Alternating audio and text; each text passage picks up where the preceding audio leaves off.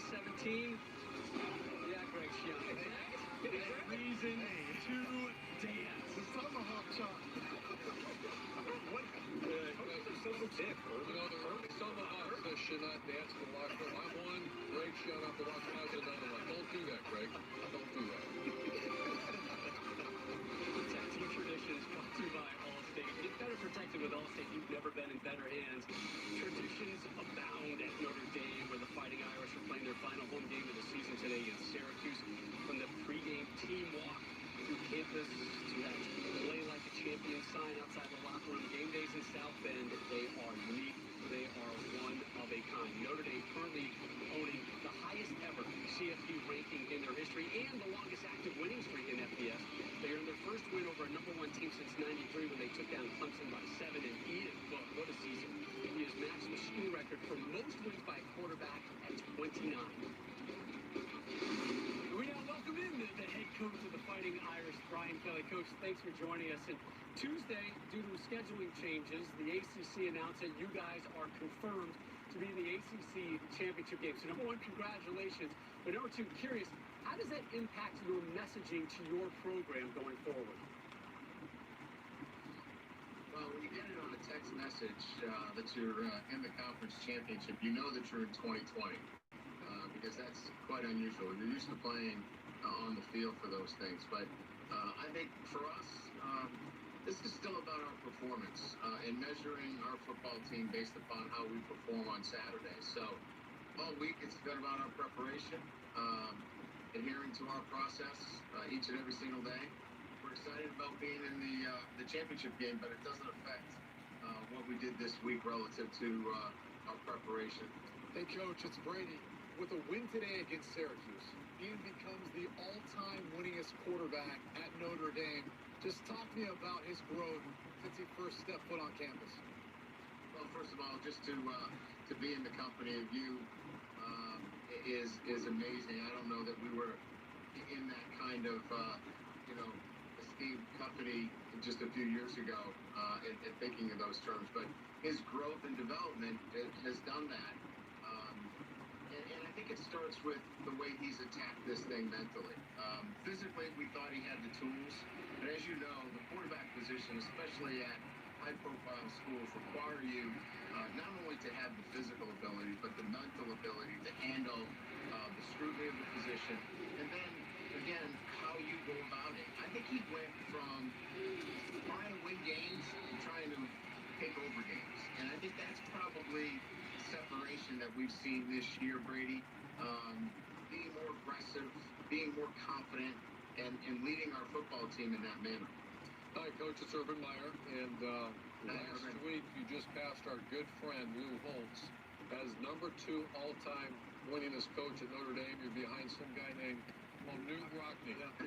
So you wake up one day, Grand Valley State University, and now you're at Notre Dame, number 2 all-time. How does that feel? You know, it's just, for me, as you know, you've been in this, Urban, you don't have time to think about the enormity of the position. If you did, you'd probably stumble. There'll be plenty of time to kind of, rehash this. I know this. I've had great players. I've had great staff members that have helped, give us the opportunity to be successful. Coach, when you talk about elite, that defense has been stingy. It's been elite this year. Just talk to me about the job that your defensive coordinator, Clark Lee, has done and some of those players that have been so feisty this year. Yeah, look, we're not reinventing the wheel here, right? I mean, I think, Clark is outstanding. He's smart. He's obviously a great tacticianer. Don't get me wrong.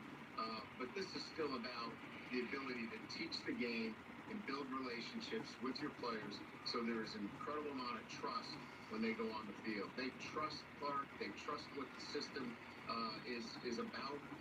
And again, when it's time to play, the fundamentals are on display. Coach, congratulations on what's been a wonderful season so far. Best of luck later tonight against Syracuse, and thanks for joining us again. Go Irish. Thanks, guys. Thanks for having me on. Good seeing you. Weather looks pretty good out there, too. It's not quite the same as South Bend. Well, the weather's good out here, Coach, for sure. Oh, the bus. What about him, man? Yeah, the Steelers undefeated and his alma mater's undefeated. How about that? Pretty good little 2020 shaping up, officer. Worked out well for the Plus, yeah. All right, speaking of some blue blood programs, not all has been rosy in Ann Arbor and Austin. So what's lacking and why those two fan bases need to listen up next?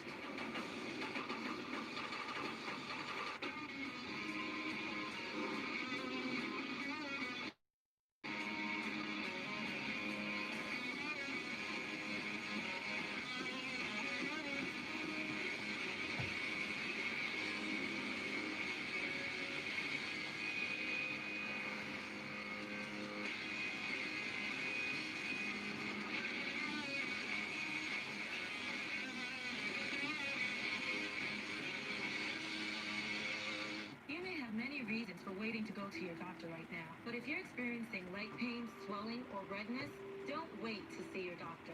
These could be symptoms of deep vein thrombosis, a blood clot, which could travel to your lungs and lead to a pulmonary embolism, which could cause chest pain or discomfort or difficulty breathing and be deadly. Your symptoms can...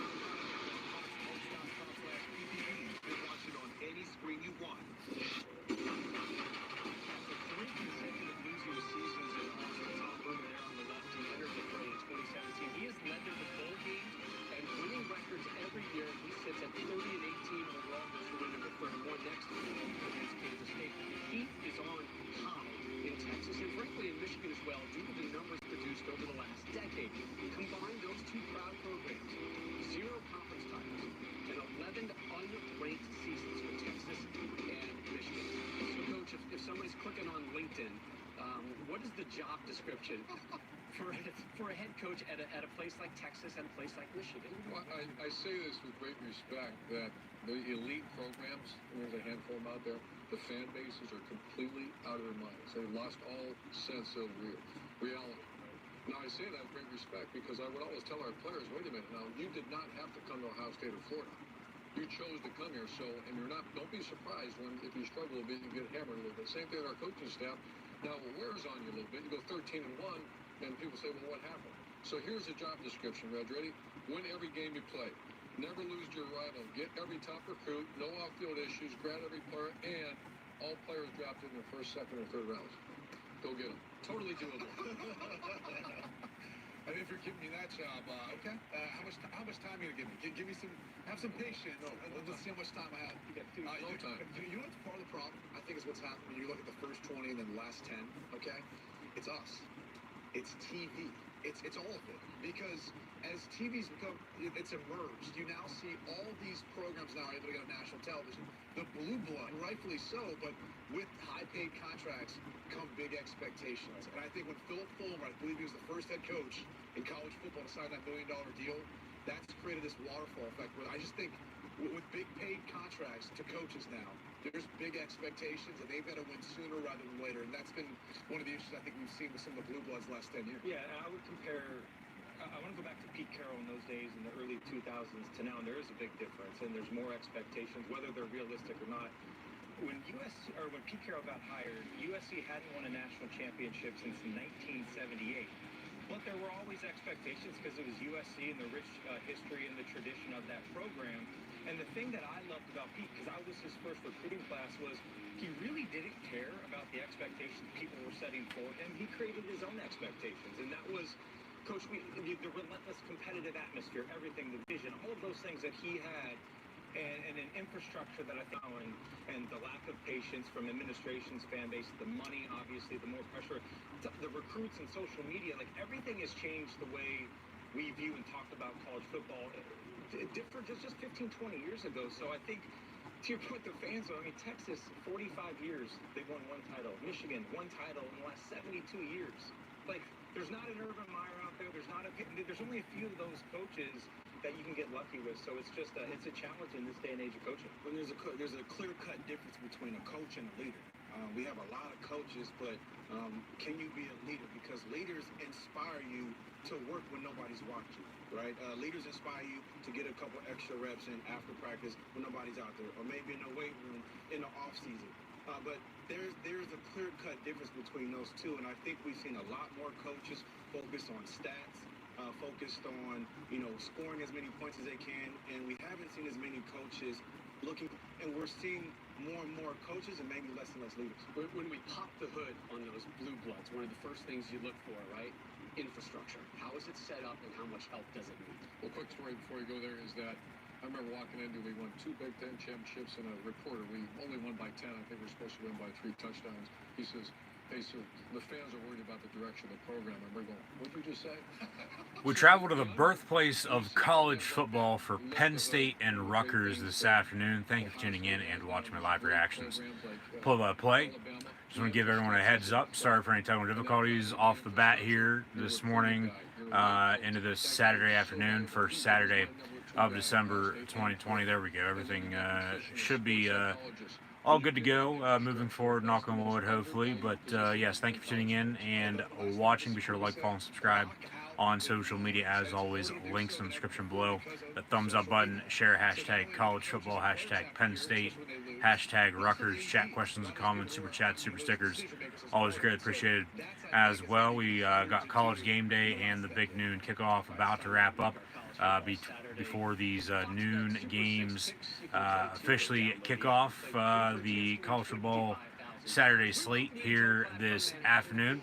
Got a few good games, but for the most part, not that big of a college football weekend as in weeks and years prior, of course, as the season winds down, I should say, to conference championship games in a few weeks.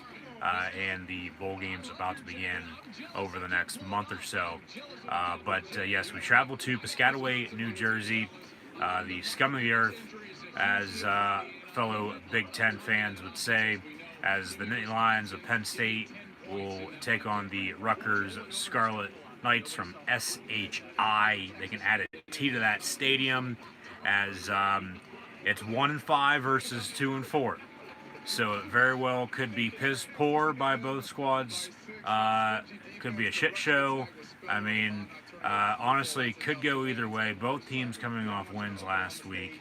But woke up this morning, of course, yes, hoping Penn State can pick up another win as they did last Saturday, noon Eastern time on ABC at Michigan.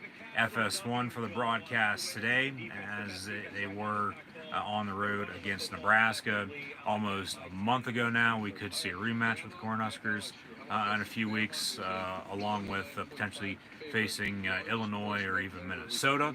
Penn State, this is in Big Ten Champions Week in 2 weeks' time, as they'll be at Rutgers today, and then home against the Michigan State Spartans for the Battle of the Land Grant Trophy. But today, Penn State, Rutgers, December the 5th, 2020, as we'll wrap up this new year over the next month, as 2020, of course, has been one of the worst years of all time, according to some folks, but in other people's eyes, potentially a good year. But for both of these teams, not so much. Penn State at 1-5, first win last week at Michigan after starting 0-5 for the first time ever. Rutgers has now won 2 games in conference play for the first time in a few years. Greg Schiano back the helm after he was the Rutgers Scarlet night head football coach for a decade before bolting to the NFL for the Tampa Bay Buccaneers before being fired. Was assistant at Ohio State under Urban Meyer. Name came up, of course, for a few jobs, including Tennessee. They didn't hire him.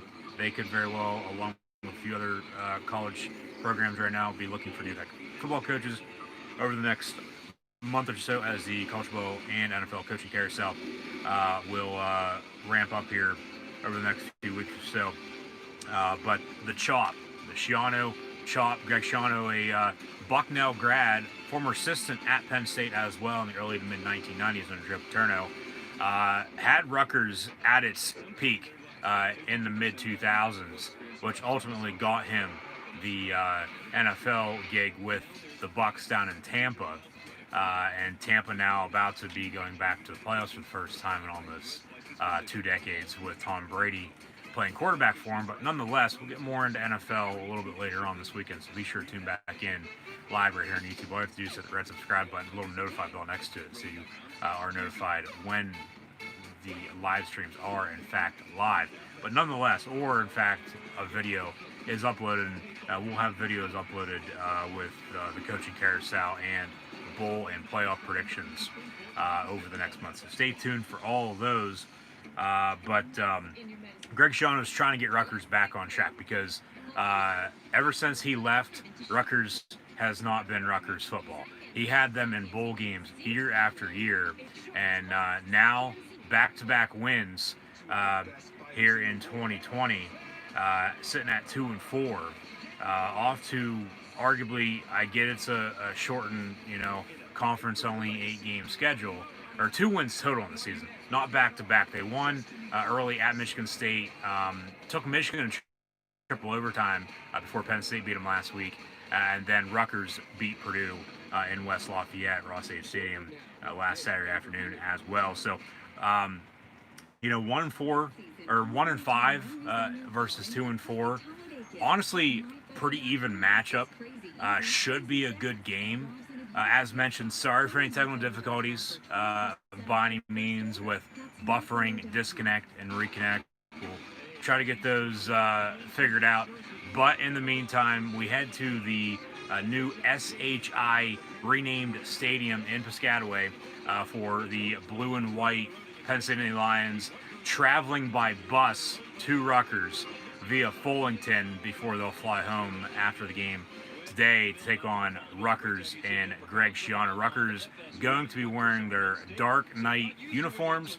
However, they're going to need more than Batman to beat Penn State this afternoon, but still pretty even matchup.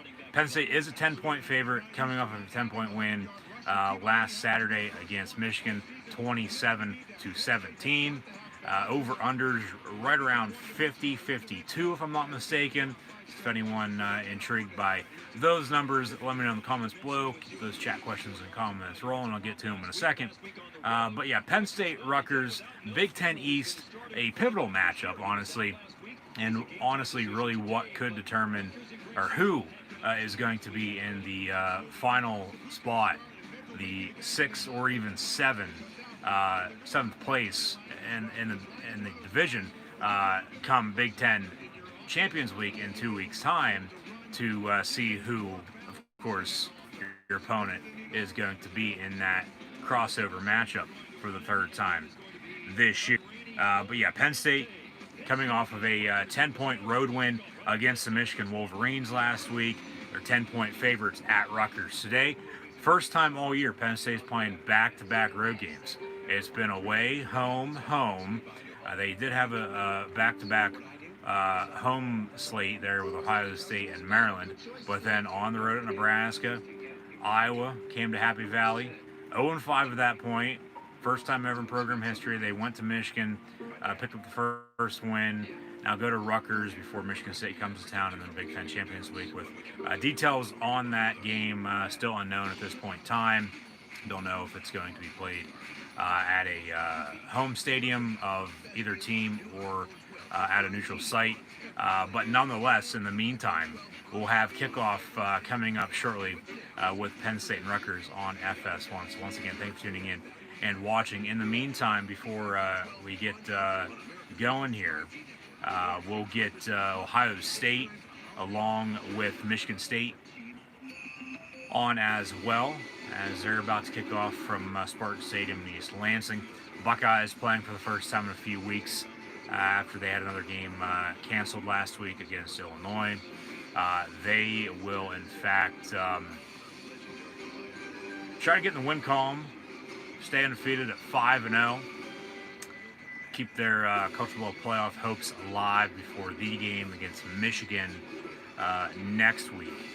But Ohio State, Michigan State, and then we'll also put on Texas A&M and Auburn from Jordan Hare down in Auburn, Alabama, as Auburn's coming off of a big loss against the Crimson Tide last Saturday. Auburn actually going to be getting into a home-and-home with Penn State over the next 2 years. So as we finish out 2020, keep an eye on those Auburn Tigers for a crucial non-conference matchup next year against the Penn State Nittany Lions. So Texas A&M, Auburn on one, or actually, you want to go TV by TV, it's Penn State, Rutgers on one, Ohio State, Michigan State on two, and then A&M, Auburn on three. But you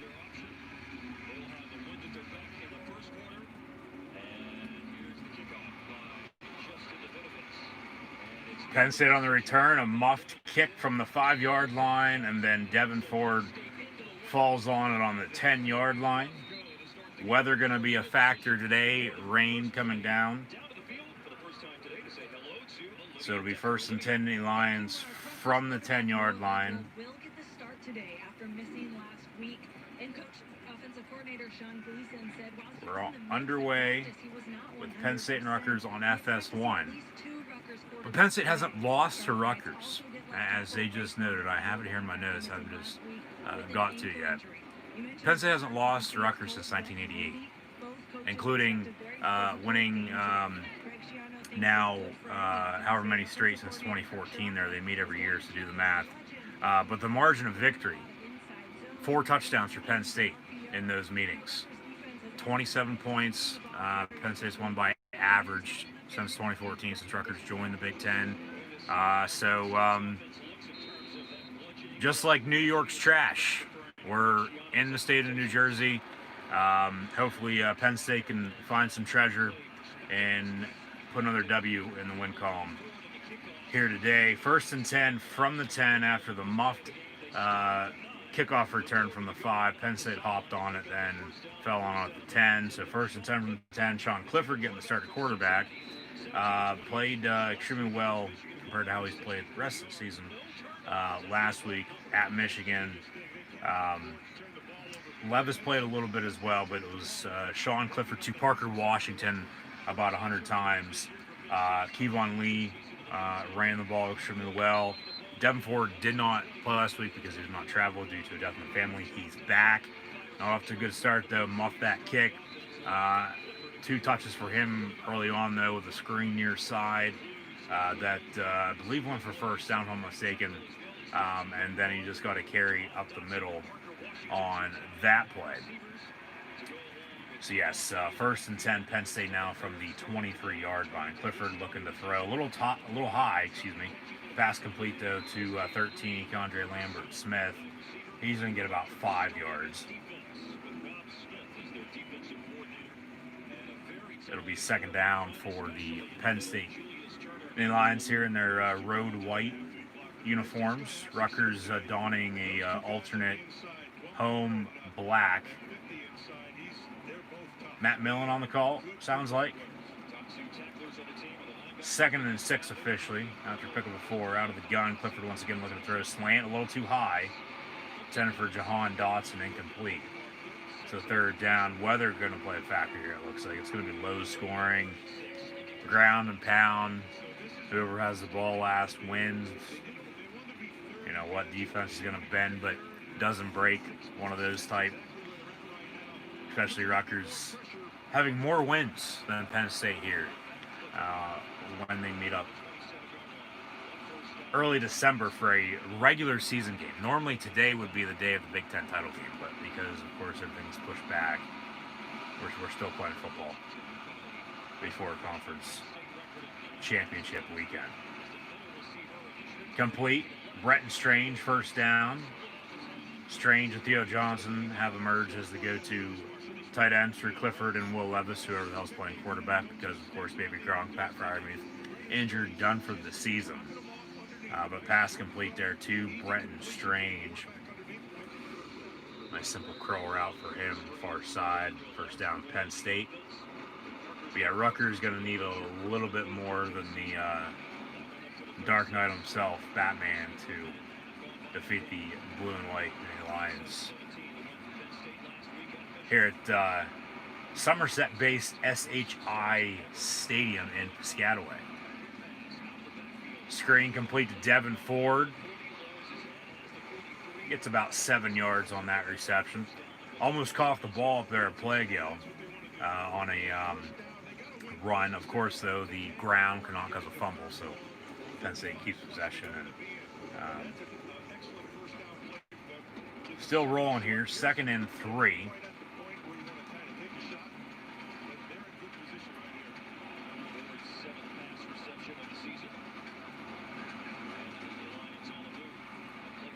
Pass complete near side at midfield to 5, Jahan Dotson, another first down for Penn State. For the most part, a fast start. See how the drive continues, though. But once they hit the red zone, they have to execute. They have to have a more consistent running game today. Once again, 1st and 10 from midfield, so 50 yards to go. Clifford on a quarterback keeper. The zone read all the way. He picks up a yard. But once they get in the red zone, after hopefully having a consistent running game for a full 60, you have to score touchdowns. You cannot settle for field goals, okay? You need 7. Touchdowns. Field goals are not going to cut it. You cannot settle for field goal on every single drive. On top of that, cannot turn the ball over. Clifford rolling out. Dumps it off. It's complete. Bretton Strange. Good there by Clifford to keep the play alive.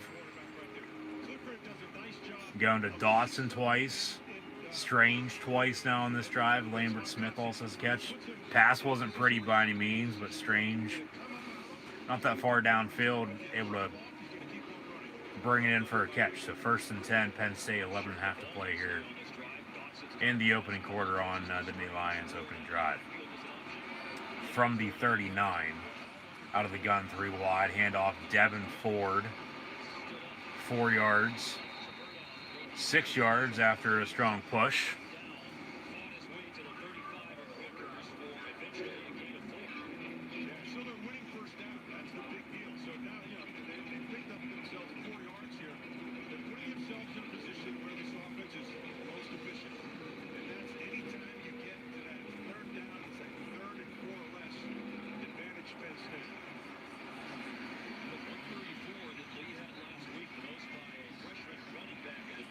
That's odd.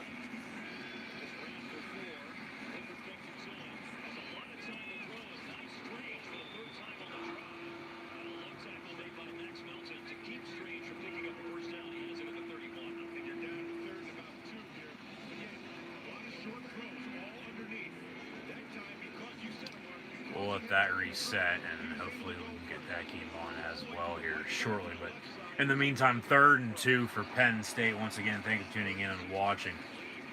Handoff for a yard. Rutgers going to hold them. Now it's Kevon Lee. So they're able to drive, as they've been able to for the most part all season long. But once they get past the 50, they're going to go for it, it looks like. And then more so than not, in the red zone, as A&M puts 7 on the board against Auburn, trying to sneak in there to the top 4, as they're right on the outside looking in at 5. Of course, both Penn State and Rutgers unranked. Levis in the game, quarterback keeper. He's right there at the first down marker on 4th and yards. Penn State goes for it. looks to have enough for the first down. We'll see where they spot the football, but it should be first down Penn State. Nice penetration. But Levis a strong guy, 230-pound guy. You gotta watch your back. Yeah, Matt Millen on the call. Good to hear his voice. Penn State grad, few-time Super Bowl winner. To his credit as well, one of the best defensive players in NFL history of all time. So they give Penn State the first down, 1st and 10 from the 28. And a little miscommunication with Clifford to Kevon Lee, who got the carry, as he fell down right away. As he stumbled, I believe he got his foot caught in the turf. He's now down injured. It seems to be a right leg injury by the looks of it. Medical coming out to check on him, along with head coach James Franklin. As, of course, in rain games, as it's the only time he puts a hat on, James Franklin wearing a hat. And his raincoat, as, of course, Penn State and the Road Whites, coaching staff, and blue. And then Rutgers in all black, the Dark Knight, acting as if Piscataway is Gotham, and Penn State's the Joker, and Rutgers is gonna, along with the help of Batman, take down the Joker here today. No, Penn State Rutgers 1-5 versus 2-4. Rutgers has beaten Michigan State, who Penn State plays next week to close out the year. They're back on track of playing that game in the final week of the year, thank God. But they're also coming off a win against Purdue, okay, by 7. Their last few games have been close. Of course, as mentioned, they took Michigan triple overtime a few weeks back before Penn State beat them by 10 last week. And Penn State coming off that 10-point Michigan win, 27-17. So,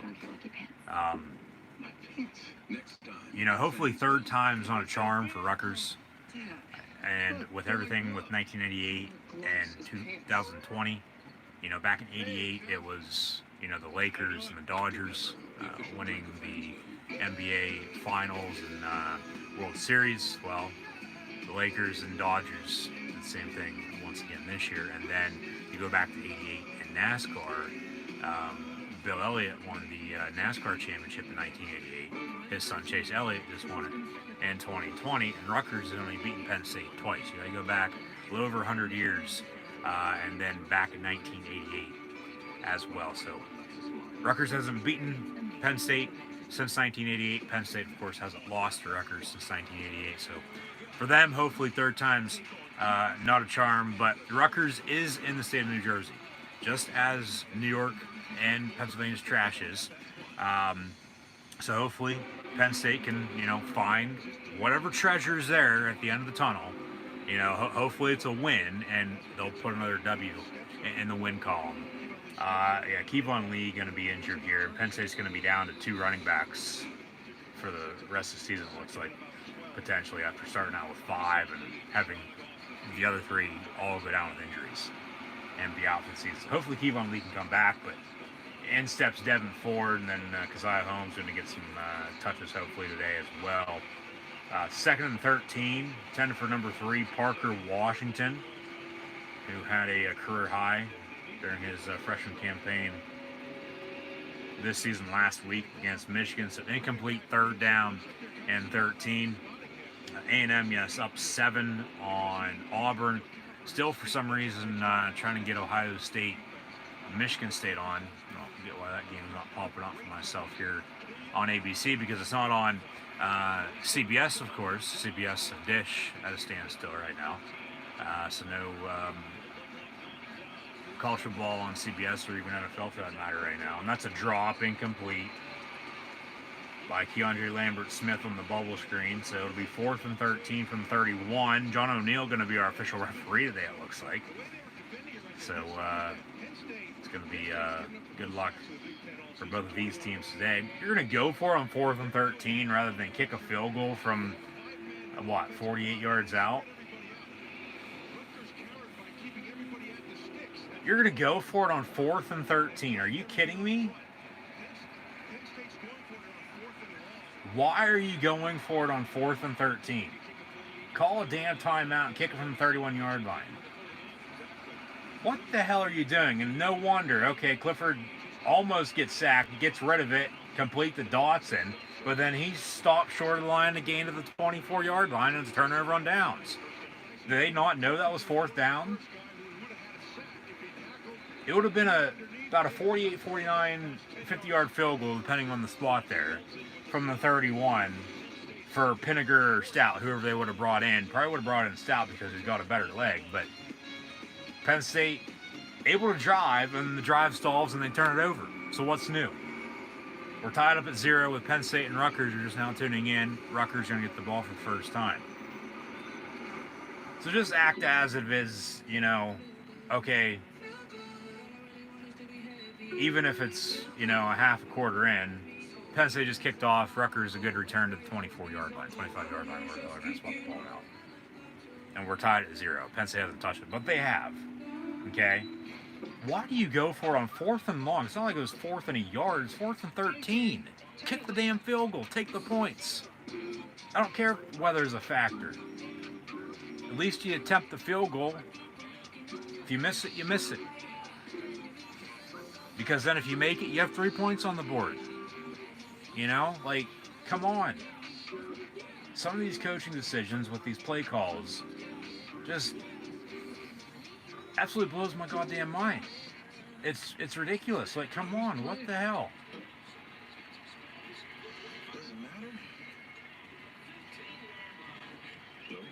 But act as it, you know, is what I just said. But of course it's not, because there's what, 7 minutes to play now here in the first.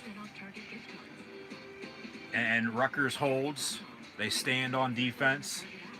Penn State turning the ball over, and to show for it, nothing. Like, come on, you could have had 3 points right there. Potentially, if you would have made the field goal, of course, yeah. It's not like you're going to be, you know, kicking from midfield, for God's sakes. It's from the 31-yard line. You've attempted field goals, you know, from the 30, 35-yard line before, with both of these kickers. Like, come on. It just beats me. It's so... I don't even know what to say. Like, seriously? Seriously. Sound like Mike the Miz Mizanin, for God's sakes. Like, come on. No,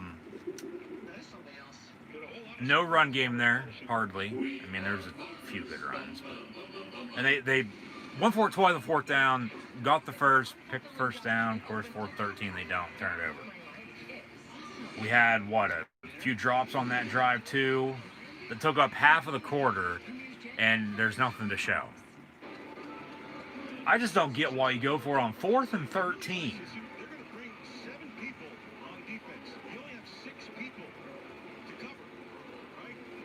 And then they show the replay there. Penn State goes short on the throw. And, yeah, they'll give that to you any day of the week. As Dotson was short of the line to gain, Penn State turns it over, and Rutgers going to hurry up here. No gain on that first play. Penn State stops from the line of scrimmage near side. 2nd and 10 from 24.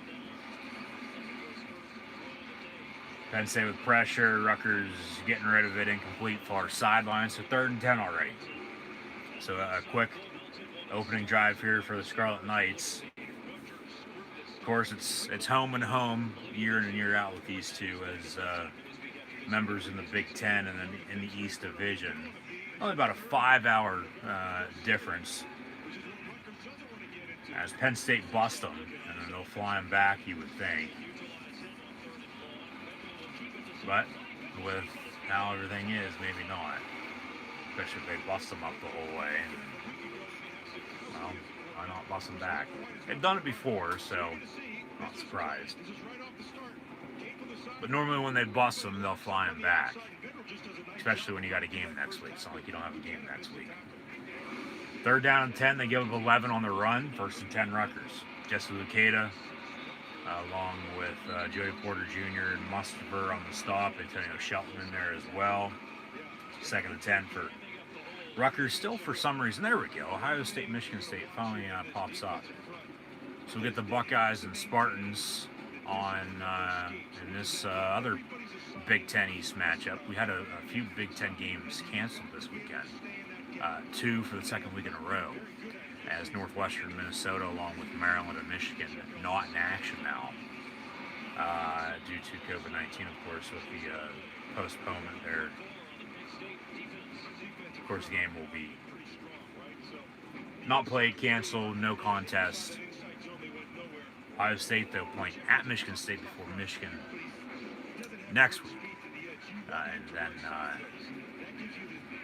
conference championship weekend with Champions Week, and then bowl games and college football playoff. But 3rd and 11 from the 35. Hopefully Penn State here on defense can make a stand. Hold them. Get the ball back. No? All right, they are going to get the ball back. 4th and a yard. We'll see if Rutgers goes for it, but they pick up 10 there on the pass over the middle. It'll be 4th and short. See if Rutgers keeps here to get some momentum going. I mean, I assume that's why Penn State, went for it there, at least on the first 4th down. But you go for it on 4th and 13. Okay? I just don't understand that. 4th and 13, and you go for it. To begin the ball game, it's not like you had to go for it because you're down, and needing to tie it, or a scorer is going to win it for you. Penn State, in the meantime, Fred Hansard back in the lineup, getting some playing time today. So we got some early 7-0 games with Ohio State, Michigan State, along with Texas A&M and Auburn. However, tied at 0 with Penn State and Rutgers after 2 4th down stops and turnover on downs by both of these offenses here as we...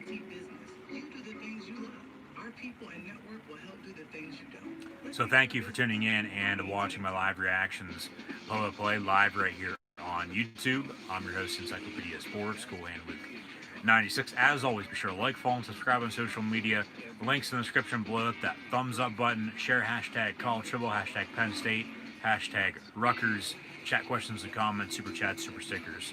Always greatly appreciated as well. And we'll get back to the action momentarily, with Penn State going to be getting the ball back with some very good starting field positions. Hopefully they can capitalize, as Rutgers did not on offense after a turnover on downs by Penn State on their opening drive. Maybe Penn State can move the ball further on downfield and at least get 3. 7 would be nice because, like I've stated, no turnovers, of course. I mean, a turnover on downs is, still a turnover. Technically, not in the stat book by any means, but still, yes, a turnover. So both teams technically have a turnover apiece, but it's a turnover on downs. You got to add the on downs to the end of that. But no turnovers. And once they get past midfield, you got to keep.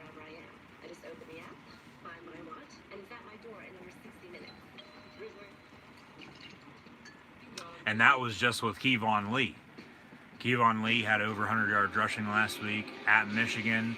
Devin Ford did not play, of course, due to death in the family. Keziah Holmes is really a non-factor. But now Kevon Lee down and out, injured. So it's back to Devin Ford, built Ford tough, and Keziah Holmes. As mentioned, they started out with 5 backs a little over a month ago to start the season. This shortened 8-game conference-only slate. That's going to wrap up next week, and then in 2 weeks for Champions Week. And who knows, Penn State wins today and wins next week, and then wins against whoever they play out of the West in Champions League. Sitting at 4-5, maybe they get a bowl bid.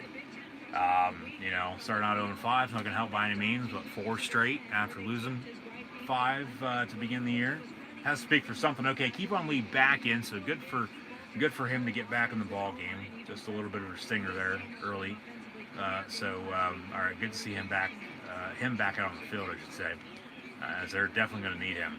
they need a three-headed backfield for the type of offense that they've been running, trying to at least, and trying to establish a run game as they do there on that play, but it hasn't been cooking up until last week. You know, you're 0-5, you know, hot seat for Franklin potentially, keeps his job for now, and he'll be here for the rest of the year, and I believe next year now too, after last week's win, unless of course the NFL comes calling, he takes an NFL job, and then Penn State would, you know, have a decision to make on who they're going to hire, of course. But all that's going to ramp up here shortly over the next few weeks or so with college football and NFL coaching carousel as the season's unwind. Levis on the quarterback keeper to the 30-yard line, first down, Penn State. So a little hurry up here for the Nittany Lions, but yeah, once you get past the 50, I mean, you already started this drive past 50 because you stopped Rutgers. Get in the red zone, have a consistent running game, don't turn the ball over, and you can't settle for field goals. Regardless of if there's rain or not, kick the field goal from the 31-yard line, don't go for it on 4th-13 again. From the 30-yard line, 1st and 10, Levis once again for 2 yards, 2nd down and 8 to come. But you can't settle for field goals. You got to score points. You got to score touchdowns when it comes down to it. Franklin, for some reason, does he have something wrong with his left eye? Did he get like poked or punched this week in practice? Did he hire the New York Giant assistant that got fired? Or did he show up in the parking lot before the game as they're close to East Rutherford? And did he beat the holy hell out of James Franklin? Clifford looking to throw, complete over the middle, touchdown Penn State. Parker Washington in the end zone for 6. A bullet from Sean Clifford on 2nd and 9 from the 29. And Penn State putting up 6 here early on with 3:33 to play in this opening quarter on the road at Rutgers. Parker Washington, honestly, he's the number one. You know, Dotson, they don't go to him enough anymore after the Ohio State game because he's being double teamed. But hell, okay, somebody's got to be open then. Parker Washington had how many catches last week at Michigan? And then a crossing route over the middle, wide open. Some busted coverage by Rutgers on defense there. Shauna not happy about it, but Penninger on for the extra point. It's up and good.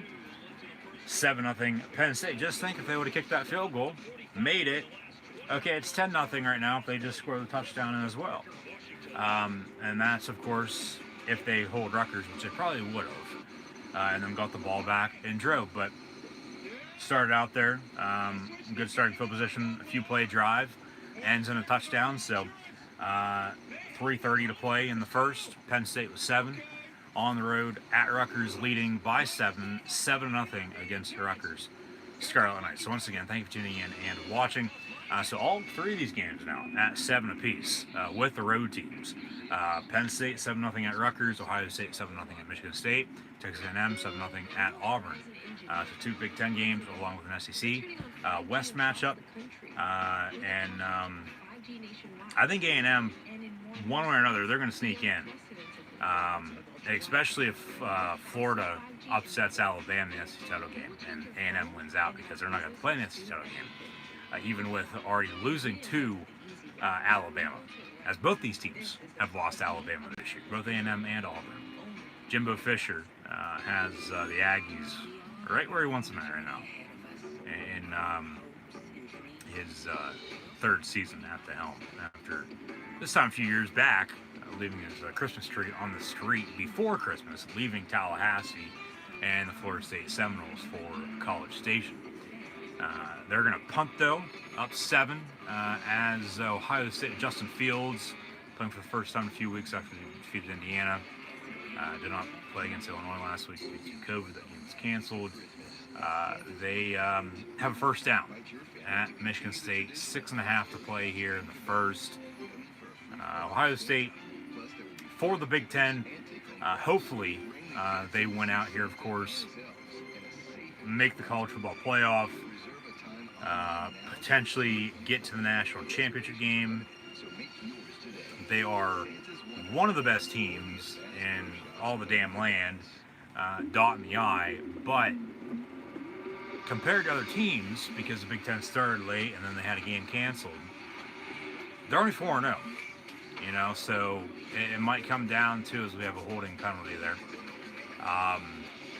You know, the eye test with them not playing, you know, enough games potentially to get in, even though the College Football Playoff Committee has never said there's a limit, or you have to play a certain amount of games to, you know, get in.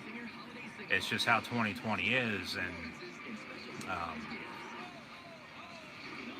it's as fair as it's going to get, you know, like, because each conference is different, you know, with all their rules and regulations. And, I mean, the Big Ten, yeah, they've messed up a few times with just this 2020 campaign, but at least we're playing football. You know, that's really all that matters. And, you know, Ohio State, they've put it to both of these teams that are playing today with Penn State and Rutgers, no doubt about it, already this year, along with a few other wins, of course. But Ohio State wins out, wins Big Ten, they'll be in the playoff. Because they're already sitting at 4. I mean, yeah, okay, if teams in front of them lose, that's just a little extra help, which they're not going to mind whatsoever. But if Ohio State wins out, wins the Big Ten, they should, in my opinion at least, make the college football playoff. Regardless, they only have 6-7 wins. You know, 8 wins compared to, you know, a team that's 12-0 because they played all season. A little short kick. Rutgers is going to start out here. Very good starting field position. I don't know why George Stout skied that, but he did. And, yeah, Rutgers with no fans, as always. I mean, no one shows up for their games to begin with. So, empty stadium for Penn State and Rutgers here today. Well, it's High Point Solutions, but, of course, naming rights. Somerset, Pennsylvania-based SHI, taking over Rutgers for some reason in Piscataway, New Jersey, of all places. 1st and 10 from the 35-yard line.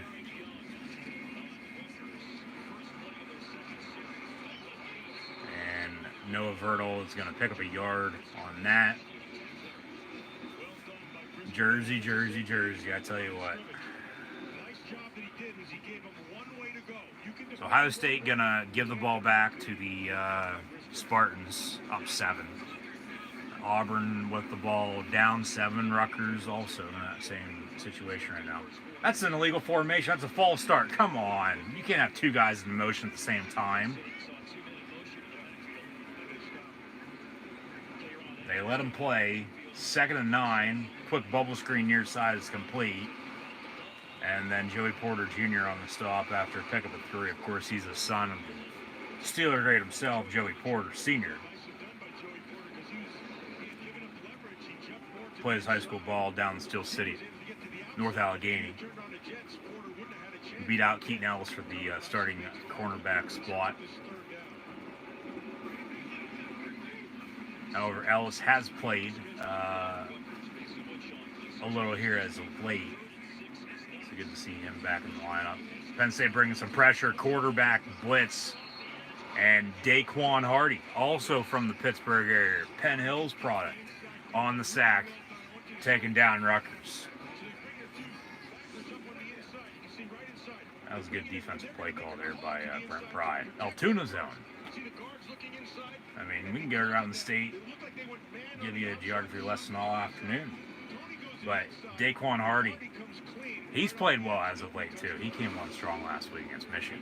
Had a bad coverage on a 3rd down pass, if I'm not mistaken it was, but then made up for it a little bit later on. Penn State almost blocks the punt. Rutgers gets it off. There are friends and family, of course, of coaches and players here this afternoon, but other than that, no fans allowed.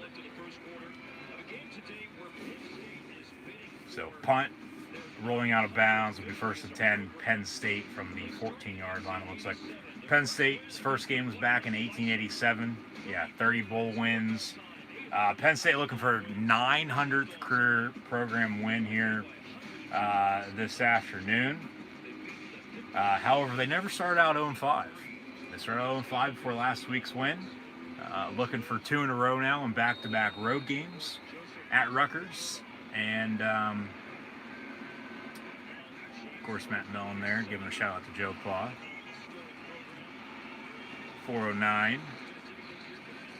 Almost 10 years ago now. Hard to believe. But Levis on the quarterback keeper to the 28-yard line. 1st and 10, Penn State. Of course, there's been a lot of change in Penn State football since then. Bill O'Brien, James Franklin now in his 7th season. So Penn State's had 7 straight wins over Rutgers since they joined back in 2014, as mentioned, with the margin of victory at 4 touchdowns, 27 points to be exact, averaged. With a few of those being blowouts, but then there was a 3-point win there, and then the past few years it's been a little over 2 touchdowns. So expect to close the game today. I mean, as we near the end of the first quarter here, but Penn State a 10-point favorite. Honestly, don't think they'll cover by any means. As Rutgers has been playing well, they have. Watching the past few weeks. Watching Michigan State today, they got a little trouble on their snap. Flag comes in, pass goes, I don't even know where the hell that went, but it's incomplete. And it's going to be against Mel Tucker's offense, as he's in his first season at the helm, taking over for Mark D'Antonio, who retired.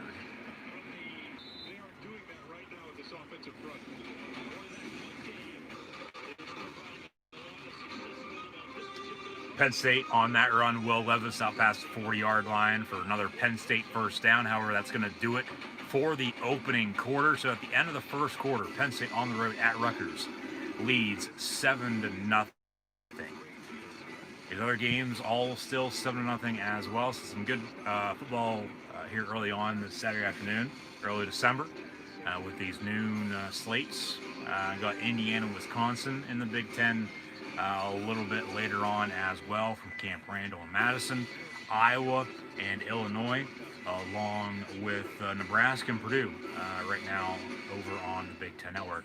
However, 2 games canceled once again for the second straight week, as mentioned a little bit ago, with Northwestern and Minnesota.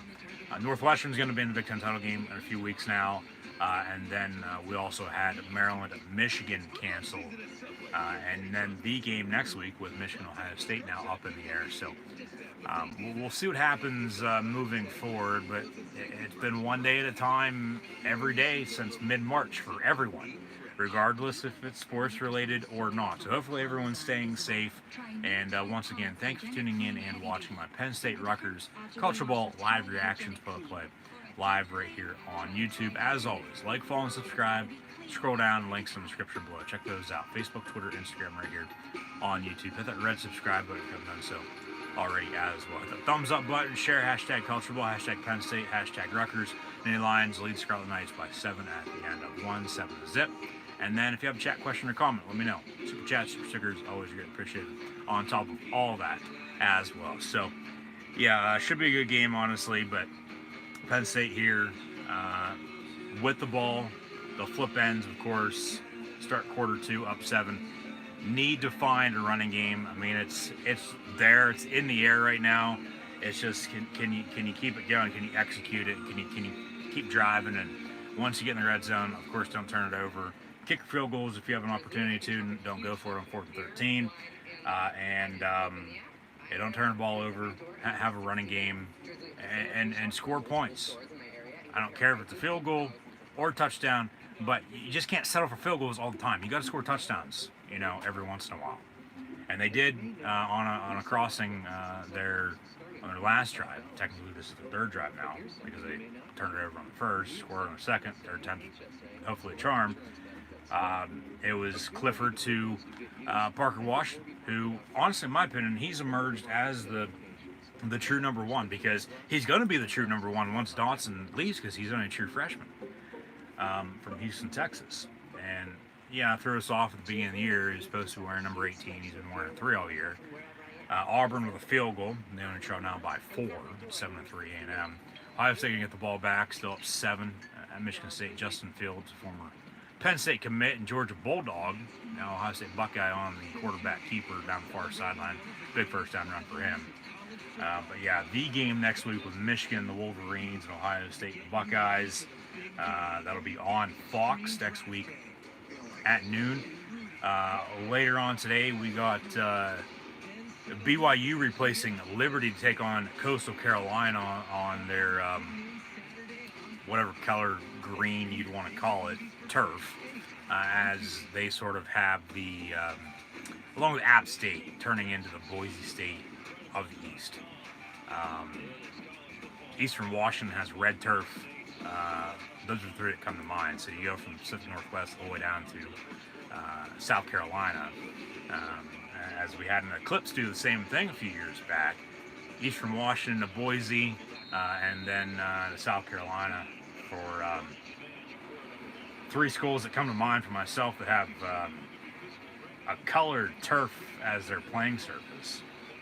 So that should be a good one later on. But as always, coming up at halftime, we'll have first half stats on scores, along with taking a look around the rest of college football. So stay tuned for all of that. Handoff on 1st and 10. Devin Ford to midfield for a pickup of 10 yards. Should be a first down Penn State as we begin the second quarter here. So at least they're finding a running game for the most part here.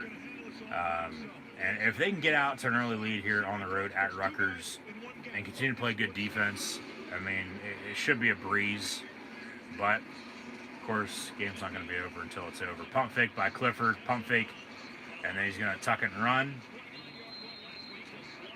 Slide to the 31-yard line. Another 1st and 10 for the Mini Lions. Pick up at 19 yards. Ohio State with another touchdown. Put Michigan State early. 13 to zip. Make that 14. See a nice pump fake there. Set it for the third time now by 14, Sean Clifford. If you're getting word there, I mean, Clifford wasn't in there at quarterback. It was Levis running. Even was looking to throw, but now Clifford back in. We got trips near side, 1st and 10 from 34. So they give him 16. Forward progress of 34 rather than down to 31. But he hands off here to Devin Ford as he gets inside the 30 for a nice pickup there. It'll be second down and about 4 now for Blue and White. From here, right back to there. You don't see that very often. That's a Barkley-esque move right there. Saquon's at home sitting watching this thing going, yes, I like that. Saquon's probably there, honestly. They're in his neck of the woods in Jersey. Even with him battling a knee injury and out for the year, the New York Football Giants. As they, along with Washington football team, are on the verge of winning the NFC East. Another handoff to Devin Ford. First down run for Penn State. Move this way. Okay, that's when you're dominating at the line of scrimmage. No, but there's no penetration. They got 3 yards before he can even make a move. They're winning the line of scrimmage, and they're doing it. Yeah, you got to be able to block up front, of course. We all know that. You have to block to have a running game, then open for play action. But they're run right now. Clifford going to tuck it and run out of bounds around the 13-yard line. It'll be second down once again for Penn State. But just wait for the play action here. Wait for the RPO to go to the pass, and Penn State to pick up a touchdown, hopefully, or at least a first down before putting up 6 to close out this drive to take a 2-touchdown lead here in the first half.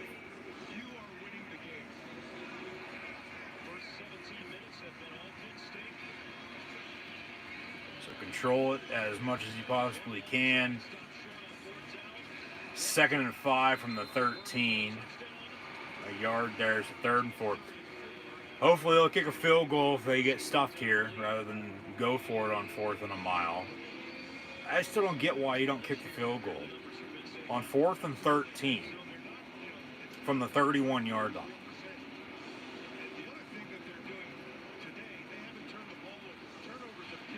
Makes no sense. And yeah, something's up with Franklin's left eye. I don't know if, like I said, he got an altercation by any means, or he just can't see out of it. Just woke up like that this morning. Or if he had eye surgery or something this past week. I don't know. 3rd and 4. Clifford on the slant. It's dropped incomplete the 5-yard line by Parker Washington. So he doesn't honestly really drop a whole lot. But he just dropped one there, hit him in the hands. Yeah, it was a little too hard of a pass, I thought. Yeah, it was a little high, too. Yeah, 4th and 4. Penn State gets over field goal now. Now, they kick this, don't make it. I mean, come on. Seriously? We'll see here. It's Jake Penninger.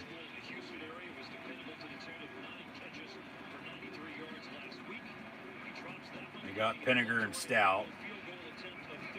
From the left hash. Kick's going to be up and good. 10-0 Penn State.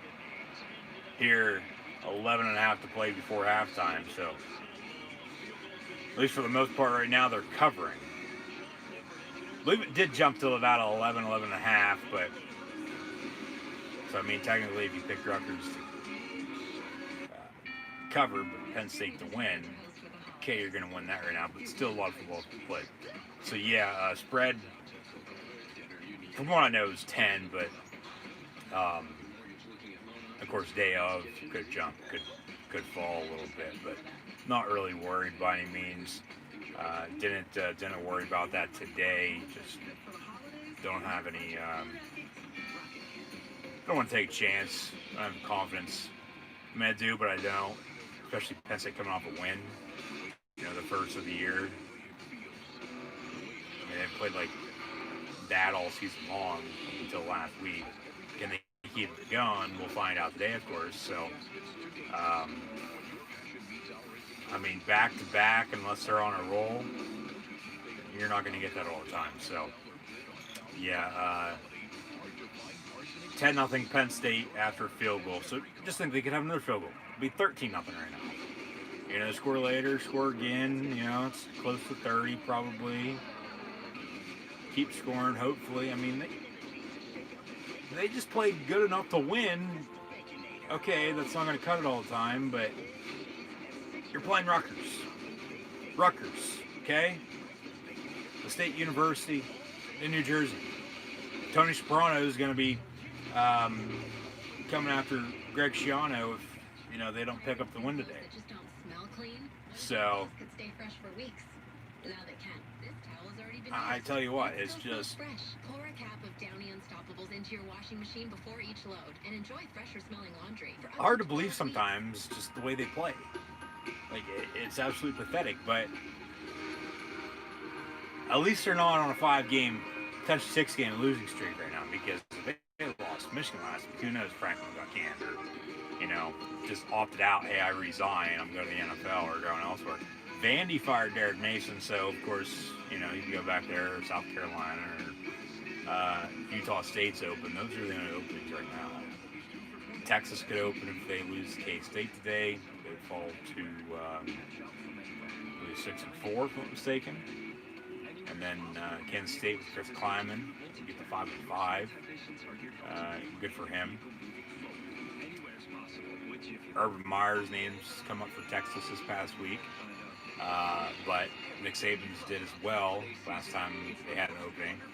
And it's all just because his family was looking for some real estate in the area.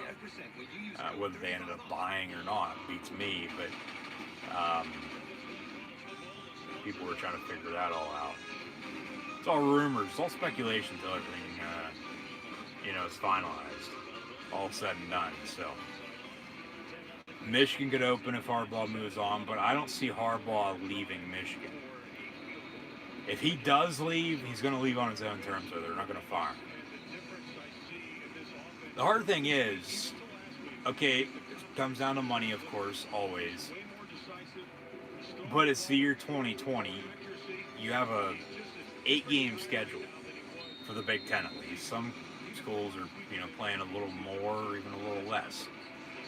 So, take it for what it's worth, but you really can't look at it as you normally would, you know, for a normal season, because nothing's normal about 2020. Hopefully everyone's staying safe as much as always. We'll see what happens moving forward, but it's still no excuse for anyone to be playing the way that, if they're sucking, you know, playing this year. So, windy, rainy. throughout last night, how that shortens the field. You're seeing a lot more heavy run game, short to intermediate passes. Yeah, this is going to be a ground and pound, old school smash mouth, run the ball down your throat type football game. From the 25-yard line, 1st and 10. Especially the type of coach Greg Schiano is. You know, when he had Rutgers at his peak back in 06, they were one of the best teams in all the country. Top 5. They got the whole way to 2, if I'm not mistaken.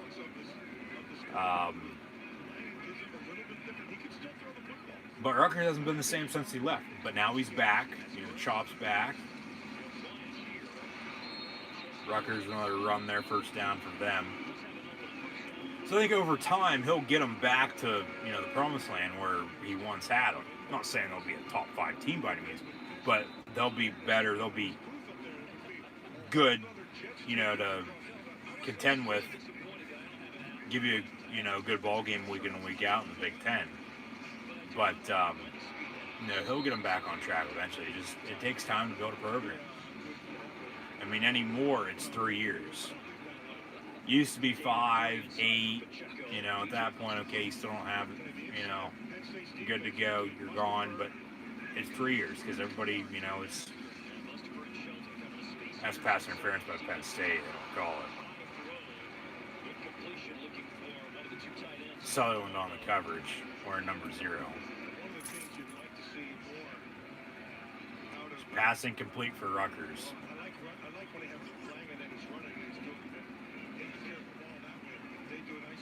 Third down and about 7 from the 39.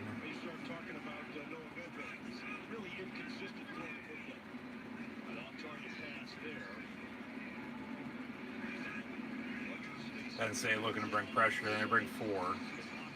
Still get to him. He's rolling out near side. He's going to tuck and run. And then he's going to be brought down about a yard shy of the first down marker. So it'll be 4th down and about a yard for Rutgers here, it looks like, unless they give him the first down. Who made that tackle? Who's on the stop?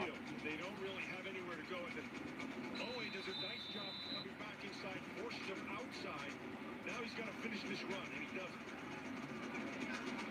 They're going to go for it here on 4th down. Lamont Wade, 38, taking down No Vertle. It'll be 4th and 1. Shauna going to call timeout. Timeout Rutgers. Here with 10 minutes to play in the first half. And 4th and 1. Watch for a fake punt. He's a good football coach. He's a good head coach. But, you know, he's only good at Rutgers. He's, you know, honestly not any good elsewhere. We saw it in the NFL. He's either a head coach at Rutgers or an assistant somewhere. You know, he knows what the hell he's doing. And over time, he'll get him back on track. But no, anymore it's, you know, 3 years. You don't have your program ready in 3 years to, you know, contend and play good football, you're going to be gone. Rutgers can deal with it, though, because they've gone through how much since they had to replace him because he left on his own terms to the NFL. Yeah, there might have been a little ill will from whoever, but of course, went to the NFL. He was another one of those college coaches that went to the NFL and didn't work out. Took time off, and then Urban Meyer hired him at Ohio State in 2016. It was weird to see him as assistant for the Buckeyes. But then he took a year off after he wasn't retained with Ryan Day's staff after Urban Meyer retired, and then got the Rutgers job at the end of last year. We got a flag on the play with this Ohio State touchdown, so we'll see if it gets called back or not. But OHIO, they lead 14-0, but this 7 might be coming off the board to keep it at 14-0 because of the penalty. A&M Auburn still doing battle. Rutgers going to go for it now on 4th and 1. Brandon Smith on the sack. He threw it late. Could be intentional grounding. It's going to be incomplete. Turnover on downs once again for Rutgers. Brandon Smith turning into the number 1 backer for Penn State here on defense. Replacing Micah Parsons. Just Lucada has been average all season long, but still a good linebacker. Penn State, of course, linebacker. You put Brandon Smith from the state of Virginia, number 12. Playing what Penn Staters know to be as, Penn State defense. Linebacker, you're bringing down the quarterback play after play after play in the backfield, or picking them off or making a big, hit on the run. Just doing what linebackers do. So Brandon Smith with a big sack there to get Penn State the ball back on offense when we come back. So 10-0 lead, trying to extend that before halftime. How they might even score again. So got 10 minutes to play here before the half. But as always, halftime report for myself, first half stats and scores for the current game, along with taking a look around the rest of the league, whether it's college football or the NFL. We'll also preview the NFL for tomorrow, just due to the fact I will not have an NFL Live reaction stream tomorrow. Just due to the fact CBS not on in my area right now with Dish Network and CBS and Nexstar button heads. The Fox game isn't until late, and it's Giants Seahawks. Treat me that much, but we got WWE NXT TakeOver War Games tomorrow night with NFL Sunday Night Football. So we'll, of course, update with what happened in the NFL come tomorrow night, and then see what's going on with the Chiefs and Broncos with Patrick Mahomes and whoever the hell's going to play quarterback for Denver. But then come Monday night at 5 Eastern, a doubleheader for Monday Night Football once again for the third time this season. It'll be the Washington football team, the Redskins, as they're known as, against the Pittsburgh Steelers from Heinz Field in the Steel City. Tuesday night NFL football as well. Up in the air right now for myself. For the most part, probably do it. It's Dallas Cowboys and the Baltimore Ravens. So be sure to tune in live right here on YouTube. As always, for live reactions, play of college football, the NFL, and professional wrestling. And then, of course, preview prediction videos, when the time is right. We'll take a look at college football and NFL coaching carousel, as mentioned, along with college football bowl games and playoff predictions for the next month or so before, all those kickstart, late this month, early next month, moving into the new year. So hopefully everyone had a happy Thanksgiving last week. Christmas right around the corner. So Merry Christmas, Happy New Year. That's the way it's said. It's not Happy Holidays. Regardless, everybody has their opinion. No, it's one of the best times of the year. It's a season of giving. Rutgers just, gave Penn State the ball back after another turnover on downs because of the Brandon Smith sack. So we're back, first down and 10, Penn State for the 45-yard line. Clifford going to be out of the gun. Got 3 wide, 2 up top. Left to right for the Lions from Crush Television screen right on O'Dowd. Hand off to Kevon Lee there. True freshman back from the Sunshine State of Florida. No Keziah Holmes yet today. It's been Devin Ford and Kevon Lee. So even with free eligibility this year, basically, for everyone. This year doesn't count whatsoever. It's a free year for everyone. So you can throw, whatever year they are out the window. Records out the window for this game, too. It's 1-5 versus 2-4. Kevon Lee on the give once again. First down run for him. Down the far sideline, first down Penn State. Kevon Lee's played in a few games. The redshirt rule is, you can't play in any more than 4 games and still redshirt. Of course, they changed that just a few years back because it was you playing 1 snap. You're done for. You got to play the rest of the year, though. Which, of course, in the past, screwed a lot of people over, and that's why they changed it, of course. But this year it doesn't mean anything, so I don't get why he's not playing unless he's hurt, unless they're just going to save him for the second half, which they've done. Levis on the keeper inside the 20 to the 17, first and 10 to second and 6. Kirk Soraka up in the booth. Penn State's offensive coordinator. Brent Pry, of course, down the sideline as your DC. James Franklin, head coach. So those are your top three coaches for the blue and white. James Franklin, Kirk Soraka came in from Minnesota, who's having a down year this year, and then Brent Pry, Tuna's own,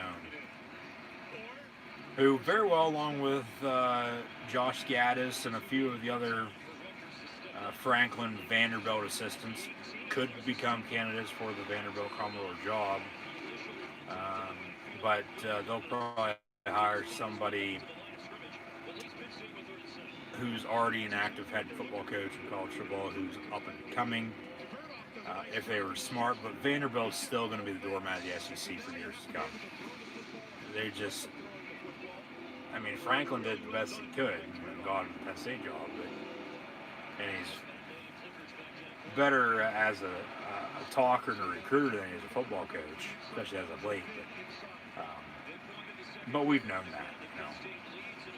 So I don't know what Vandy's going to do by means. I really don't care because, you know, they're not the national spotlight.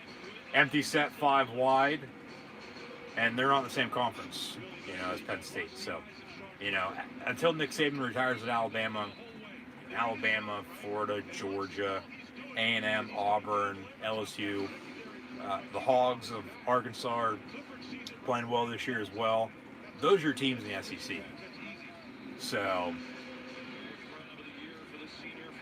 we had the Egg Bowl last week, Mississippi State and Ole Miss as well. You know, it was Leach and Kiffin. But no, in the last play it was empty set 5 wide, and then Clifford found Isaac Lutz, 85, who played for the first time all season last week against Michigan.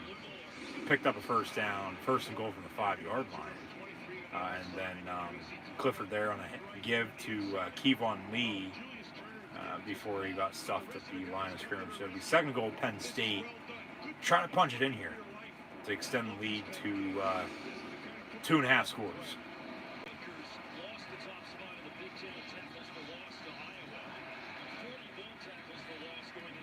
Out of the gun from the 7. Handoff, touchdown, Penn State. Devin Ford just walks into the end zone. Rutgers not playing defense whatsoever today. Touchdown, PSU. So 5 on State, 5 on State. They do strike the gate and put up another 6, so extra point away from going up 17. And hey, if they can just build off of this and keep building. I get you played Michigan, who's down this year, and you're playing Rutgers now today, and you're up 17 now on them.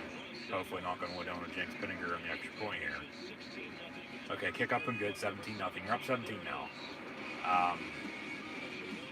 Just keep playing Penn State football. Keep running the ball and play good defense, and you know, come out on top of the win. I mean, this game, for the most part, now down. Rutgers 17, over and done with. 10-4 loss. You know, if Rutgers somehow comes back and wins this game, I'd be shocked.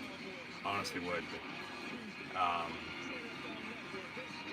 But Penn State should hold on to this game and get to 2-5. Still early, I get that. 6.5 to play in the first half. Not over until it's over. You know, what I always say anyway. So I know. Get a little too far of myself, but the way this game's played, Rutgers was 1 punt, and then they've been going for it on 4th down and turning it over on downs on 4th down a few times as well. And Penn State now capitalizing with some good field position once again. So just think, field goal on the opening drive from 31, you know, that could have swung the game, honestly, if Rutgers would have driven and scored.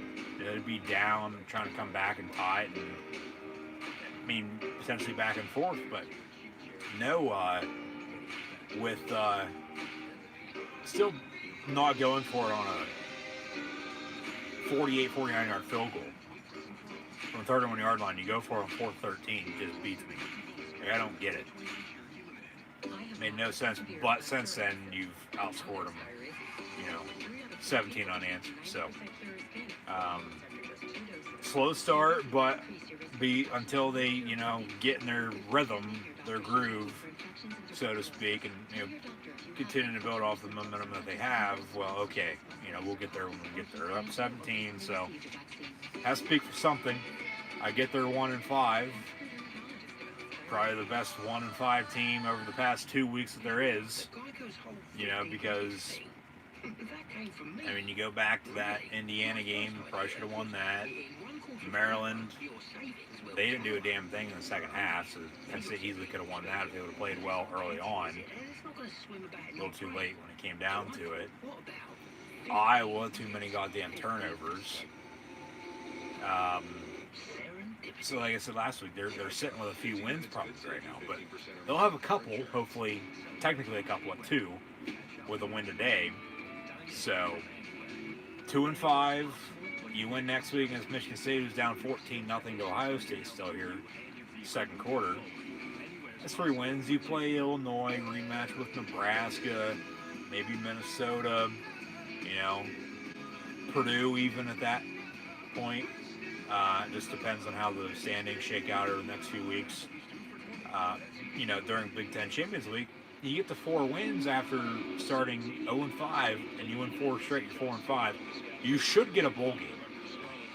And then, the losing season out the window, unless, of course, they go to a bowl game and lose. Okay, they want to finish at 500 by means. But that streak would continue if they go to a bowl game and win. You'd be 5-5. That's 500. That's a winning season. And every year since 2005, they've had a winning season. But, of course, started out on 5, not helping by any means. But I guess 2020, but it's still no excuse. Still no excuse. And I've said it all season long, so I'm not going to really say it anymore, but it's just, to an extent, with just how they've played so far this season, up until as of late. It just, as the ball comes off the tee, they have to bring Sutherland on to hold it for Jordan Stout to kick off.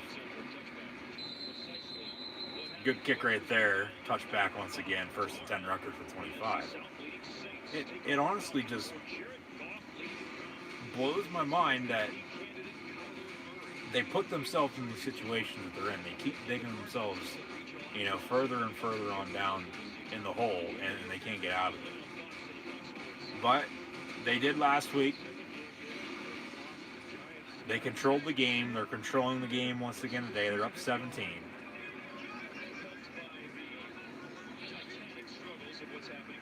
Play calling on both sides has been, a major issue, but for the most part, coaches coach and, players play. So it's got to all transition, and it's got to equal itself out in some regards. So 2nd and 11 after a yard on the loss of a yard, I could say, on the stop there. Quarterback keeper, Rutgers is going to be brought down at the 28-yard line after a pickup of about 4. So 3rd and 7, Ellis Brooks, 13 on the stop. I think with Penn State, like I said last week, the only good thing that come out of this, they have, and the recruiting class right now, moving forward, not as good as it's been, or not as good as they'd like it to be. But, even with early signing day coming up shortly, and then, National Signing Day, the first Wednesday in February, as always, it'll work itself out. It always does. You have players commit early, commit late, decommit from wherever and go elsewhere, or stay on track to wherever they're going. Incomplete there on 3rd down, so Penn State going to get the ball back. Quick 3 and out for Rutgers. Jahan Dawson back deep to receive. Haven't had any special teams play whatsoever for Penn State this season. Punt return right now would be nice for a touchdown. Now he's going to field the 40-yard line, call for fair catch. 1st and down, 10 Penn State from there. With about 5 minutes to play here in the first half. Penn State getting the ball back, 17-zip at Rutgers with all 3 timeouts remaining. So, hopefully they can score a little bit more here and just continue to control the game and don't look back until it's all said and done with, until it's over. So no, recruiting wise, it'll work itself out. It always does. Ohio State with a touchdown there, 21-0. A&M trying to punch it in to retake the lead as Auburn is up 3, 10-7. Go for it there on 4th down, I do believe. Or no, they scored a touchdown. Touchdown A&M, 13-0 or 13-10 over Auburn. You got Texas A&M, and Baylor all in a nice radius down there in Central Texas. Of course, Texas Tech out west in Lubbock, Houston. You got SMU, TCU up in Dallas-Fort Worth, among some other schools as well. I mean, Texas, Florida, and California. Where Penn State's done their fair share of recruiting, especially Florida and Texas. Got a few kids from California, but they've made their mark. They got some program names for the time being on the roster. But as mentioned, the only good thing to come out of this, they have how many youngsters? Okay, playing time for all of them. They'll be more experienced in the future moving forward. Because I always go back 2014, 2015. They're one of the youngest teams, if not the youngest team in all college football, if I'm not mistaken. So, with the youngness that they have experience, and they have depth. Okay, so they're young, experienced, and they have depth in every single position. Offense on the offensive line. I mean, they're 3 deep in some spots, for God's sakes. Of course, for the most part, not all of them played this year, but it all starts up front. You got to be able to block the run the ball. Had issues at running back, of course, with injuries, but it's next man up. You got to continue to play as it goes on, as life goes on. Quarterback, running back, receivers. I mean, that receiver group, like 20 deep. Tight ends. Yeah, Fryermuth might not be back. So he'll go to the NFL. So sucks to see him go out the way he did against Ohio State. Fumble on the play. Rutgers is going to scoop it up. Now we got a scrum. Zebras coming in, trying to figure out who's got the football. They've got a flag on the play now too, I guess.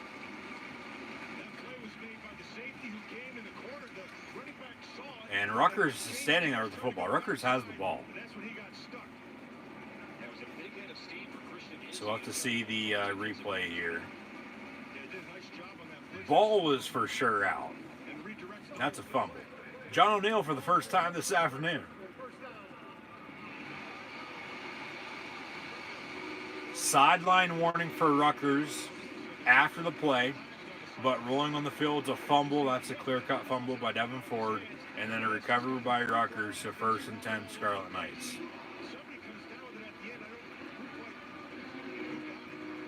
Rutgers recovered, so it's Rutgers football 1st and 10.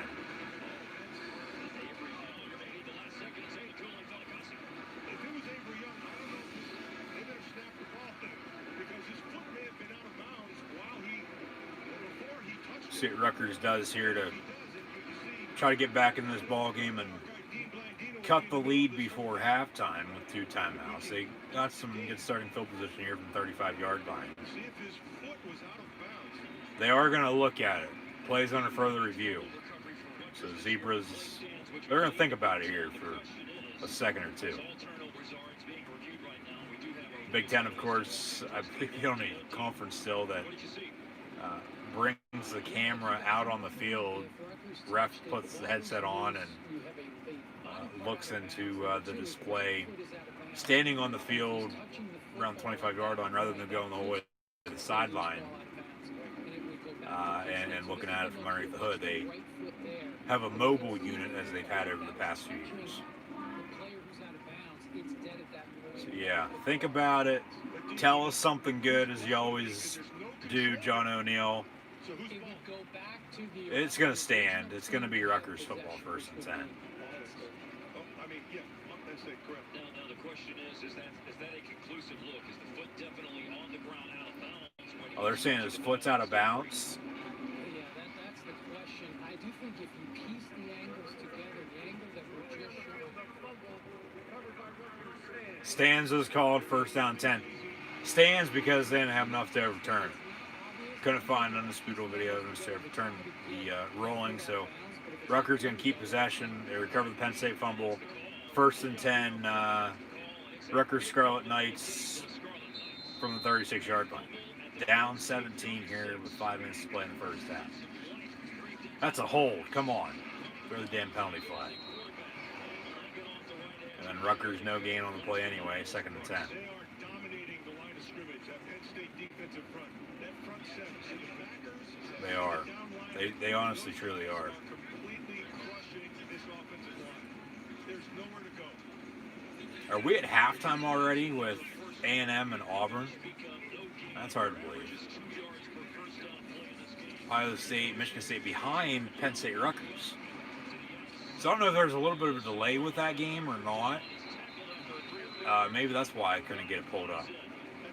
They're at noon Eastern time when we had kickoff. Justin Fields taking a hit. That's not a good sign for him. Okay, so they do throw the holding penalty flag. A little late, but at least they called it. Holding 10 yards against Rutgers. They'll replay it down. Really disciplined defense all game long. You can see Lamont Wade 38. Yeah, that's for sure. Hold. Thank you. Yeah, it was for a long time as well. Really nicely done by Owe. Owe's one of those guys, when he goes to the combine, he is going to win everything. He runs like a deer. He's got great length. He's got great spin off. He's just one of those guys that's a specimen. Second and 10 from the 44. Rutgers running a double reverse. No pass. And then Adisa Isaac along with Jaquan Brisker on the stop. So it'll be third and a mile. Yeah, so they're just dominating. You're going to watch them to the outside. I think they're trying to throw. And then there's no an open downfield. Good coverage by Penn State. So it'll be third down and 28 officially for the Rutgers offense here from the 46-yard line. Penn State with pressure, pass complete near side, right at the line of scrimmage, and then about 5-6 yards on the gain. So from midfield, Rutgers will punt unless they want to go for it on fourth and long. Rutgers from midfield, but just think if they're at the 31-yard line and go for it rather than kick a field goal at Penn State. They have another 3 points on the board if they, still have 17 as if everything else goes as planned, but of course not. 17-0, Penn State going to get the ball back after turning it over. So a turnover. They fumble, turnover, but they hold on defense. They hold on defense here today. Once again. Rutgers with a punt almost blocked. They're going to block one of these eventually. Ball going to bounce inside the 15, down at the 12. It'll be first and 10, Nitwits from there when we return. We're going to talk about the run game and Penn State's defense. And that's how Penn State wins football games. So they always win football games. Block up front, run the damn ball, play good defense. So play action when you have to and run on special teams. That's Penn State football summed up. It's linebacker you. It's turned into running back you with all the damn good backs they've had over the past how many years. Now first and 10. Mini lines. Hopefully Devin Ford with Will Levison at quarterback doesn't turn it over again.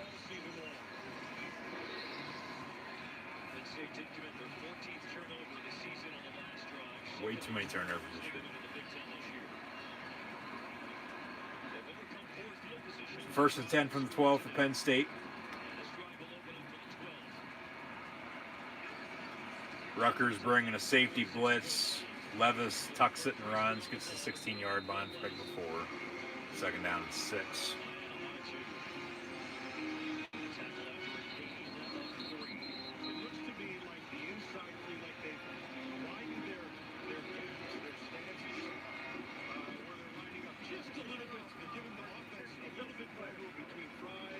timeout. On the inside, those three guys down. Fries is now back out of No, timeout or timeout.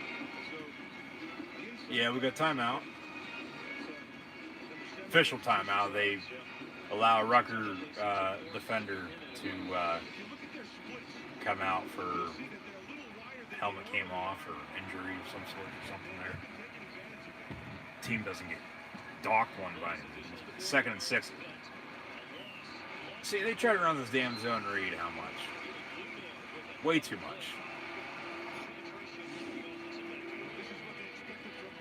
Like, you run the same damn play after play after play. No wonder defense is going to stop you. Levis down in the sack. It'll be 3rd down.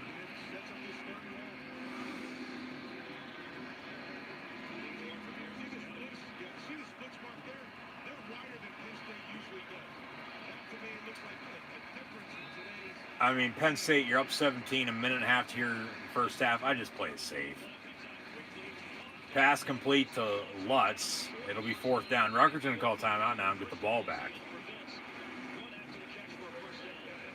I mean, pick up 1st down there. You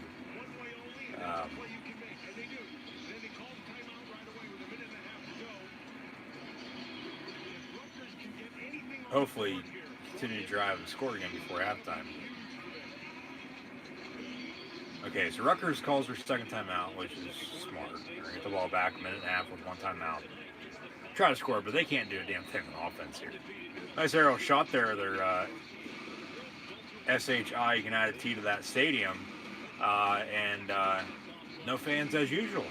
Rutgers never has fans here. What are you talking about? No, don't tell me Penn State's going to go for this. Be like the Dallas Cowboys run a fake punt from inside around the 25-yard line. Because it seemed like Franklin was going to hold off the punt unit there for a second. I mean, your defense is holding them every single drive. So punt, yes, thank you, okay. I don't get why he was holding them back for a second. I mean, I get they called the timeout. You don't want to go out early, but just some of these coaching decisions blows my goddamn mind. Like, come on. Punt return from the 43. Decent return after he broke a few tackles. Some missed tackles by Penn State. About a 5-yard return. So Rutgers is going to have the ball. 1st and 10. Ball inching towards midfield here. 1:17 to play before halftime with 1 timeout. Rutgers will also get the ball to begin the second half as they won the coin toss, 3rd and 2nd half. So they kicked off. Penn State got the ball, muffed the opening kickoff, and then went for it on 4th and 13 rather than kicking a field goal from the 31-yard line on their opening drive before they scored 17 cents. So here we are, 17-0. Well, first half stats and scores coming up at the half. Stay tuned. But got another injured player. Injured Rutgers Scarlet Knight. The ref, for some reason, pulling toilet paper out of his left shoe.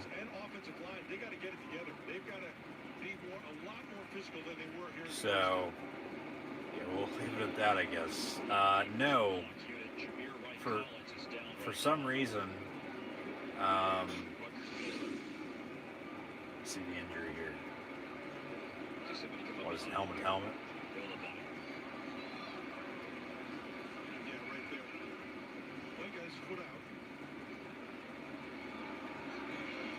It's his right foot, right ankle.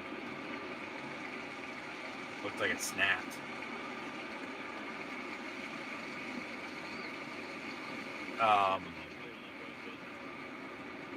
No, Penn State on defense today.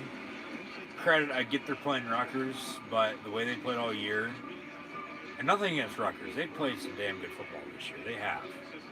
Honestly, I've watched a few of their games, especially the past 2, getting ready for today's game. You know, I mean, it took Michigan triple overtime, for God's sakes.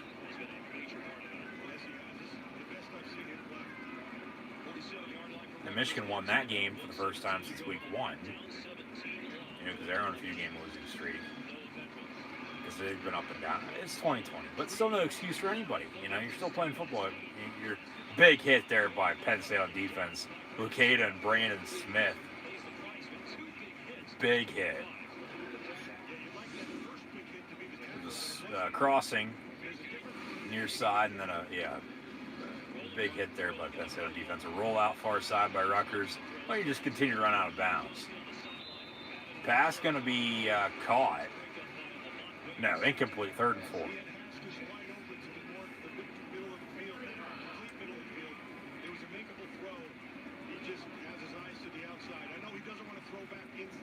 No, but credit they're playing in Rutgers. Okay, but the way they played all season, you know, starting out 0-5 before winning against Michigan last week too. This is honestly the best defensive performance I've seen by Penn State in quite a while. Not giving up any points. And almost picking it off. Ellis on the coverage, and then Brisker comes in from strong safety and just levels the receiver. It falls incomplete, 4th down. So Rutgers going to have to punt. Penn State's going to get the ball back with 3 timeouts and under a minute to play. They'll probably play it safe and take a goddamn knee and not do anything and then kick off to begin the second half, as we'll hit halftime here in a second. But why not take a shot? Rutgers, they'll probably go for it here, honestly, too, knowing Shiano. No, they're going to punt from midfield. All right, so Penn State going to get the ball back. Probably have 30 seconds or so. Maybe they block a punt here. No. Fielded at the 12. Dawson didn't call for fair catch, so he tumbles his way to the 15. So Penn State going to have it. 1st and 10 from the 15-yard line with 3 timeouts and 31 seconds to play here in the first half to potentially drive and score once again to extend the lead. So right now Penn State in the last spot. Head-to-head will get them to the 6th spot in the East. They beat Michigan, so Michigan loses to Ohio State. They jump to 5. That's why there's a few options right now for Penn State come Champions League. You know, but it might be Minnesota, it might be Purdue. For the most part, it's going to be either Illinois or Nebraska. And Nebraska would be the only rematch from this year. Penn State is going to take a knee, play it safe. I mean, I get it. You're up 17. You have 3 timeouts, though. You could drive. You just don't turn the ball over, which I understand, but hey, might as well play it safe. You're up 17. Defense is holding them. Rutgers can't do a goddamn thing on offense. So we'll get some first half stats and scores here shortly. But Penn State now at the half at Rutgers, leading 17-0 against the Scarlet Knights. Still can't turn the football over. And still have to find a more consistent running game. You have to be able to run the football literally every single drive, unless it's pass, and you're down by 50 trying to come back in the 4th quarter. Of course not. You're not going to be running the football then. But you got to be balanced. You got to be able to run the ball, block up front for one, run the ball, and then open the play action. Enough with the damn zone reads at quarterback. You know, quarterback draw left and right. Ohio State scores again, so they're up 28 now in Michigan State.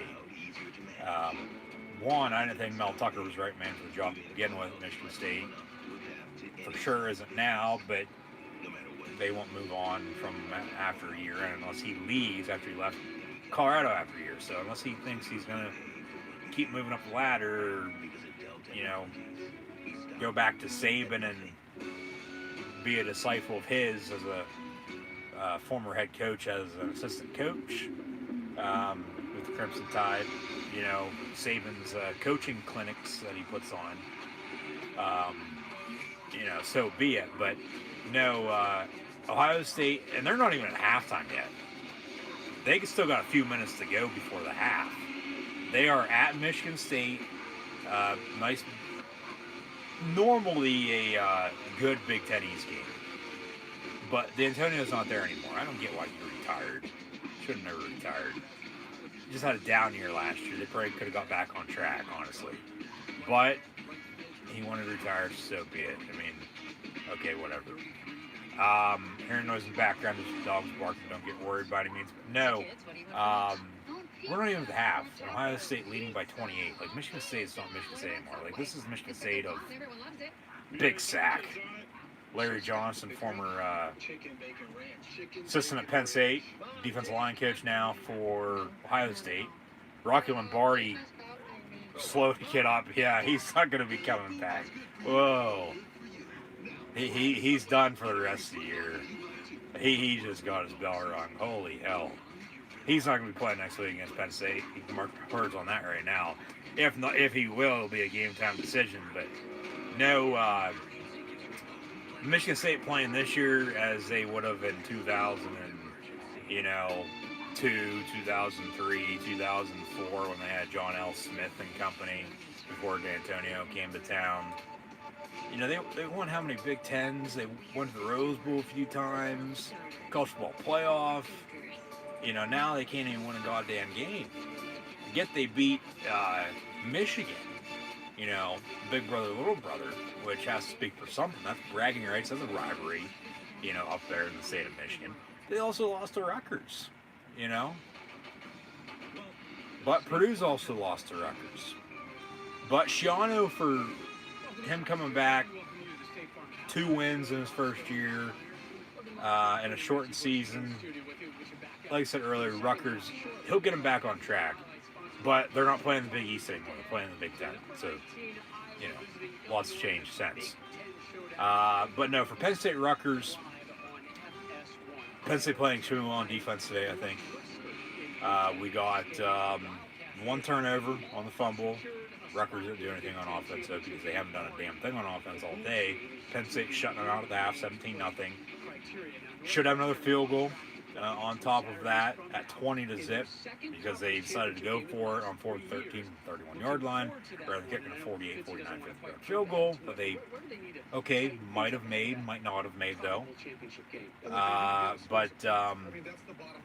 No, still need a more consistent running game. Enough with the zone reads at quarterback with Clifford and Levis.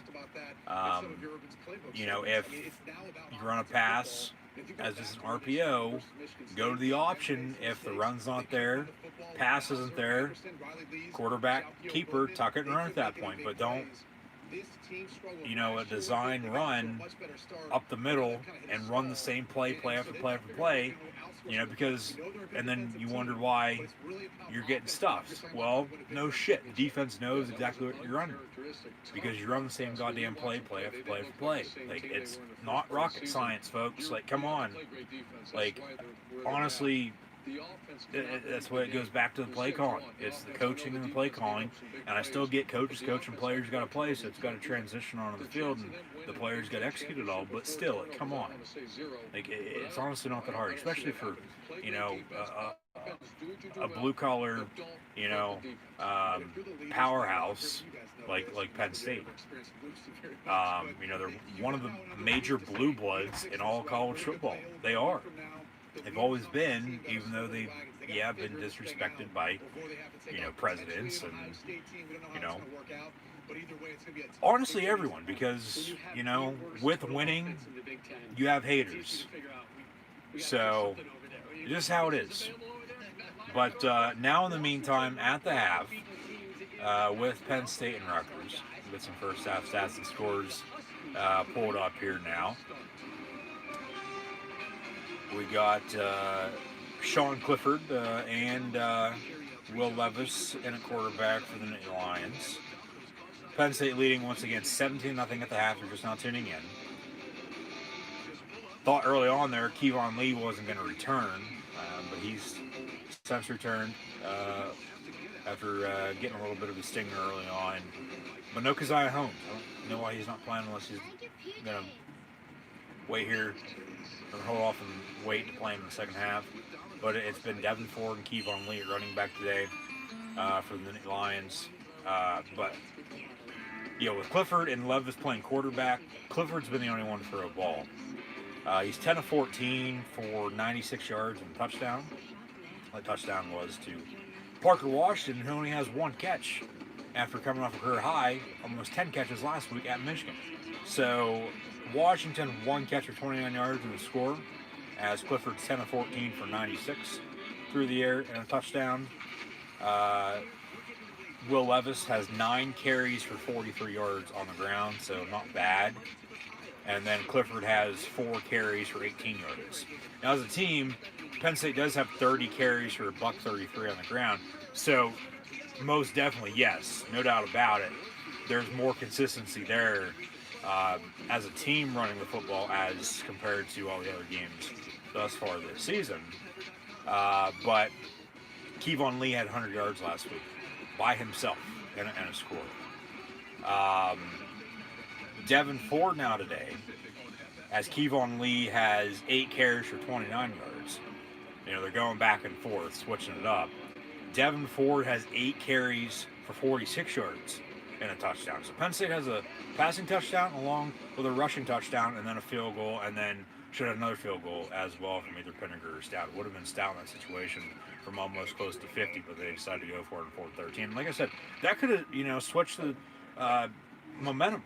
Could have changed everything if Rutgers would have, drove and scored, but Penn State holding on defense. Rutgers can't do anything on offense whatsoever. So credit to the defense for keeping them in the game for the most part. I mean, they're controlling the game now, no doubt about it, yeah. But until Penn State got out of the slow start once again and finally got something going on offense, okay, well, now here we are, 17-0. So it's a full 60-minute game. It's not one in the first 5 minutes. It's not one in the, early third quarter. But they still got to come out strong here out of halftime. Make a stop on defense. Rutgers going to get the ball. And just continue to control the rest of the game. And if they bust them in, they'll probably fly them back. But if they're busting them back to Happy Valley, it's going to be a long, happy 5-hour ride home with a win. Just hopeful you get on the bus to the airport or back on 80 to come home here in a few short hours with a win, getting a 2-5 before hosting Michigan State to close out the regular season next week before Big Ten Champions Week. And right now, honestly, not knowing who they're going to play, it might be Purdue, it might be Minnesota, it might be Illinois or Nebraska. It's probably going to be one of the last two there, with Fighting Illini or a rematch with the Cornhuskers from last week. And, honestly, they probably should have won the Nebraska game, too. Like I said earlier, and all last week, a few of the games, don't turn the ball over, no stupid penalties. The Maryland game, for sure, they should have won, along with Indiana. Indiana, for sure. The game should never went to overtime, but it did. Maryland didn't do a damn thing in the second half last month. Hard to believe that game's a month ago now, but time's flying. Time has flown since March. Hopefully everyone's staying safe. But 2020 about to come to an end, but 2021 rolls around, it's still going to be the same, probably for at least the first 3 or 4, maybe even 5-6 months next year before everything gets back to normal. So we think as of right now. So knock on wood, and hopefully eventually we'll get back to what we know as normal. But thank you once again for tuning in and watching. Hopefully everyone, as mentioned, has been and is staying safe. Quarantine babies will be due anytime. People that went and did their thing back in March or since then to, extend their family, as Penn State will be doing the same with recruiting, going back to that early signing day, national signing day then in February. If Penn State wins today and then wins out, you're 4-5 after Big Ten Champions League.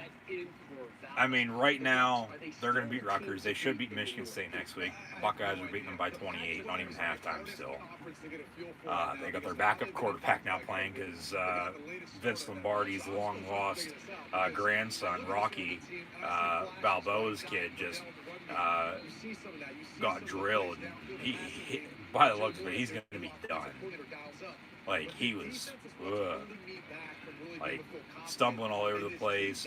And so, should beat Michigan State next week, and then I don't know if he's ready. They should win a rematch with Nebraska if they face Nebraska. They should have beat them before. Obviously came down the final play there, lost at 6. Should beat Illinois. Keyword should, not side on paper, side on field. We all know that. But then also, Minnesota's been banged up. Who knows if they'll even play the rest of the year? Because with their COVID situation. And then Purdue, they're playing Nebraska right now. They're coming off a Rutgers loss, so there's some key common opponents there come a few weeks. But you start 0-5, win 4 straight, you're 4-5. You should go to a bowl game. And then the losing season streak, or the winning season streak would continue. Third time's a charm. As they'd be sitting at 500, 5-5 if they'd go to a bowl game and win. Buckeyes gonna get a fumble. Ohio State recovering a fumble. No scoop and score. They got some time though and timeouts to go up 5 scores. Now some late flags. Got some pushing and shoving. Got a scuffle going on. Have a fight. Might be a little bit better than Tyson Jones last weekend. No, but because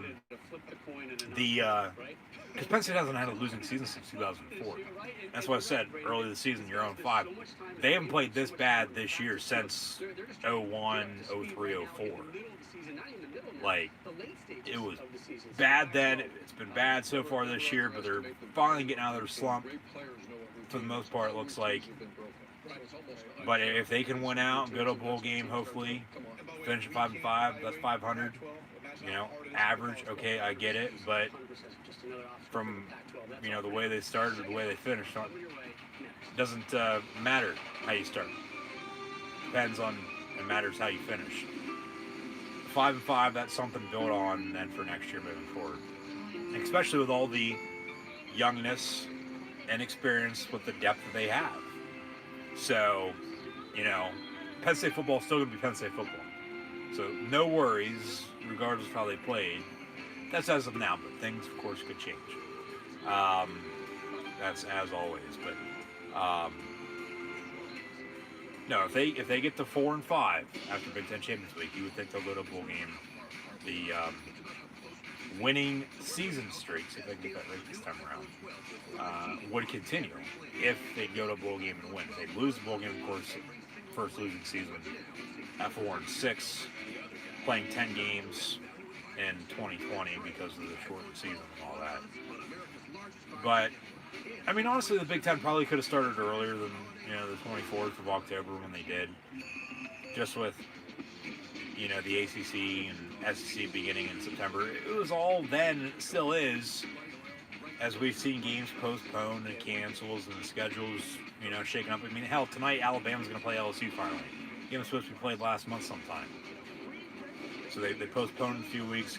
Finally going to get in because it's a key matchup in the West, even though LSU's down this year. It's all, everybody's own opinion. It's whatever the medical officials, so they think they know what they're talking about every once in a while sometimes. They do, but they don't. It depends. Ohio State at halftime leading 28-0. So Larry Johnson, the interim, with Ryan Day still out, as the Buckeyes up 4 scores 7 years ago at Michigan State. At the half, A&M Auburn, third quarter there, halftime with Penn State and Rutgers, 17-0 Lions. But no, future's bright. Overall, still when it comes down to it. So I'll leave it at that. But if they can close this out one next week and then one in 2 weeks, right now all I'd want for Christmas is a Penn State bowl game. I don't think that's that hard to ask for, especially over their next few weeks with the games that they're going to be playing. So, as mentioned, hearing noise in the background is the dogs barking, so don't get worried. But no, they could have had a few more wins earlier, but of course they didn't. Those games were played and they didn't win, so we'll leave it at that. Yeah, because it's not set on paper. It's set on the field. We can talk all we want, but until the game's played, and depending on what happens, we don't know the outcome. So, yeah, was thankful last week that they finally won. So at least they got a win 2 days after Thanksgiving, their first of the season. And now coming out of the half a week later, up 17 at Rutgers. Just continue to control the game, run the ball, and play good defense, and you'll win it. You will. You honestly will. I mean, because Rutgers hasn't done a damn thing on offense. But no, it seems like this game's flying by too for some reason, even though we're behind this A&M Auburn game, and Ohio State Michigan State's further on behind this game. So we'll have these noon games, of course, going to 3:30 as always.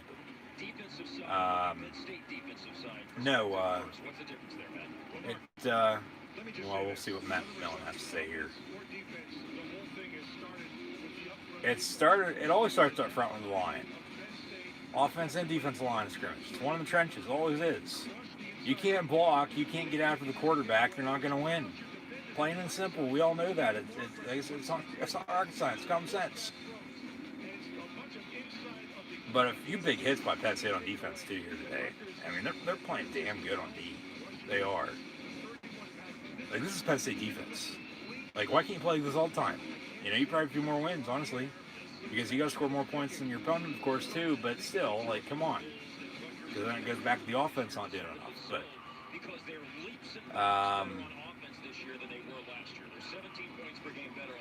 yeah, we should have an exciting second half still here nonetheless. Penn State should control the rest of the game, good thing. Can run football, play good team, get out of Dodge with a win, get back home, and get ready for Land Grant Trophy with Michigan State, who's getting clobbered right now at the half. So we'll get some coming up next commercial break. First half, we'll continue on with first half stats and scores, and then we'll take a look around the rest of college football with all the games currently going on, and then also with what's still yet to come. Rest of the day, we got a few college football games in the Pac-12 tomorrow on a Sunday, so we'll have college football and NFL on Sunday, December the 6th tomorrow. Pearl Harbor on Monday. We got a doubleheader in the NFL Monday Night Football. Tuesday night NFL Monday Night Football. Tuesday night as well. Rescheduled from this past Thursday night, actually, because the Ravens and Steelers didn't meet for almost a week, so that's screwed everything up. I mean, these past 2 weeks, honestly, with the holiday last week and just with all the postponements and shuffling around with the schedule, everything's been screwed up. But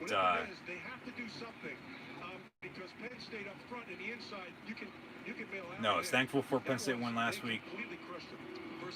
Honestly, really don't think that it's that much to ask for to get a Penn State bowl game for Christmas. I mean, right now that's all I want for Christmas. Penn State to go bowling once again at 4-5, and hopefully win that.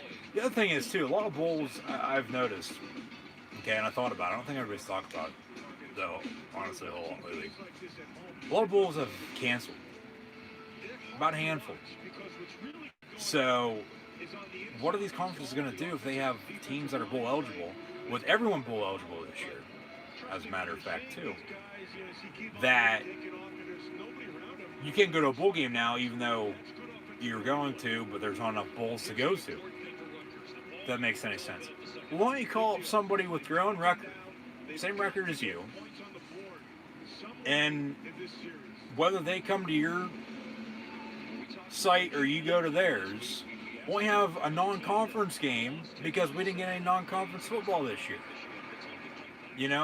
That would be for the teams that were going to go into a bowl game but couldn't, regardless if they had a good record or not, because then that gives everyone another team or another game versus another team to build off of. moving forward towards the future. Nebraska with a blocked punt. Nebraska scoop and score. They're marked them shy at the 1. Give them a touchdown, why don't you? They punched in a play later? Yes, they did. Touchdown Cornhuskers. Nebraska leading Purdue. See some highlights here. Looks like Adrian Martinez and Luke McCaffrey still fighting for that quarterback job.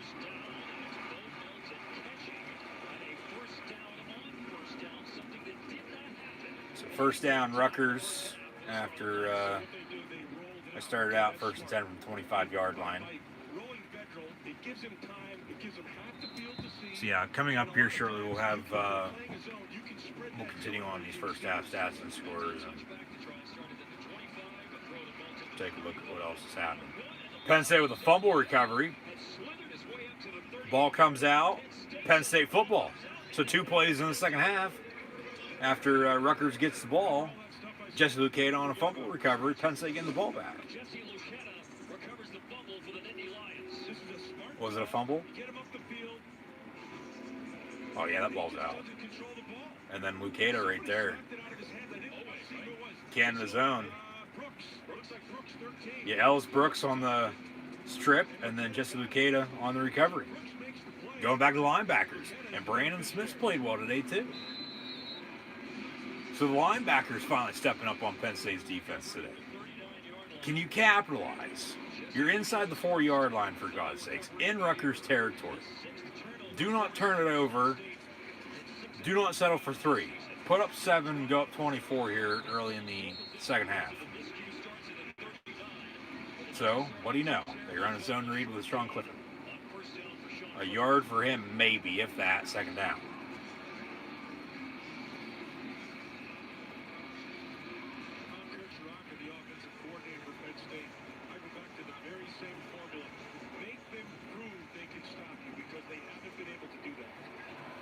So 2nd and 8 officially. They give them 2 yards to 37. 17-0 Penn State.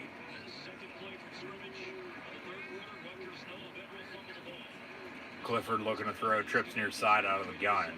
Rolling out. Gets rid of it. It's caught, first down Penn State.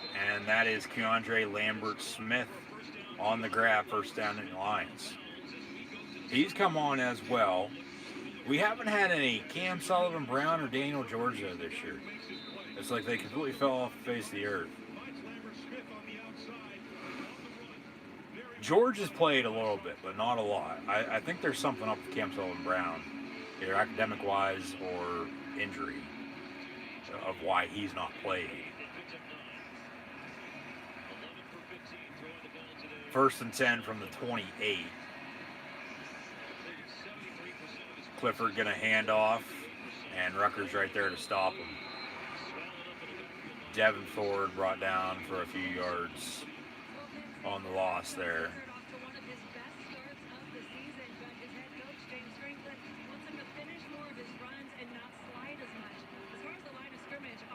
Yeah, get up there and take a hit. Don't slide. Be a man. Rain, from the looks of it, has stopped. Sun's come out. So weather not going to be a factor. That's the game. Clifford, oh my God. They're going to go down on a sack back to the 38-yard line where this drive began at. Now they have a 3rd and long. Come on.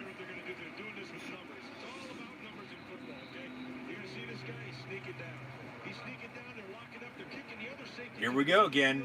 You get up, whatever the point is. And, or regardless if they're up 17 or whatever the score is. Okay? 3rd and long. Now we got another injured Rutgers defender. He's kicking his legs all over the place like a fish that just came out of water. Marshall at home against Rice.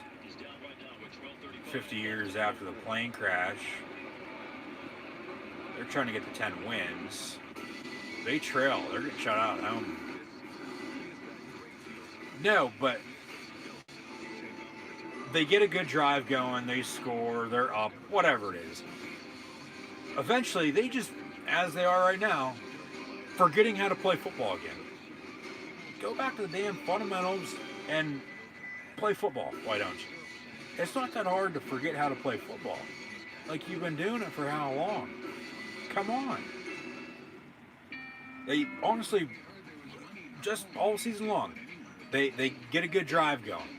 Whether they, score out of it or not, or, okay, if they do score, the next drive, or if they have a lead, especially if they score and then they get the ball back after a big defensive stand or whatever the case is. 9 times out of 10 this season, they have forgotten how to play football. But it's just another thing.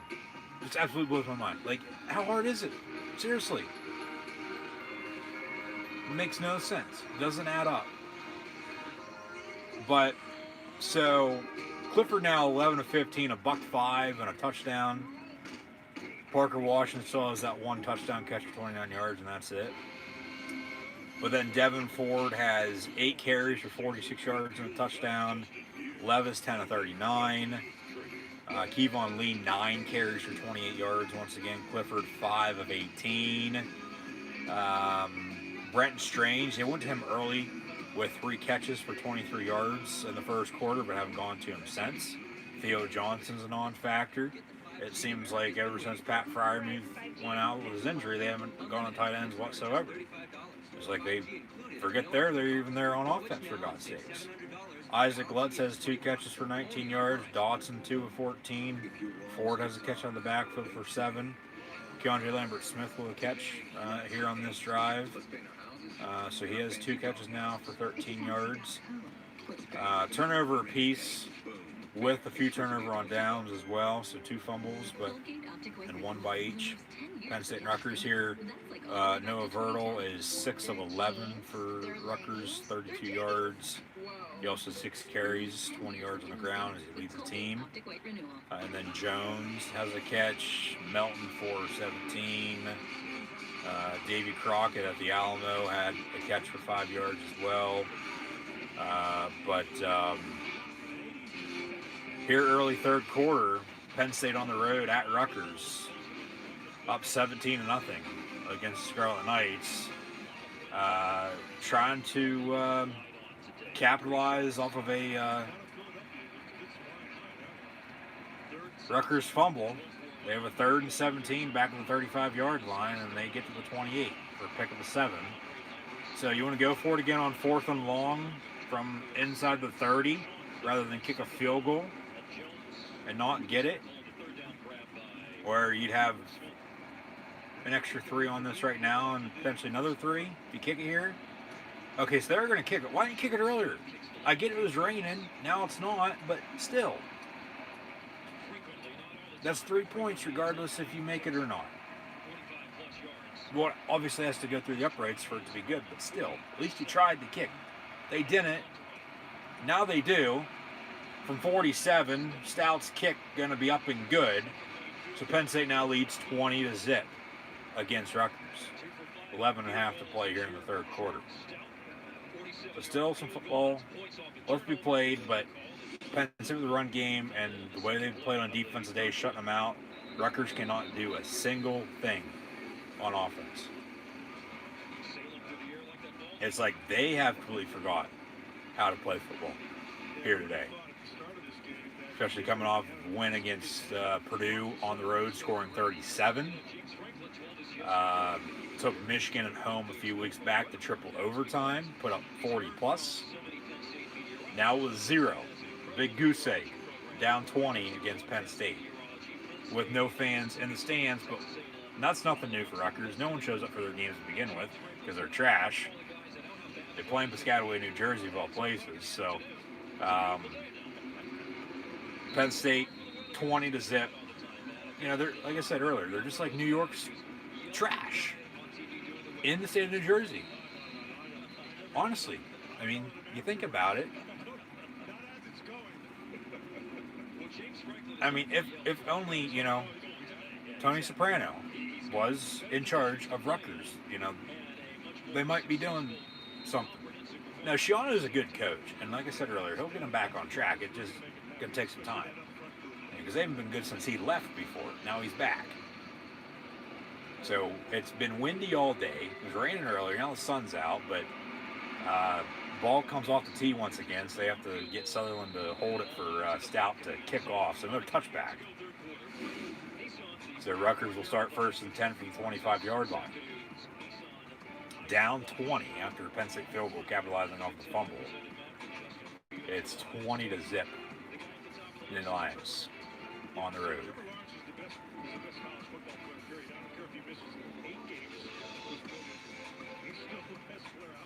Still to come, we'll look at the scoreboard in college football here with all these games currently going on, along with what's still yet to come as always, and then preview next week.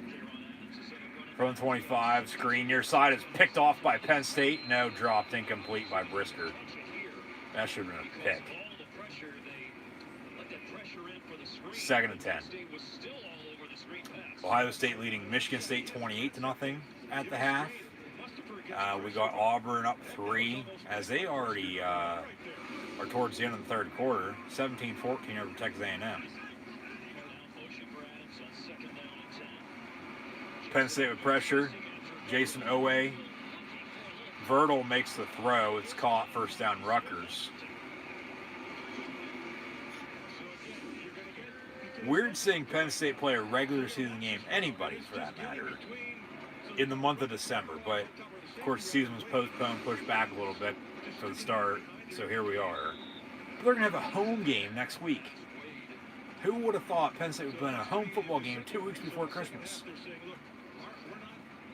And then potentially another one 6 days before Christmas if they get a home game against whoever they're going to be playing in Big Ten Champions League. Or if they have to go to wherever, if it's going to be played in neutral site, we still don't know. 2nd and 8. Handoff. Big hit. 46-yard line after pick up about 5 yards. Be 3rd down and short here for Rutgers. Another whistle for an injury. This time around, it's number 40, Jesse Luketa for Penn State, so not a good sign there. Curtis Jacobs going to step up linebacker with the Luketa injury now, as Charlie Katzer is done for the year. And they don't have anyone else. I mean, Lance Dixon. We've seen both Dixon and Jacobs today, so, I mean, yeah, Luketa is your number 1 at middle linebacker. Micah Parsons, of course, no longer there. Him and Friedrich can top picks next year in the draft, unless Friedrich comes back. Parsons opted out, not playing this year, but then Ellis Brooks has played well today, as Luketa has as well, as fumble recovered, but now down injured. Brandon Smith with a few big hits, playing well. And then it's, Lance Dixon and Curtis Jacobs, two youngsters at backer. And he does have Katzer, but like I said, he's hurt. He's done for the year. He's on IR now. So we'll see what happens when we come back. But Rutgers is going to have a 3rd down and shorted, I believe, if I'm mistaken. But, it'll be 3rd about 3 or 4, depending on the spot. But injury for Penn State, Jesse Luketa, down and out, just laying there on the field. Didn't see what by any means.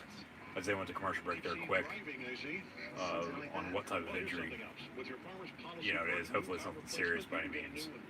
As we saw Bud Dupree go down for the Steelers on Wednesday, non-contact, and then he blew his knee out, his torn ACL. Normally, it's non-contact like that. Yeah, that's what it is. Something major. He's not done for the year. But it's next man up. Regardless of whatever team or league it's in, at whatever level, it's always next man up. And that's why you have a roster. You have guys on the depth chart listed ahead of guys, and other guys, of course, whether they're not good enough or whatever the case may be, listed below. So yeah, commercial break. Rutgers will be 3rd and short when we come back. But Jesse Luketa for Penn State injured. Currently, we got Ohio State, Michigan State still at the half. They're about to start the 3rd quarter.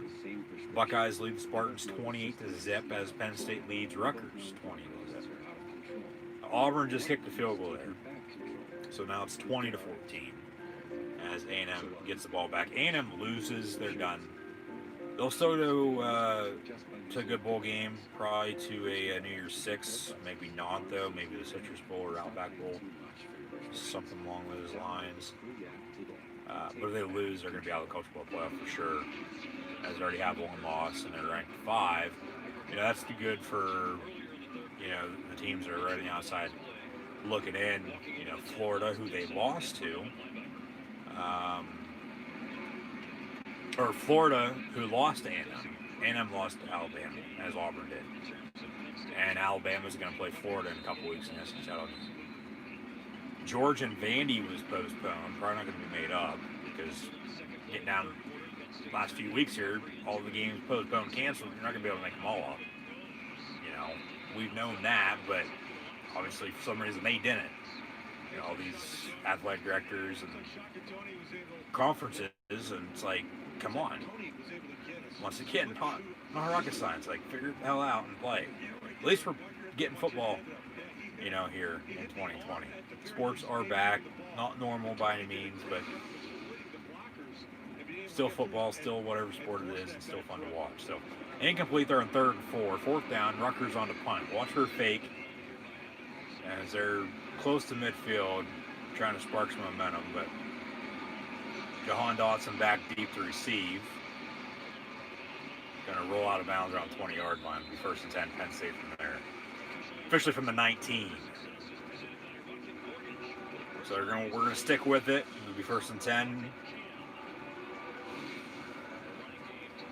They're not going to take another commercial break here, so we're going to roll with Penn State getting the ball back now on offense. 1st and 10, up 20. Margin of victory average since Rutgers has joined the conference against Penn State. It's 27. Penn State with touchdown would get to 27. They can hold them, shut it out. That'd stay true.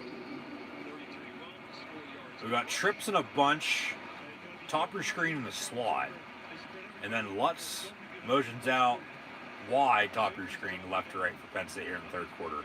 It's an empty set 5 wide. They're going to run a bubble screen. It's caught, and then Dotson's going to lose about 4 yards back to the 15-yard line. He's 2nd and long.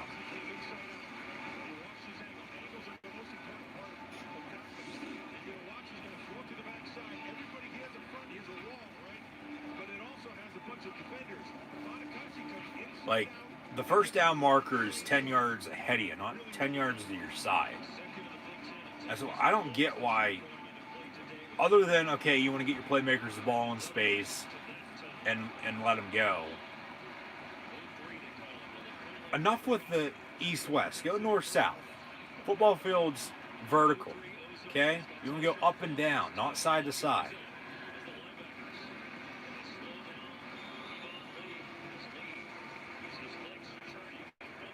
Handoff to Kevon Lee. Gets to the 22-yard line for a pickup about 8.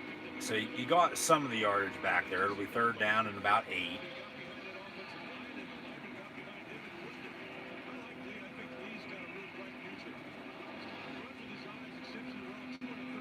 Another empty set 5 wide here for Penn State. Spreading it out.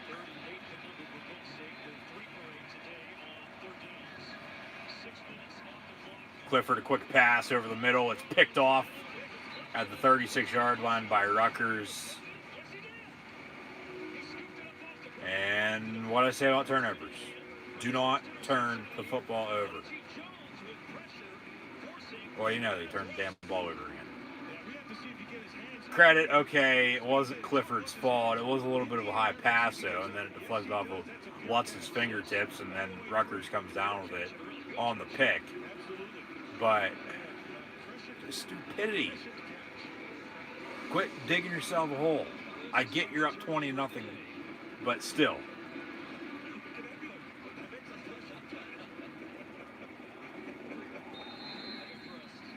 No, you're playing anyone else, you're losing. Oh, wait, we already saw that 5 times this year. 1st and 10, Rutgers on the handoff. Big hit from behind. A few yards there on the run. 2nd and 8.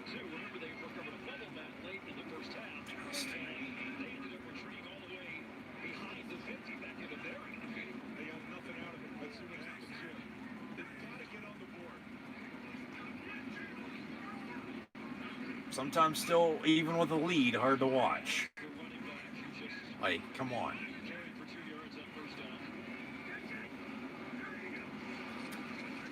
Second down, Rutgers on to run there, no gain. It'll be 3rd and 8. Joey Porter Jr. on the tackle with Lamont Wade. 2 Pittsburgh kids. One from North Allegheny, another from Clareton. Both of those players involved in that tackle, Joey Porter Jr. and Lamont Wade. No gain on the play. Scarlet Knights, 1 of 8. 3rd down and 8. Penn State with pressure. Vertil's going to go down. No, he escapes a sack and then somehow gets a 1st down. Come on, missed tackle. Should have been brought down right there. And then right there. And then right there. And then right there. That's 4 missed tackles before he picked the 1st down.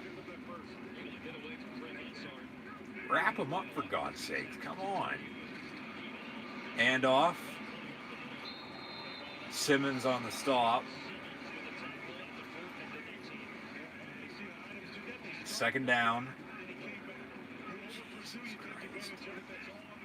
From the 19. Mustafer might have jumped off sides there. Another handoff. Rutgers capitalizing for the most part off of this Penn State interception. 1st and goal inside the 10. About to score their first points here this afternoon.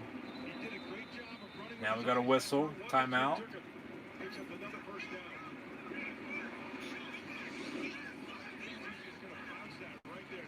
Yeah, nice stiff arm to Lance Dixon.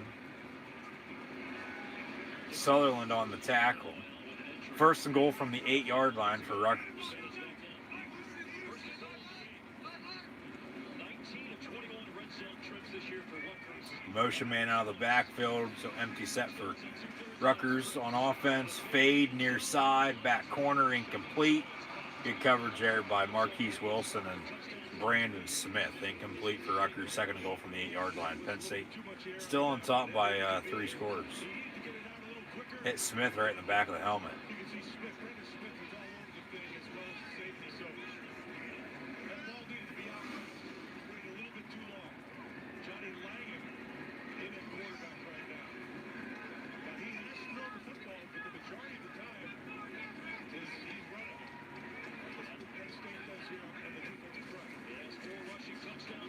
Second and goal. Rutgers on the keeper, 2 yards. And it'll be 3rd goal. They're at least going to get a field goal out of this unless, they miss it or decide to go for it and don't get it.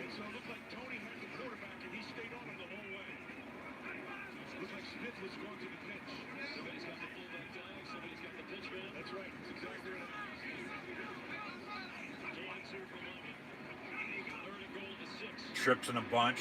3rd and goal from the 6.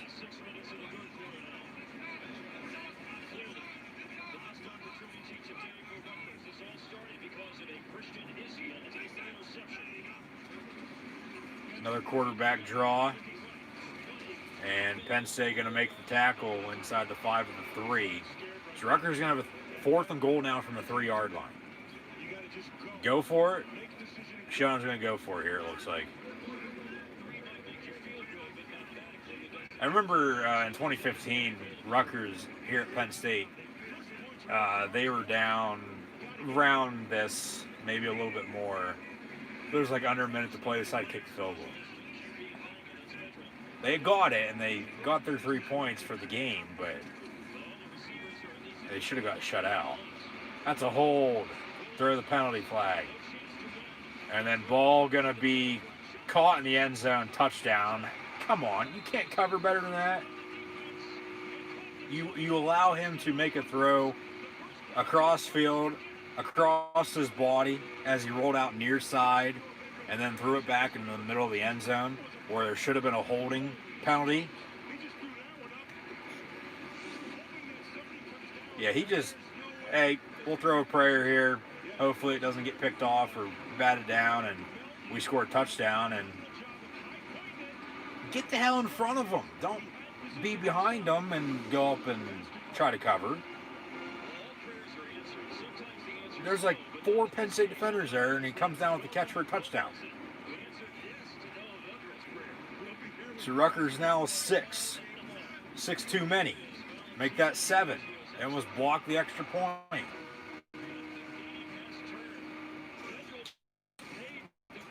So Penn State capitalized off of a Rutgers turnover with 3. Rutgers capitalizes off of Penn State interception with 7. 20-7 Penn State as Rutgers cuts it to 13 with under 5 to play here in the third quarter. Ohio State 28-0 over Michigan State, early third. We've got A&M and Auburn as well in the SEC, still 20-14. However, in the Big 12, these are games currently going on. Oklahoma State at TCU, 9-point Cowboy lead, 16-7. North Carolina is putting it to Western Carolina, 42-3. Rice is surprisingly shutting out Marshall on the road, 20-0. Rice, another one of those Texas teams. Texas has a lot of cultural bowl programs, as does Florida. Louisiana as well. The Raging Cajuns beating App State last night in Boone. They'll play for the Sun Belt in a few weeks. But Rice 20-0 at Marshall. Got a good one in the MAC. Some action this Saturday afternoon. Toledo and Northern Illinois tied up 24 at the half. Might have turned that game on. Kansas trails Texas Tech by 7, 10-3. Not much of a surprise there. Les Miles probably going to be on his way out. Texas leads Kansas State 31-17. So Tom Herman, for the time being, going to keep his job. Nebraska putting it to Purdue 34-13, early third quarter. So Nebraska, wish-washy, up and down. You know, I mean, they put it to Penn State, sort of, and then they got blown up by Illinois. Kept it close against Iowa last Black Friday, lost on the road. Now on the road at Purdue, winning by a few scores, 34-13. Tulane beating Memphis 21-14. We got Arkansas and Mizzou, the Hogs and Tigers. Arkansas leads by 7, 27-20. We got Troy, South Alabama, Ball State, Central Michigan, Eastern Michigan, Western Michigan, all just kicking off, tied at 0. Still to come though. Syracuse, Notre Dame about to kick off on NBC. We got Bowling Green and Akron, as one of those two teams will pick up the first one of the season, as they're both 0-4. Louisiana Monroe and Arkansas State. Florida, Tennessee should be good on the SEC East. Iowa State's got a tough one at home against West Virginia. Iowa State wins. They're in the Big 12 title game next week. Indiana, Wisconsin, top 15 showdown from Madison. Iowa, Illinois as well in the Big 10. Tulsa, Navy before Tulsa hosts Cincinnati next week. We got Boston College and Virginia. Stanford, Washington later on. Georgia Tech, NC State, along with San Jose State and Hawaii. Florida Atlantic, Georgia Southern, Oregon, and Cal. Got Colorado State, San Diego State. Colorado, Arizona. Clemson visits Enter Sandman, Virginia Tech. South Carolina and Kentucky. One of those teams, well, for the most part, they've been drinking a lot of liquor this year. Why their season's gone. Alabama and LSU. Miami, Duke. We'll get back to everything else coming up in a second. Stay tuned. 1st and 10, Penn State from the 25-yard line. Levis on the quarterback. Keeper, second down.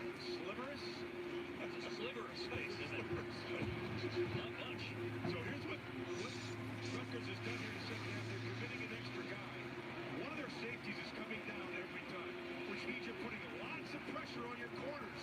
And now just a six-man front inside. Now here comes that safety. See him? He's coming down. Now they got their seven. Levis going to fake the give, keep it for himself, get to the 30-yard line. Penn State's going to have a 3rd and 5 from the 30. So it's all about numbers, right? It's all about numbers in a running game. Penn State has said, look, you can bring your extra guy. We think we can still beat it. Well, they haven't. They're setting up 3rd and 5, which is where they want to be. Now Rutgers has to play a tight man coverage type. And they have to account for the quarterback's feet. And that's Levis. Empty set.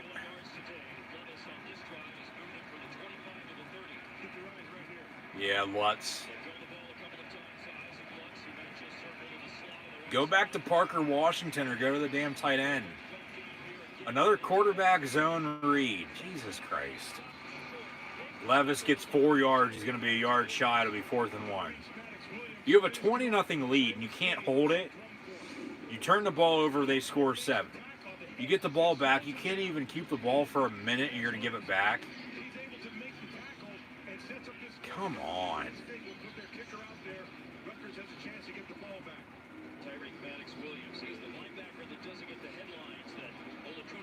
I mean, Penn State might try to draw him off sides.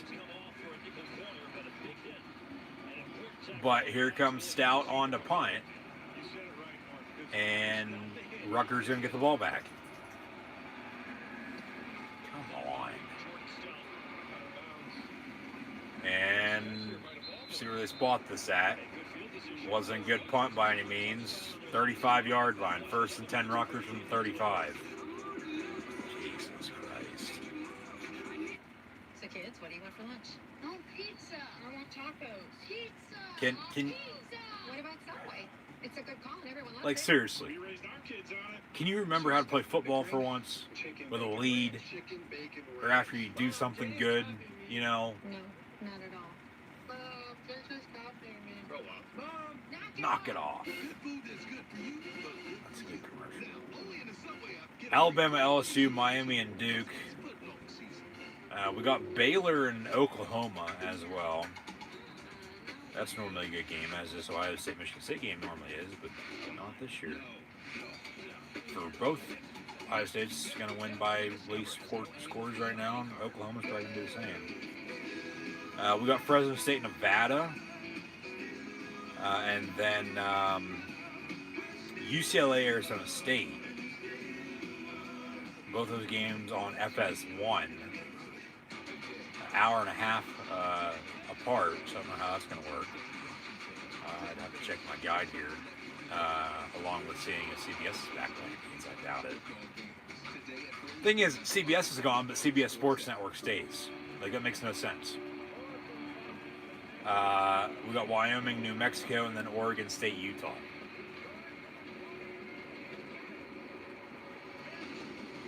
However, we've already seen Louisiana Tech beat North Texas 42-31, along with Air Force over Utah State 35-7. Those were on Thursday. And then last night, as mentioned, Louisiana Lafayette beat App State 24-21. Got 2 games tomorrow on a Sunday. We did have a Pac-12 game on a Sunday afternoon at noon Eastern time. Actually, it was 9 local then, with UCLA and Cal. To the house for Ohio State. Nice long touchdown run there. Buckeyes now up 34-0 over Michigan State here midway through the 3rd quarter. But we got a day game tomorrow in college football with Western Kentucky and Charlotte at noon Eastern time. And then tomorrow night at 7:30, head-to-head with NFL Sunday Night Football and WWE NXT TakeOver War Games. Some Pac-12 After Dark with Washington State and USC. However, more games, of course, canceled once again this weekend. We saw Southern Miss UTEP, Boise State, UNLV get canned, along with Houston and SMU, Vandy and Georgia, as mentioned, along with Buffalo and Ohio in the MAC, which probably would have been a good one. Maryland, Michigan, along with Northwestern and Minnesota. Kent State, Miami, Ohio in the MAC would have been another good one, I think. Along with, well, that's actually it. However, the game of the week is in fact in the state of South Carolina on coastal Carolina's, as mentioned earlier, whatever color green you want to call it, turf. It's more like a tealish green. App State, Coastal Carolina, the Boise State of the East. We got BYU replacing Liberty. Liberty was supposed to come down from Virginia to play Coastal Carolina tonight. Liberty had the one loss against NC State after a few ACC wins earlier this year, but they have a COVID issue right now, not playing. That would have been undefeated versus undefeated. Of course, they didn't lose NC State, but BYU wasn't playing. They haven't played in a few weeks. They've been, as an independent, looking for an opponent to make up a few of these games. BYU might play 20 games by the end of the year. 3rd and 9 for Rutgers. Pass near side, caught. A few missed tackles by Penn State, but Rutgers still not going to have enough for a first down there. It'll be 4th and about a long 1.5, 2 yards with a minute to play here in the 3rd quarter. We'll see if they go for it or not. No, they're going to punt. Rutgers going to punt on 4th and 2. Watch for a fake, though. Watch for a fake. Trying to gain some momentum.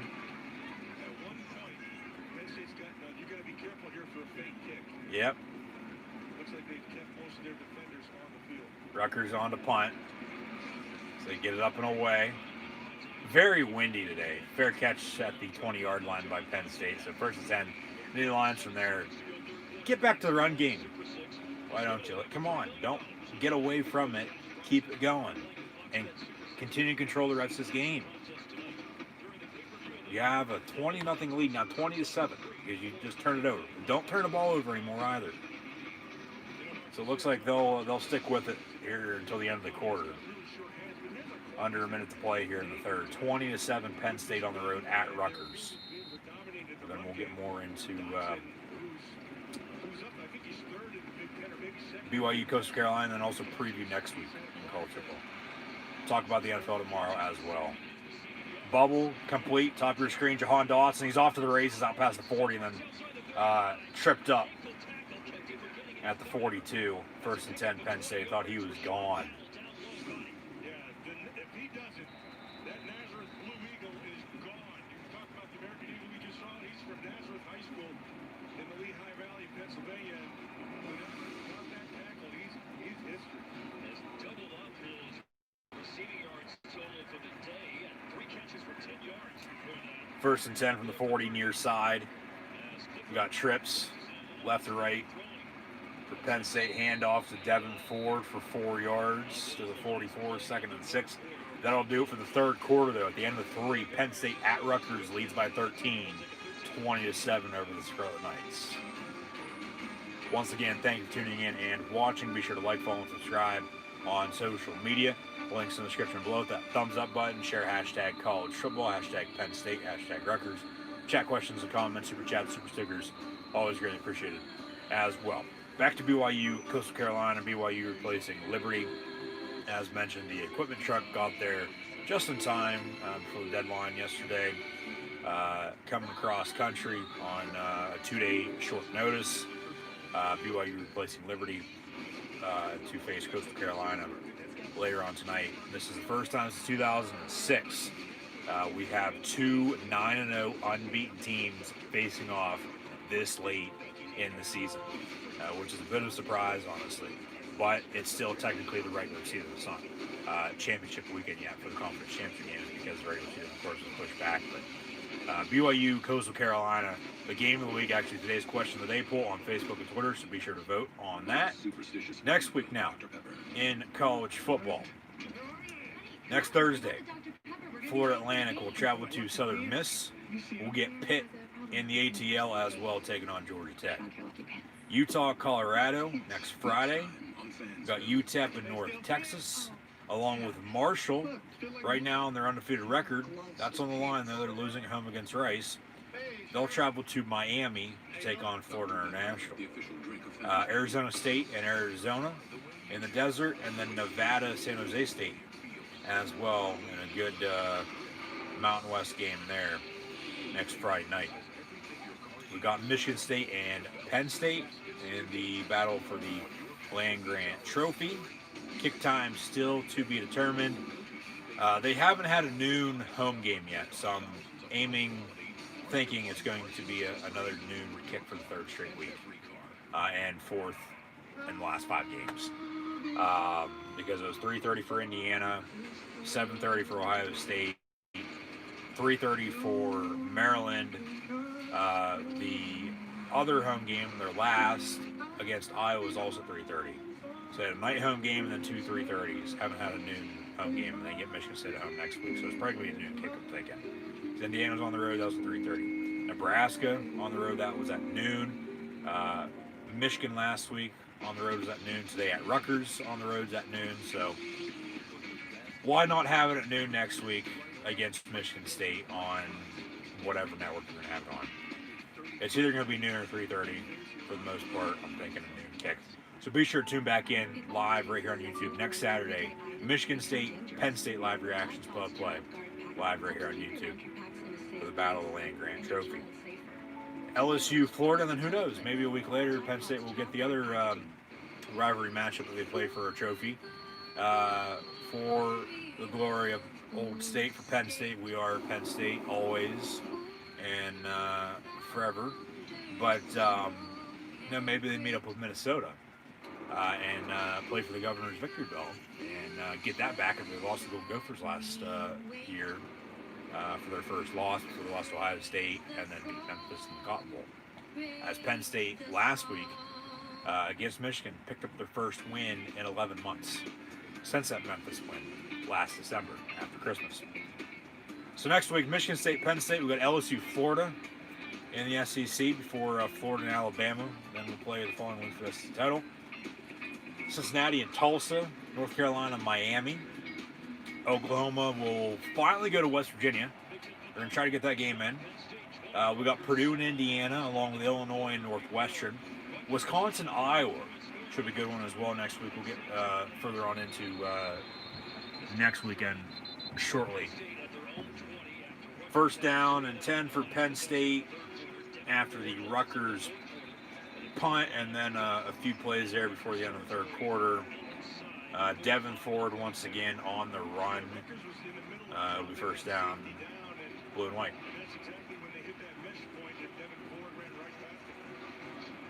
From the 42-yard line, trips near side. Switch ends, of course, Penn State now right to left. Crush TV.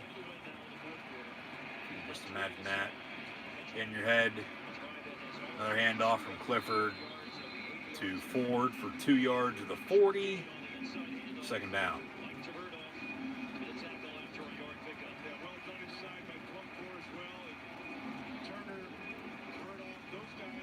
Yeah, Mel Tucker, I don't think is the right guy for Michigan State. They did just score, but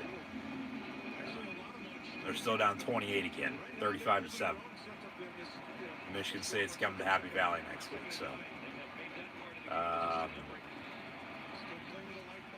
should be another win for Penn State. But they got to hold on to win this. That's pass interference. Where's the damn penalty flag? No? Are you kidding me? Incomplete, 3rd and 9.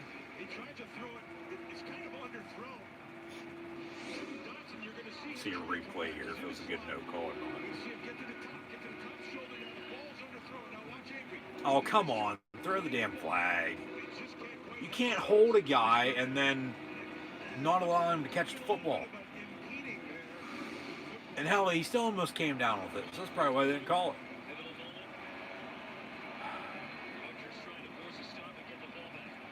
From the 41, Clifford, a little high. Complete to Keandre Lambert-Smith, though. Stiff arm, and he's brought down short of the line of the gain. So now we're trading punts back and forth. Come on. You can't hold on to a lead and continue to control the game and continue to put up points. You got to stall and stall and stall.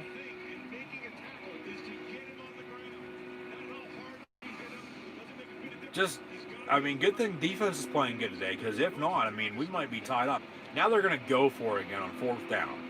4th and 3. Play clock winding down. 4th and 3 from the 35. Clifford going to tuck and run, stiff arm. He gets nowhere. Stuff the line of scrimmage. I swear to God, this play calling sometimes, they're inconsistent. It's so pathetic. You have to be balanced. They turn the ball over again.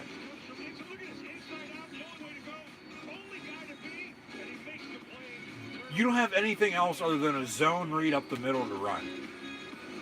A quarterback draw. Like, nothing else? No wonder you're getting stuffed and stopped every single play, because you run the same goddamn play every single time. No wonder the defense is stopping. I've said all season long, for God's sakes, you cannot run the football whatsoever, up until as of late. But still, come on. At least you got the patch of price. My bad. When you want the real Like, deal, punt and pin them deep. 4th and 3 from the 35, you punt, pin them deep. They haven't done anything on offense up until when they scored. But other than that, defense has been solid. I still don't get why you didn't kick the field goal on 4th and 13 from the 31. When we're tied at 0 to begin the game on your opening drive, but then you kick a field goal. Like, they could have another 3 points now. You know, it could be 23-7. But you kick a field goal from around the same distance here in the second half and make it. I get it was raining earlier, now it's not, but still. Like, just some of these decisions. Like, how hard can it be? Like, you must be really freaking stupid to be calling what you're calling. But then it's like, well, where the hell was this all season long? You know, they finally do something right, and everything's working, you know, perfect. Like, I just don't get it sometimes. I don't. I don't know if I'm just in a boat by myself, or you folks are in agreement with me, or what. I mean, let me know in the comments, but still, like, even with a lead, or regardless. Did you know that your clothes can actually attract pet hair? I mean, this season has just been so hard to watch. Pet hair. Yeah, you started 0-5 the first time, though. Win last week. You're winning today. But you're about to blow a lead against Rutgers. Like, is, you know, Don't Stop Believing going to be playing at the end of this game? And then we'll fade to black? Like, what the hell?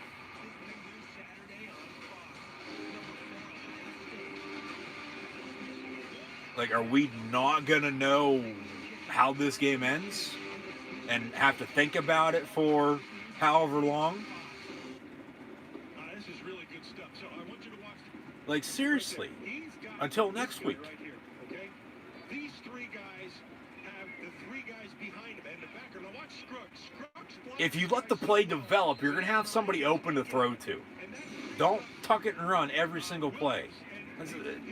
You run the same zone read, quarterback draw, play for play, almost picked off, incomplete, good coverage there by Keaton Ellis, no flag, puts the sword back in his pocket, incomplete, 2nd and 10. But come on, like, it's just so... I don't know what to say anymore, I know. 2nd and 10, nice big stop there by the D-line. They give him a yard, so it'll be 3rd and 9, but a quick drive here by Rutgers, 3rd down to come.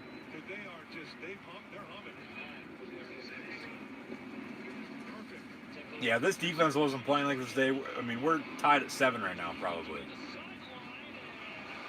Pass near side, incomplete. Deep downfield, 4th and 9.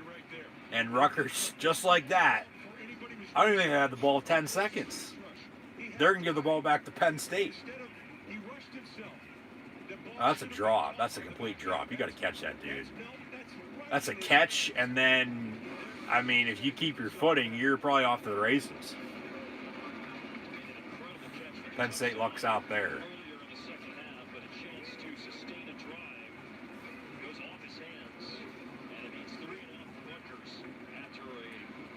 Rutgers on the punt.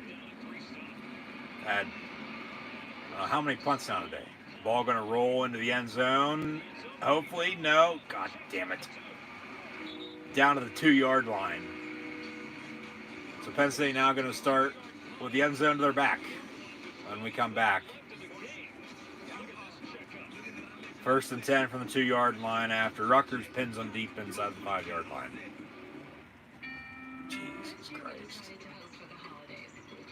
Also next week, as mentioned with Wisconsin and Iowa, we got USC and UCLA from the Rose Bowl. Washington and Oregon, which very well could decide the winner of the Pac-12 North. Stanford and Oregon State. Cal, Washington State. Finally going to get Battle of Commonwealth with Virginia and Virginia Tech in the ACC. They were supposed to meet in one of the first games of the season, early to late September. However, of course, was then postponed until now, and a 4-4 Cavalier squad will take on a 4-5, about to be 4-6 Hokie squad, as Virginia Tech will lose to Clemson unless they pull something out of their ass.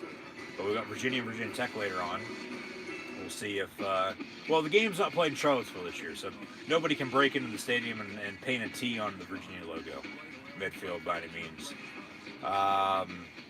Also next week, the Big 12 title game. Iowa State beats West Virginia today. They're in. There's a few other teams in the hunt with Oklahoma, Oklahoma State, Texas, but need some help. For the most part, it's going to be Iowa State and Oklahoma in a rematch, in which the Cyclones beat the Sooners at home earlier this season. Big 12 title game will be next week in Big D at AT&T Stadium. We got Rutgers playing at Maryland. So Rutgers is going to be at Maryland next week, as Penn State will host Michigan State. Also got Minnesota, Nebraska, Auburn, Mississippi State, Fresno State, New Mexico, Houston and Memphis, Duke, Florida State, Wake Forest, Louisville. Scott Satterfield could be an option for South Carolina.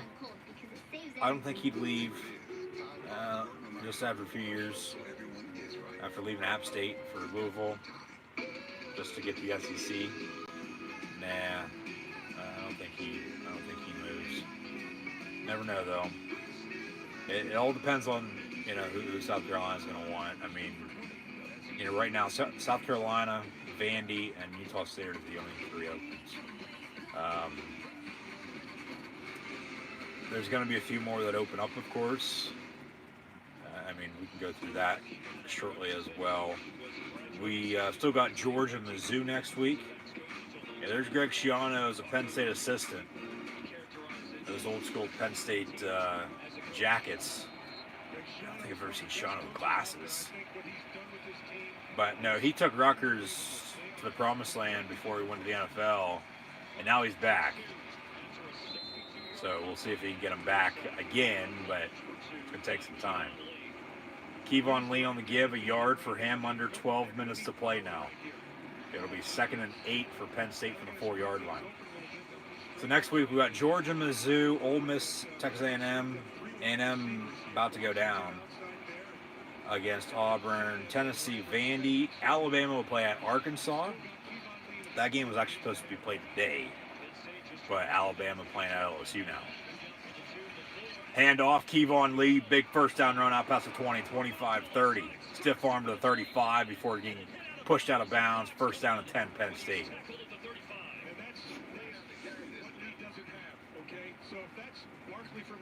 Good block up front. Broke the hole. High stepped a little bit there, and then a stiff arm before getting pushed out of bounds. Now we got a flag, personal foul. Horse collar tackle on Rutgers, 15 yards, automatic first down for Penn State. So John O'Neill on the line side today.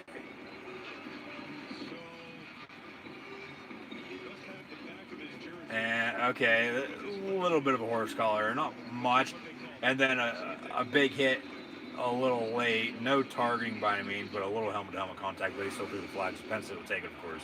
15 yards automatic first down. They're going to swap the ball around midfield now. Should be right at 50. Yeah, 1st and 10 from the 50. Out of the gun, trips top of your screen.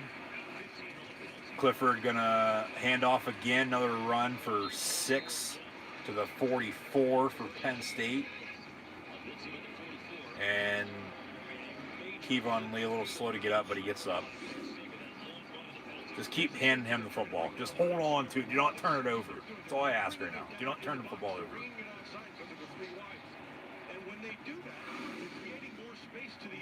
2nd and 4. Clifford gonna hand off again. Spin move after a pickup of 3. Gonna be 3rd and a yard. Big 3rd down here. 10.5 to play.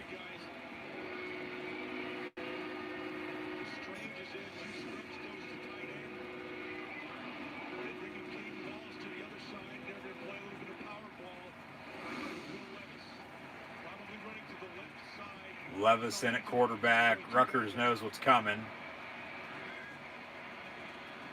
Levis, 1st down run. Needed 1, got 2, 1st down Penn State.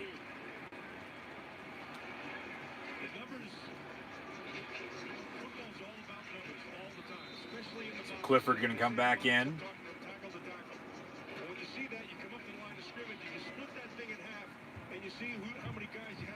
From the 39.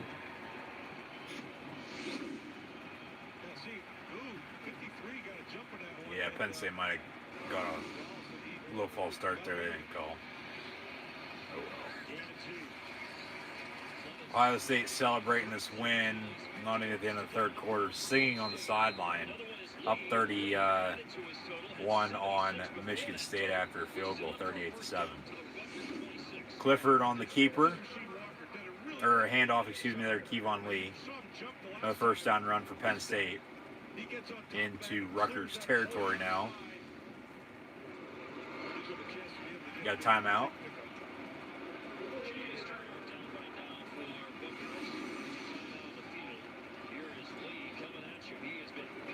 Kevon Lee's emerged as the go-to back now for Penn State. Devin Ford's now missed the game because of a death in the family. It's going to hurt him because Kevon Lee had over 100 yards last week. Nearing that once again today. I mean, Devin Ford has a touchdown, yeah. But it's been Kevon Lee once again. And they're not throwing enough to the tight ends, or even Parker Washington, or even Jahan Dotson anymore either. They got to be more consistent and all that. But we'll take a timeout, 20-7, 1st down and 10, Penn State when we return. But no, Alabama, Arkansas was supposed to be last week. Now, next week, because Alabama, LSU's tonight. Fortunately, not going to get to see that game, or even Florida, Tennessee, or any football in college or the NFL right now on CBS because of the CBS Dish Nexstar issue that's hopefully going to be resolved, sometime soon. As everyone with Dish does not have CBS right now, but they have CBS Sports now for some reason. How does that make any sense? Doesn't. We've got the game with Michigan and Ohio State. Ohio will play at Kent State. Miami, Ohio, and Bowling Green. Northern Illinois, Eastern Michigan. As mentioned, as Western Michigan will take on Ball State as well. If Ohio State wins out, they win today against Michigan State, beat Michigan next week, win the Big Ten, they'll be in the playoff. They'll beat them on the semis, whether it's the Roses or Sugar, facing off against, depending on where they're ranked, 1 to 4. If they're 1, they're playing 4. If they're 4, they're playing 1. If they're 2, they're playing 3. If they're 3, they're playing 2. Just going to depend on if they're home or week teams. And if or where they're going, whether it's Pasadena or New Orleans. And then maybe on down to Miami for the national title come January the 11th. So, New Year's Day, January the 1st, those will be the college football playoff semis from the Rose and Sugar Bowls. Bowl season about to kick off in a few weeks. It'll be a little different this year, of course, as mentioned earlier, with a few games for bowl season. A few bowls canceled, not going to be played. Why not, if teams are eligible, as everyone is, add another game onto their schedule and have everyone meet up against somebody, with a similar record and play either their home stadium or yours, or even at a neutral site if it's, across country, meet in the Midwest or meet down south or wherever, From the 25, Levis on the keeper. First down run for him for 13 yards. First down and 10, Penn State now at the 12-yard line, under 10 minutes to play. But no, my Final Four right now, I would think it's going to be either Alabama or Florida, okay? Because A&M's going to lose to Auburn here, it looks like. But hell, even if, I just said that. If you're watching, I got your message, but I literally just said that a little bit ago. Kevon Lee's the guy. No doubt about it. Devin Ford missing the game, it hurts, but if they can block, I mean, honestly, whoever the hell's running football can be able to run. It all starts up front, but Kevon Lee for sure is number one running back now. As it was Journey Brown and then Noah Kane. Noah Kane's going to be back next year, along with Devin Ford, along with Keziah Holmes. And they probably got a running back or two in next year's recruiting class, for God's sakes. No one knows about. So, just reload, 2nd and 8. Trips near side from the 11. Clifford up at the center. Hey, hold on. Play go winding down. Get it off. They barely do. Clifford going to keep it. And he gets to the 9. So it'll be 3rd down and 6. Another big 3rd down here. I mean, Penn State scores is over. I mean, it's probably over now. But Penn State scores, they can seal it. Rutgers makes a stop, force them to field goal. Penn State misses. You got 3 timeouts, 7 minutes, and down 2 scores. I mean, it's plausible, but Rutgers still hasn't done anything on offense, so you could probably throw that out the window. From the 9, 3rd down and 6. Clifford on the slant, a little bit of a bullet, too hard, intended for Parker Washington. Incomplete. Now Washington's down injured. I think he got drilled with the football. That's why he's hurt. No wonder he couldn't catch it. Be 4th down. Kick the field goal. Take the points. You're up 13. Extended to 16. They need 2 touchdowns and 2 extra points, or 2 point attempts, to tie it. There's no way. And just think, you have another field goal that you could have had earlier from the 31-yard line on your opening drive, but you go for it on 4th and 13 and don't get it. So that's 26 to 7.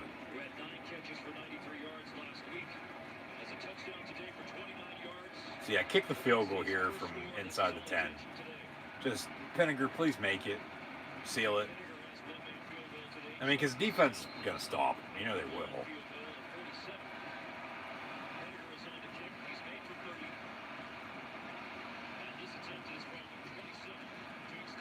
Up and good, 23-7 now, Penn State. Just think they could have another 3. Could be 26-7, but I'm not really worried about that right now. 23-7. That should do it, honestly. 7:27 to play. Rutgers going to get the ball back with 3 timeouts, but for the most part, this game's over with. Penn State's going to win at Rutgers, win 2 in a row for the first time in quite a while, after they defeated Rutgers and Memphis to close out the year last year with the regular season finale and the bowl game then, and then lost 5 in a row to begin this year. Hopefully they can beat Michigan State next week. You would think so. Michigan State losing by 31 right now, 38-7 at home against Ohio State. And then get matched up against Nebraska or Illinois or Purdue or Minnesota, one of those 4, and beat them too, and get to 4 and 5, get to a bowl game. But going back to the bowl games, if with everyone bowl eligible and all these bowls canceling now, you can't go to a bowl game, whether you were planning to or not, and we didn't have any non-conference games at the start of the year, why not have, teams with a 4-5 record? You have to look around, but whoever's non-COVID, if they don't have a situation going on, and you're pretty evenly matched up record-wise, because that's how bowl games normally work anyway. Play a non-conference game. And they probably won't. It won't happen. Nothing's going to come out of it. The season will be done. But play a game there, here, or wherever. Timbuktu, and just build towards next year. It's going to help everyone out. It's going to be the last game for everyone, unless you're in the playoff, and then, of course, you win the semi. You're in the national title. But so at least they got points on that. They've had to settle for a few field goals, which I'm not that happy about by any means. But points for points, I'll take. Like I said earlier, you get inside the red zone, you can't settle for field goals. You got to score touchdowns. Well, they're doing a little bit of both, but a little more of settling than scoring. So still got to work on that for next week, and then the following week, and then hopefully the bowl game, or whoever the hell they're going to play afterwards. But we'll see what happens. I mean, it'll be interesting here in the next few weeks with how these games shake out. But hey, put your mask on there. It's on a chin strap.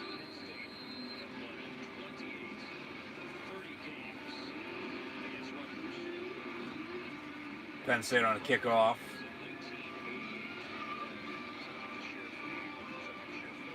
Up 23-7.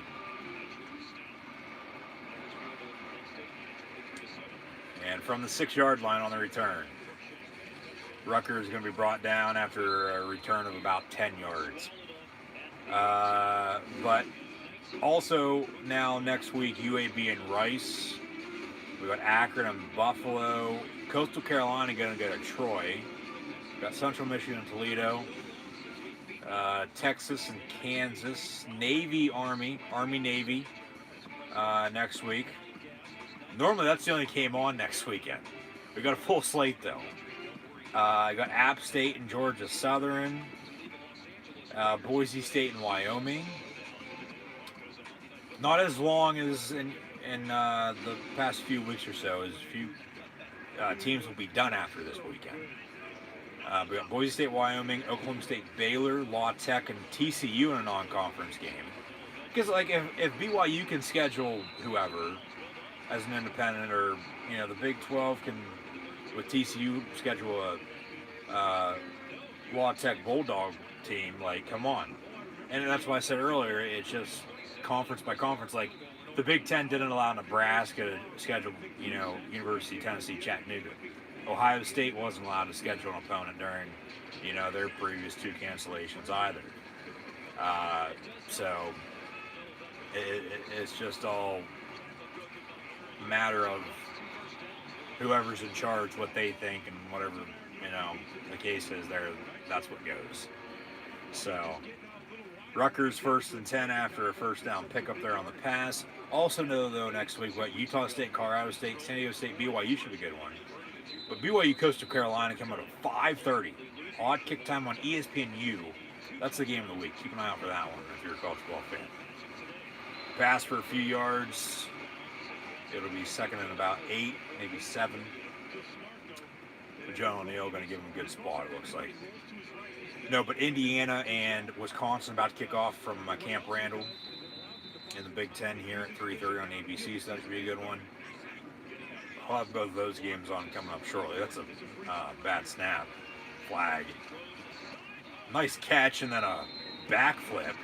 Receiver down injured. That's going to be an illegal snap, though. That was a false start.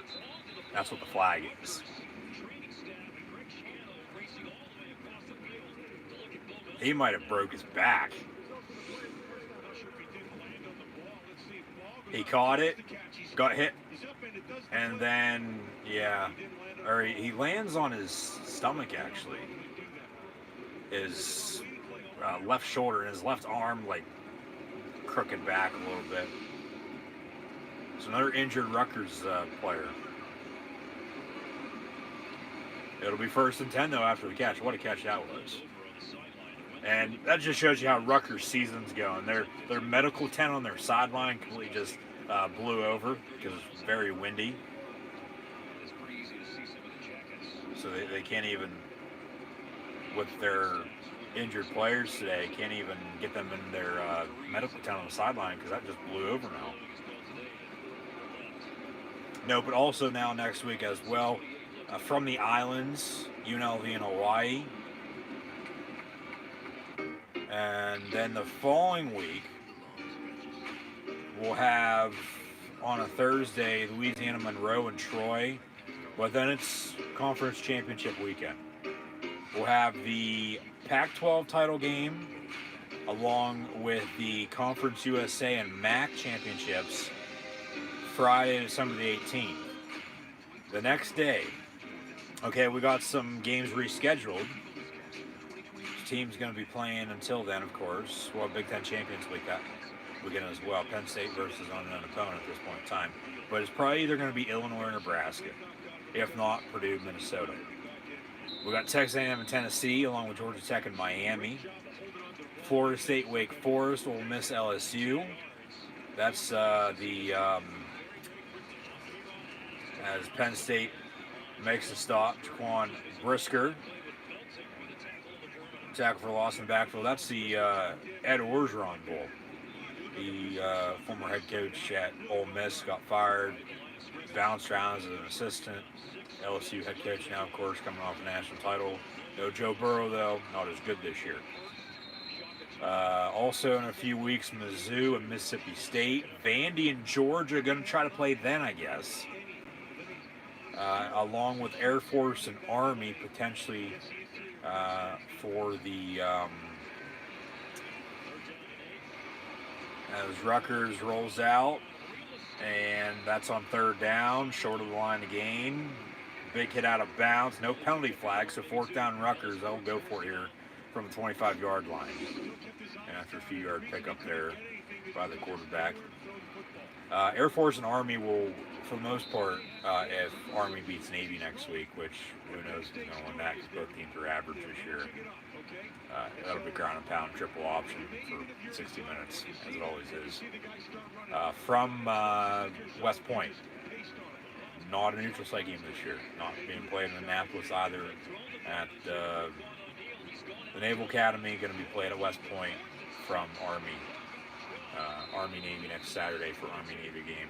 But then the following week, Air Force Army very well could be for the Commander-in-Chief trophy.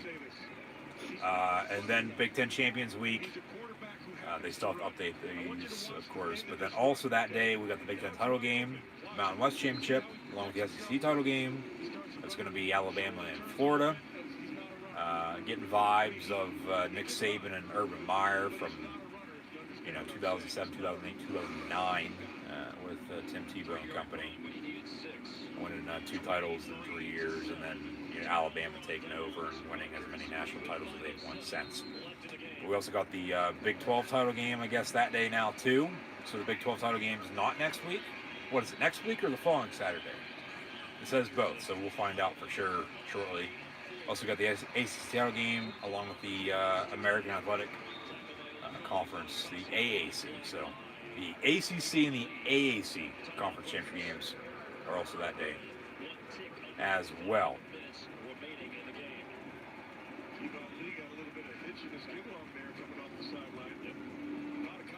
We'll get more into the top 25 and the college football coaching carousel a little bit later on down the road. Rutgers turns it over. We've got a few more games to go through, of course. We'll have time, and there will be videos, so stay tuned for those. Texas A&M coming back and going to beat Auburn. So they're going to stay alive in the top 25 here for the college football playoff. Still as the 5th-ranked team in the country. Big stop there on 4th down. No, but Rutgers just turned it over. Penn State getting the ball back. 1st down 10 now. 2nd and 7 from the 25-yard line. Out of the gun, we got Levison at quarterback. 2 yards for him. And it'll be third down and about 5. Coming up, we'll have final stats and scores. So stay tuned. Rutgers is going to call their second timeout in the meantime. Stop the clock with under 5 to play. 23-7 Penn State.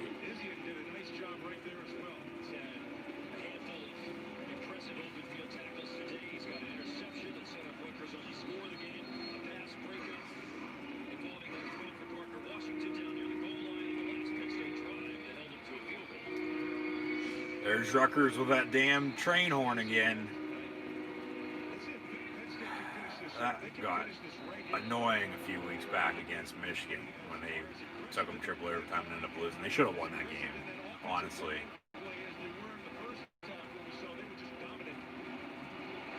Third down. Having some issues pulling the chat up here. As I have pulled up, but nothing's popping up, even though I see stuff coming through. And then once I pull it up here on this, there we go. All right. Maybe. If they're even coming through. Rutgers just called their third and final timeout. Penn State going to turn it back over. Quick 3 and out. So Rutgers should get the ball back. It's a punt contest in the second half. Still 23-7.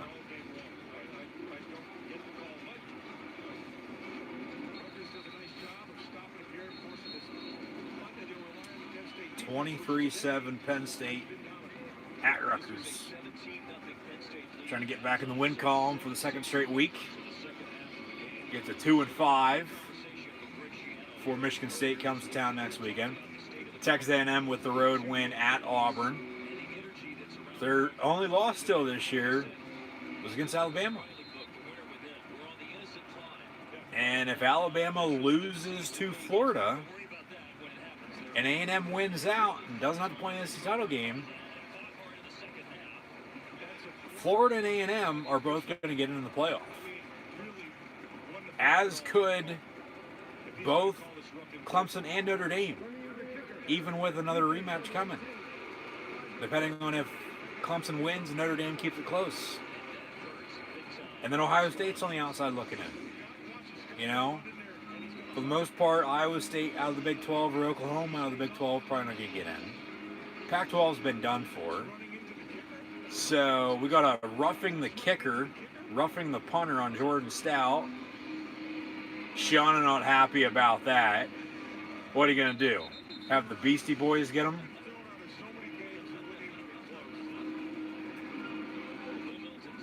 First and 10 Penn State. They're going to keep possession. Rutgers has no timeouts now. They can't stop the clock. Penn State can run this clock out, honestly, if they'd want to. First and 10, 4-4-4 to play. I see chat questions and comments coming through, but for some reason they're not popping up on my end. So I don't know what the deal is with that. There's Keziah Holmes. Keziah Holmes in the ball game finally. Nice run for him. Flag comes in though late. Now John O'Neill is about to screw Penn State. Holding 10 yards, I'll replay it down. Personal foul. Blindside block on Penn State. 15 yards, I'll replay first down. Who is that on?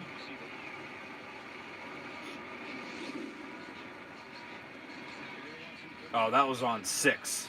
That's Cam Sullivan-Brown. He's finally playing too.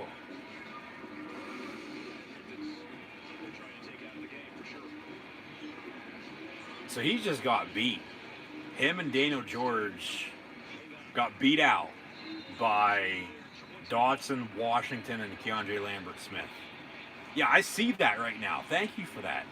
But for some reason, I don't have it coming through on my end. Normally they do. They did earlier. I don't know why they're not now. I've even refreshed. But nothing. But keep those chat questions and comments rolling. Hopefully maybe they'll come through. I don't know. I don't know why they're not now. Always something with these technical difficulties, if you will. A couple weeks ago, James Franklin told reporters So yeah, nothing. Oh, they bring up the James Franklin not having his family by his side during 2020. Well, that was his decision to ship him to Florida during COVID anyway. So, like, whether you're 0-5, fighting for your job, you're going to win 2 in a row here or not, so what? You know, move on, play some football. 2nd and 22 from the 21 after that 15-yard penalty.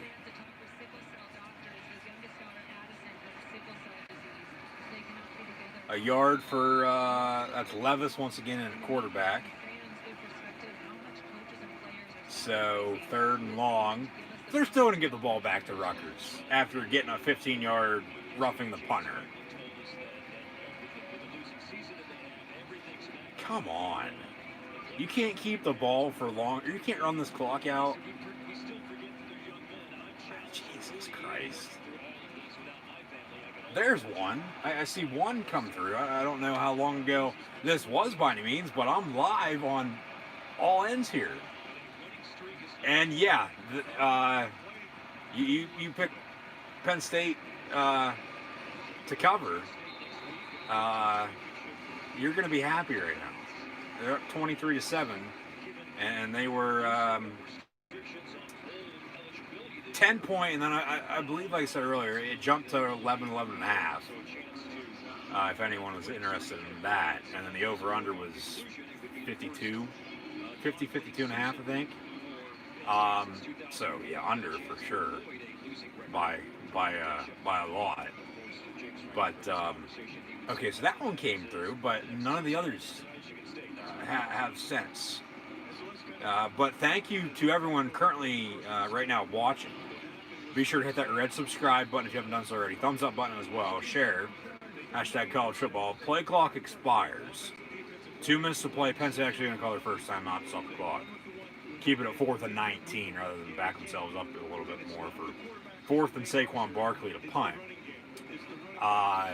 Give the ball back to Rutgers. This game's over. I mean, Rutgers can't do anything with no timeouts down, 16 here with under 2 minutes to play now.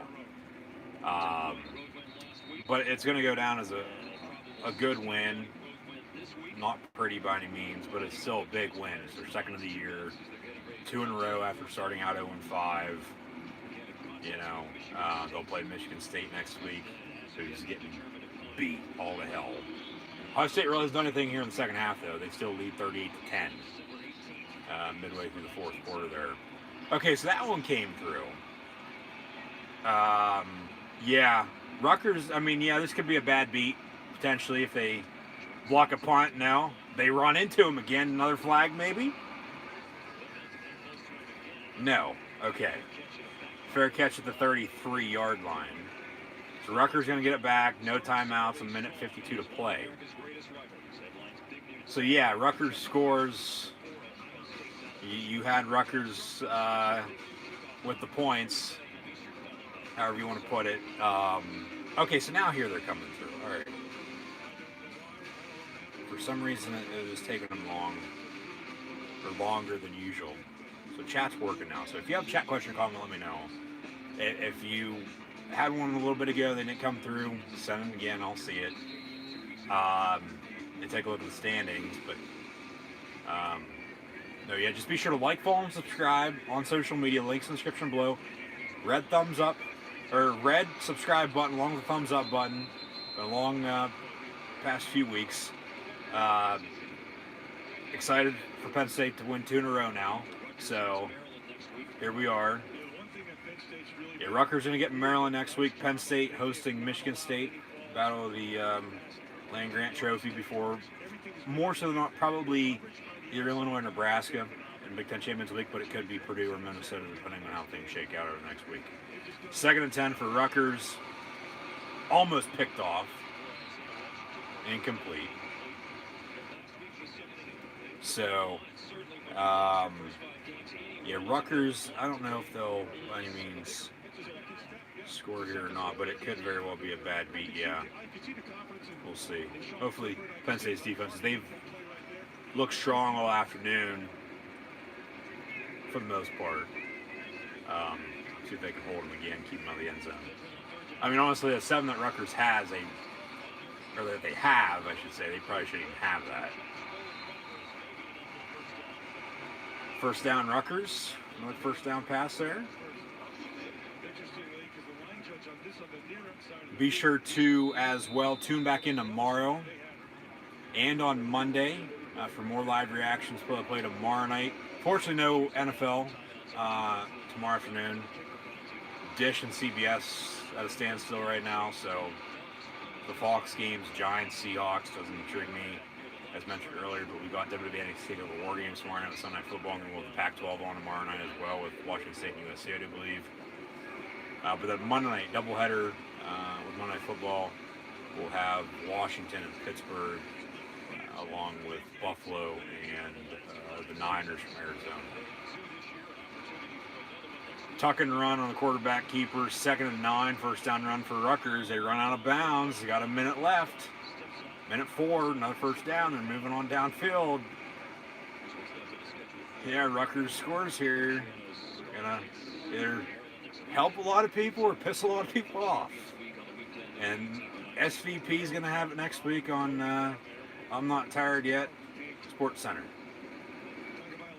From the 43.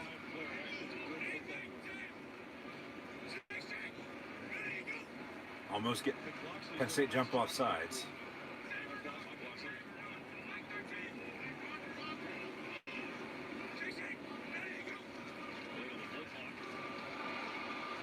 And big hit there at the 40 by Penn State. That's Daquan Hardy from Penn Hills on the stop. He's played well the past 2 games. He has. He's emerged as a good, reliable secondary member in that defensive backfield. Bobble on the catch, and then Penn State on the tackle. Is that Dawkins on the stop?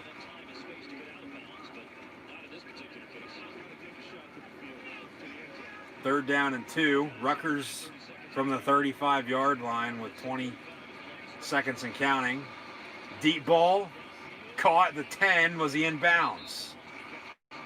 They say no, incomplete. 4th down and 2. Oh, that would have been a good play right there to set up a touchdown. Penn State's going to win. That's all I care about. I didn't, with this game at least, didn't do anything today in that regard. But you got some for tomorrow. Penn State jumps. That's an automatic first down. It's 1st and 10. That's a strip sack fumble. Rutgers is going to recover and then go down. They pitch it back. Just go down. It's offside by Penn State. You're going to keep the ball. Yet you're under 10 seconds. You don't have timeouts left. You can't stop the clock. We're probably going to have a 10-second runoff now for the hell of it. Like, how stupid can you be? Yeah, we'll have a Hail Mary here. They'll give him play. But we are Penn State. Yes, there's Judge Culpepper playing some D-tackle, son of Brad and Monica from Survivor. Dad played in the NFL with the Bucks. He is from Tampa, played at Plant, but we are going to win 2 games in a row now for the first time since late last year. So that's a good thing moving forward against Michigan State and whoever the hell they're going to play in 2 weeks. And potentially a bowl game, if they win out. So, I mean, if you're 4-5 at the end of the season, you should go to a bowl game, honestly. Or meet up with somebody that's record-wise pretty evenly matched up with you. Penn State on the sack. And that'll do it. 0-0s. Final score. Penn State with the win at Rutgers, 23-7. As Penn State secures their 900th career win in program history. We are Penn State.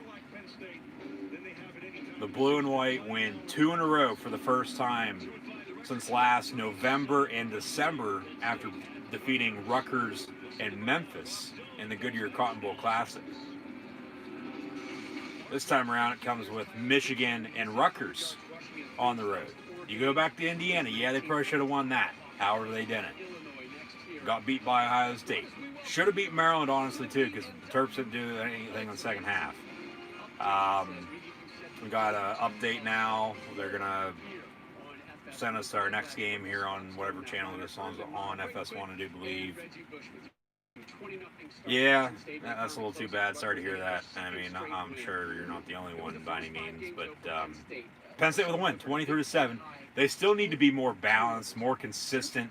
Defense looked very good today. The running game came on strong too, but they still can't turn the damn ball over. Okay, and they can't settle for field goals in the red zone. They got to score touchdowns. It's not going to cut it. I don't care if you're playing Rutgers, Ohio State, Michigan, whoever out of the Big Ten or whatever non-conference opponent you're facing, whether it's, Ole Miss, Washington, Boston College, Helen Keller's School, the blind and deaf, you got to be more consistent. Block up front, run the football, open up the play action, play good defense, and run your special teams when needed, and don't turn the ball over. Plain and simple. So, but no, Kevon Lee's for sure, no doubt, the number one running back. And he should, you would think, be the number one going into next year, but we still got 2, potentially 3 more games this year. So still a lot on the table to be figured out as we sit at the head of the table right now. Seeing Penn State win their second game in a row. Gets 2-5 as Rutgers falls to 2-5. Penn State going to have the head-to-head over both Michigan and Rutgers for the standings. So they could finish in 5th right now if Ohio State beats Michigan next week for the Big Ten East, and then face either Illinois, Nebraska, Purdue, or Minnesota during Big Ten Champions Week. And who knows if that's going to be here in Happy Valley or on the road, wherever, or at a neutral site. We still don't know the details on any of them. So, Penn State with a 23-7 win. A win's a win. Wasn't pretty by any means. Shout out to Larry Johnson Sr., former Penn State assistant. Win for him as Ohio State's interim here today. Game actually still on, late fourth quarter, I do believe. They're commercial break right now. Ohio State leading. We haven't done anything in the second half, but Ohio State, the Bucks, going to beat the Spartans. It's 38-10 right now, if I'm not mistaken. Yeah, they're showing some highlights right now, but the Buckeyes 45-10. So they scored. That's why they're at commercial break. But we got coming up here shortly on ABC. We got Indiana, Wisconsin, of course. West Virginia, Iowa State on ESPN. That should be a good one. We also got on CBS, Florida, and Tennessee, and then Alabama, LSU later on. However, not going to be able to watch those due to Dish and CBS. With Nexstar not coming to terms yet. I'll even check on that right now with CBS just to make sure it's not back. They didn't update it. No, it's still not there. It's gone. Syracuse, Notre Dame on, though, right now. Dino Babers probably going to get canned, I bet. Iowa, Illinois about to kick off from Champaign. That would be a good game to watch for Penn State fans. We've got Colorado, Arizona, and then UCLA, Arizona State on FS1 still to come. But, of course, I already went over everything. And Coach, this was a game where still to come later on in college football today. Some of the things he could have done better making better decisions. No, should be an alright afternoon, but BYU Coastal Carolina is the game to watch at 5:30. So Ohio State leading Michigan State 45-10 right now. They got about 8 minutes to play. But no. Okay, so yeah, all those chat questions and comments finally came through. Thank you for those. Hopefully you subscribed if you haven't done so already. As always, like, follow, and subscribe. Like the description below. Red subscribe button, thumbs up button, share, chat questions and comments. Always greatly appreciated, along with super chats and super stickers. But hopefully tune in tomorrow night for WWE NXT TakeOver War Games live reactions, play live right here on YouTube. We'll have Sunday Night Football and Pac-12 After Dark on a Sunday night with Washington State and USC, I do believe, as mentioned. And then on Monday, Washington, Pittsburgh with the football team from DC, formerly known as Redskins, of course, and the Pittsburgh Steelers. Tuesday night NFL football, second time this year. Third time we'll have a Monday night doubleheader, but second time we'll have Tuesday night with, as we had Buffalo, Tennessee, mid-October, now mid-December, rescheduled from this past Thursday because the Ravens Steelers that played on Thanksgiving till last Wednesday. It'll be Baltimore hosting Dallas as the Cowboys visit the Ravens this upcoming Tuesday. So be sure to like, follow, and subscribe. As always, it's the easiest way to stay update on social media. But then hopefully you'll tune in next weekend as well for more college football Penn State live reactions as the Nittany Lions host the Michigan State Spartans in the Battle of the Land Grant Trophy. But today, Penn State on the road at Rutgers. Pull up some final stats and scores here to close it out before these 3:30 games officially kick off. For the most part, it looks like these noon games are done and over with. We got Toledo shutting out Northern Illinois now in the second half, 41-24. They're all tied up 24 at half. Ohio State 45-10 in the fourth. We got TCU leading Oklahoma State by 7, 29-22. Texas has put up 69 on Kansas State, 69-31, midway through the fourth quarter. That's Tom Herman in Texas, telling Texas and everyone else, hey, I'm not going anywhere. I'm still this head football coach of the Texas Longhorns. So Texas was 69. And then Arkansas and Mizzou in a shootout, 47-40. Let's put on SEC Network.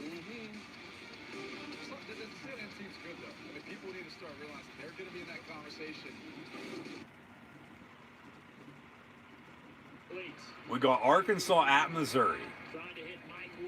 Missouri Tigers with 4:40 to play lead the Arkansas Razorbacks 47-40.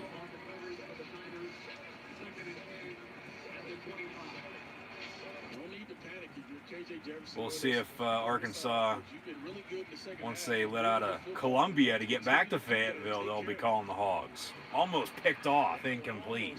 But we'll be getting down to Arkansas eventually. 47-40. Wow, and Texas put up 69 on Kansas State. So Texas honestly still alive for the Big 12 title. It's Iowa State, it's Oklahoma State, and Texas. Texas needs to take care of their business and have some help, as does the others, other than Iowa State. Iowa State wins at home today against West Virginia. They're in the Big 12 title game. Whether that's next week or the week after, I don't know now, because it's been saying it's both weeks.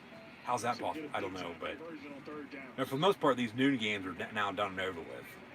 We got Troy leading South Alabama 27-0 at the half, but Mizzou up 7, 47-40. Who would have thought this? 4 minutes to play. Texas 69-31 over Kansas State. TCU leads Oklahoma State 29-22. Iowa State 45-10 still over Michigan State.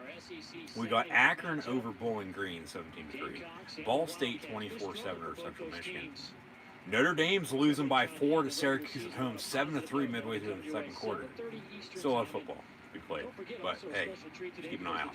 Notre Dame loses Syracuse, they're done for. Clemson wins. They win the rematch, win the ACC. Clemson's in, Notre Dame's out. That shakes up the playoff. You know, it would. It honestly would. No, but Akron up 17-3 over Bowling Green. Ball State 24-7 over Central Michigan. Eastern Michigan 30-21 over Western Michigan in the MAC. And then Arkansas State leads.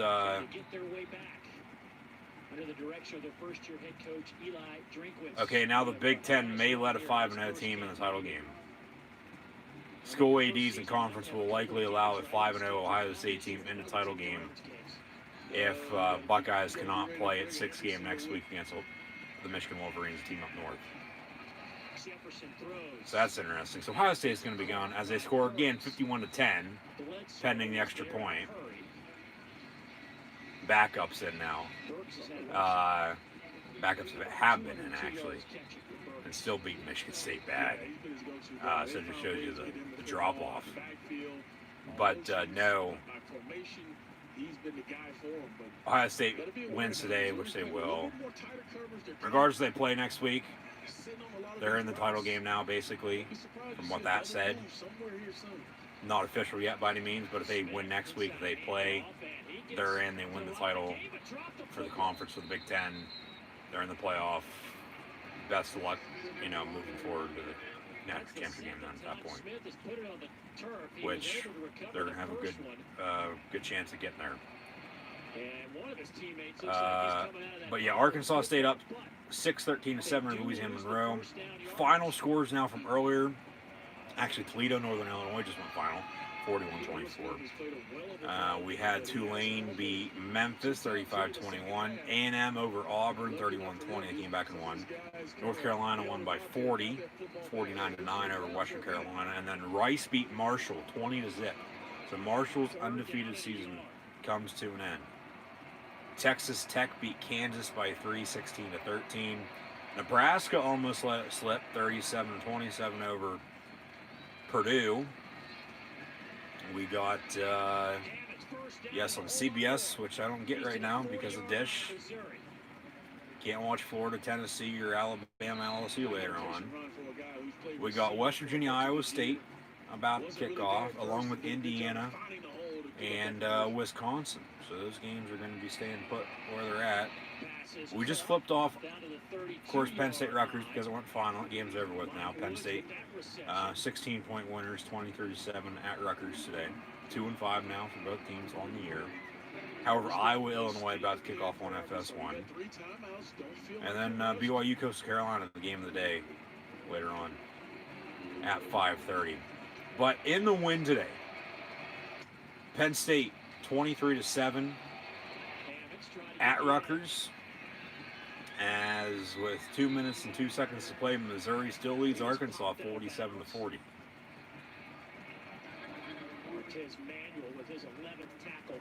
Missouri with the football. Or excuse me, Arkansas with the football, driving, needing a touchdown to tie it. Ball 24-yard line. We'll stay on until this game wraps up. Caught, 9 yards. Second and short, under 2 minutes to play, minute 45. Well, final stats for Penn State Rutgers. Shortly underway with West Virginia and Iowa State now as well to kick off. So some 3:30 games now underway. I'll have Indiana, Wisconsin, West Virginia, Iowa State, and then BYU, Coastal Carolina on the second. So, yeah, that seems to be the way to go moving forward.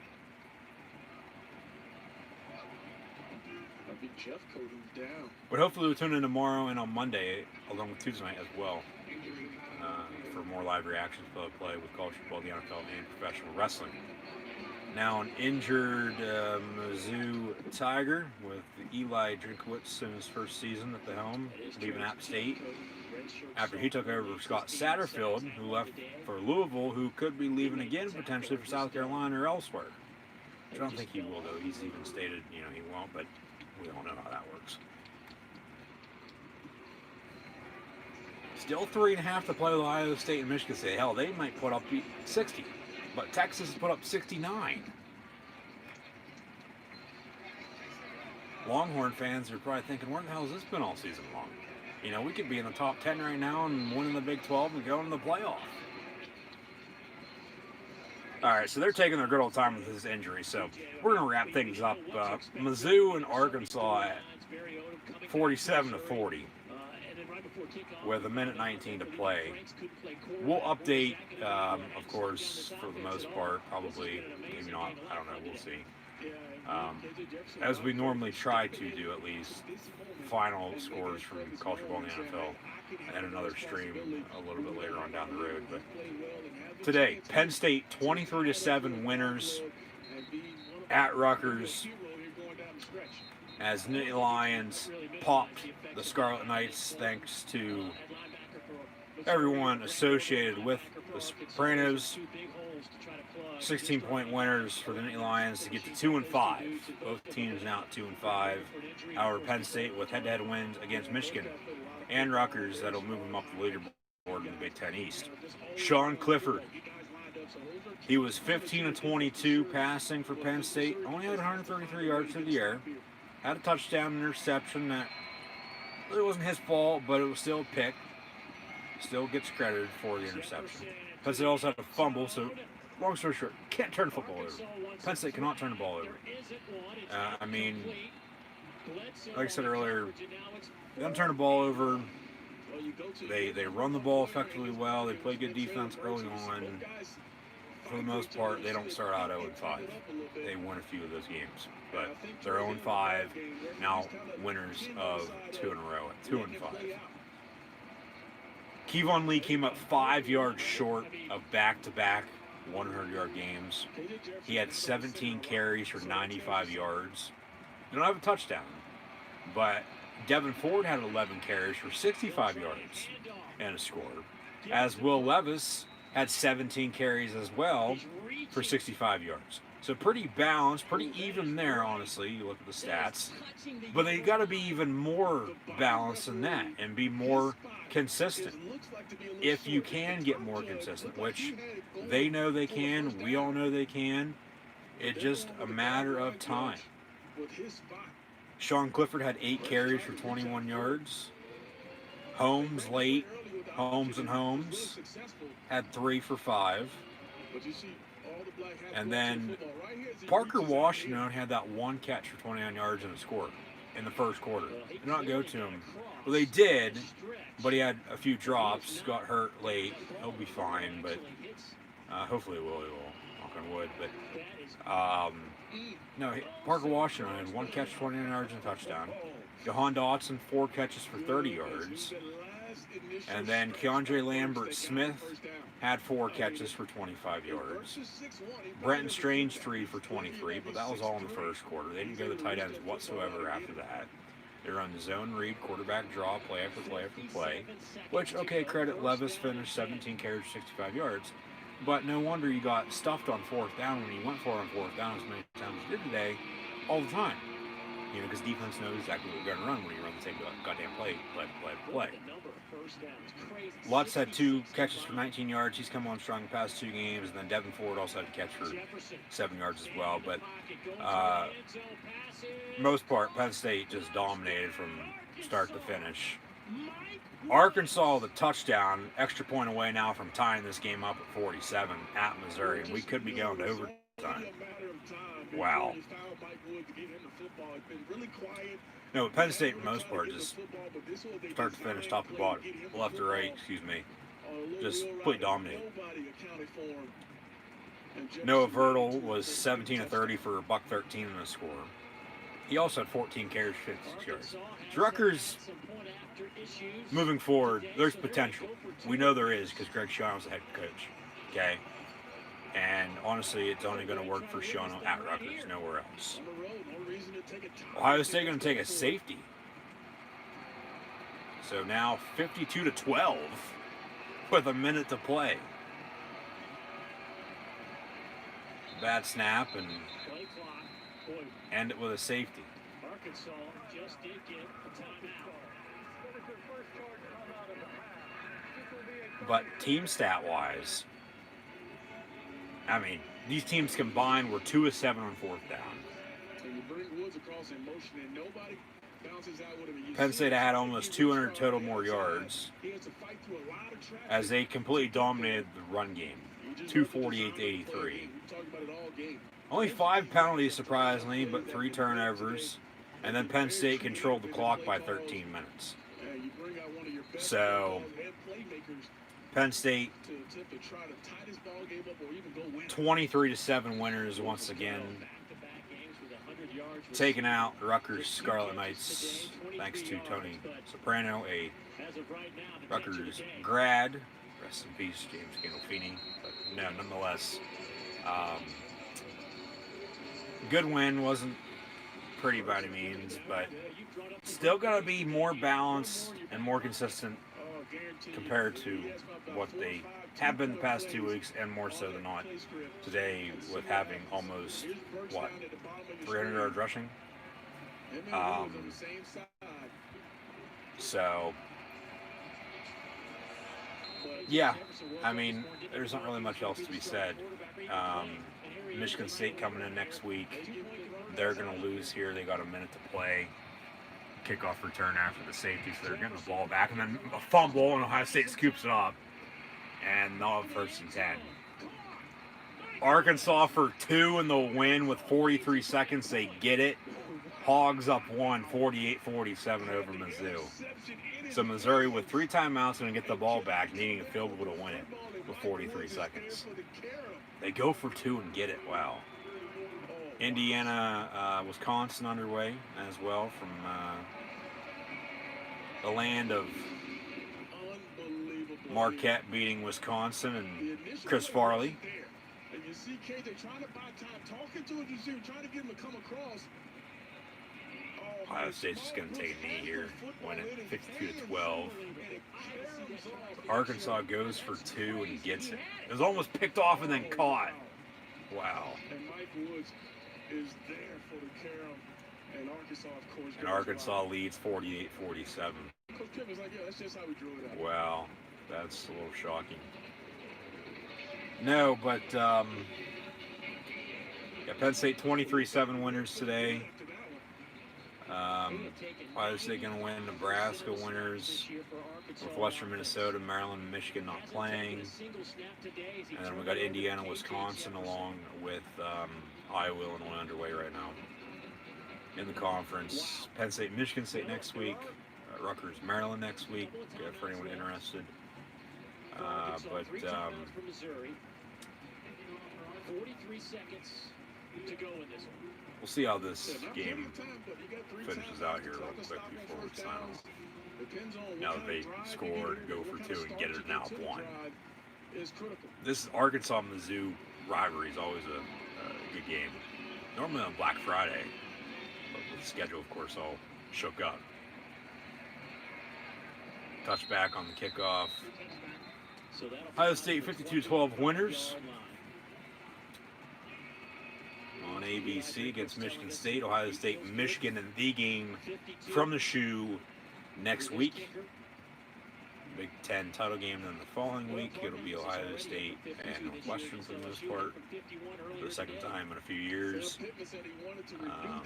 But coming up on ABC, we'll have Indiana at Wisconsin without Michael Penix Jr. He tore his ACLs done for the year. And then Iowa State hosting West Virginia in the Big 12 right now. Missouri, Arkansas in the SEC, 1st and 10 to 25. Complete the 40 for 15 yards, 1st down Tigers. They still have 3 timeouts and 38 seconds. Field goal win. That's 4 of those today. Exactly what you needed on the 1st down play. All they need is a field goal. A field goal is going to win it for them. Arkansas might have jumped off sides. Missouri almost threw an interception, almost picked off. That's incomplete. Julius Coates has been pushing the envelope on that edge most of the afternoon. Okay, they do call the offsides. It's 5 yards. They'll replay it down, so that incompletion's not going to count. So if it was picked off, stay Missouri football.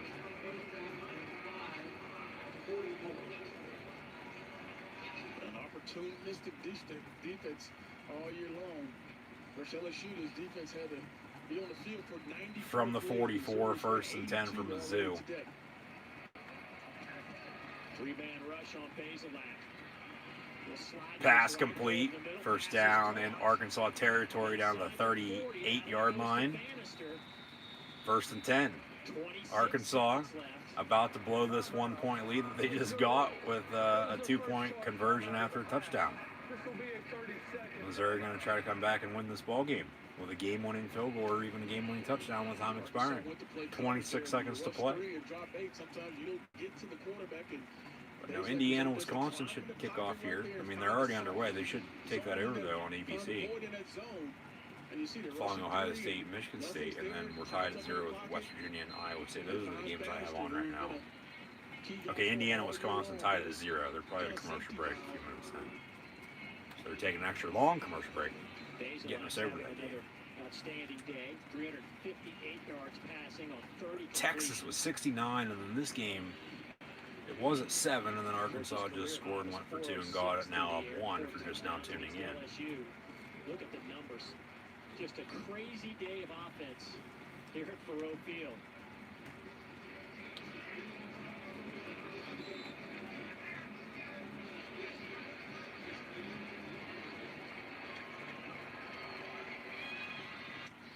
Out of the pistol from 38, 1st and 10, pass the near side, caught at the 25-yard line. And Missouri's now in field goal range with 22 seconds to play and 2 timeouts. Arkansas still has 2 timeouts as well, up to point here, 48-47, with arguably 2 of the worst teams in the SEC. Arkansas has played damn good football though this year. They've had a lot of close games. Future's going to be bright for them. That's a hold. Hand off near side. They lose a few yards. Looks like he might have lost a yard or 2. Bumper Pool making the tackle. Yeah, penetration started that play. Forced Beatty to bounce that football sooner than he wanted to. Give Marshall up front a little credit for pushing that play out some more and forcing Beatty out.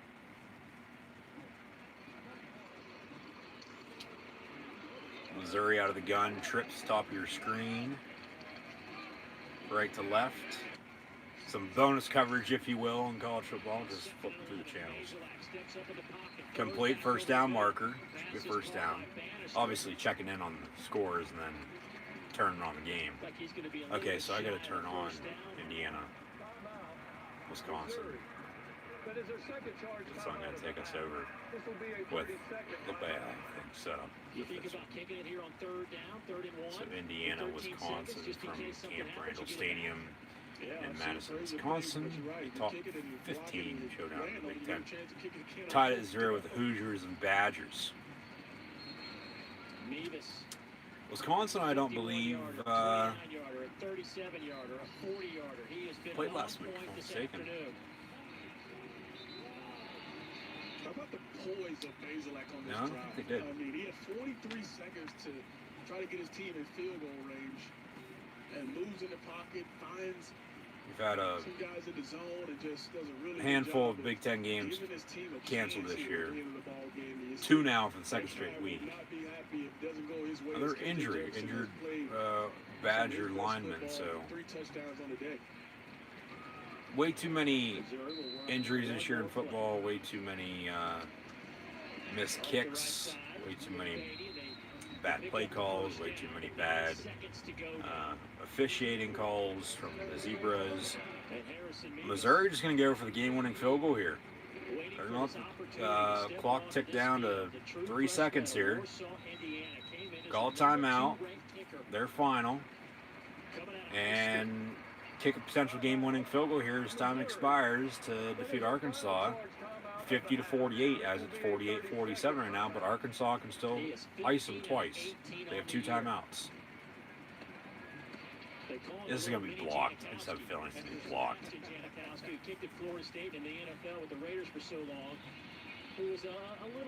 This is one of those games at the end it's just going to get blocked. Or is it just going to completely miss it? The freshman has a chance to win the ball game for his team.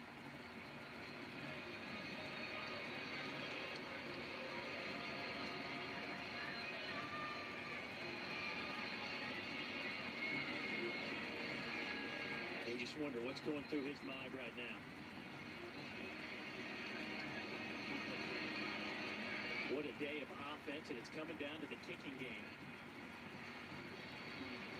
And just moments ago, the jubilation on the Arkansas sideline after the deflected pass in the end zone on a 2-point conversion that fell into the hands of Mike Woods. Sam Pittman for Arkansas are going to call his timeouts here, it looks like. Says not so fast, and he marches him down the field in a 32-yard attempt to win this one right here. Missouri for the win. We got timeout. They'll have to wait a moment to find out.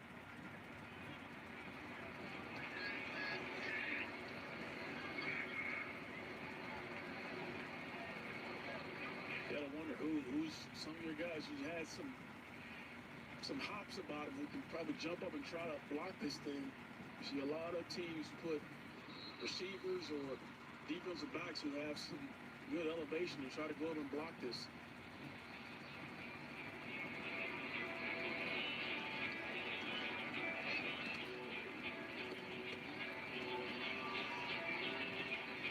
Missouri's going to go for the game-winning field goal. Arkansas still has a timeout. Do they ice them again? Why not? So Missouri trying to win it for the 5th time this season. Another timeout from the Hogs. The final one taken by Arkansas. And the next kick will either win it for Missouri or win it for Arkansas. Depends on if it's made or missed.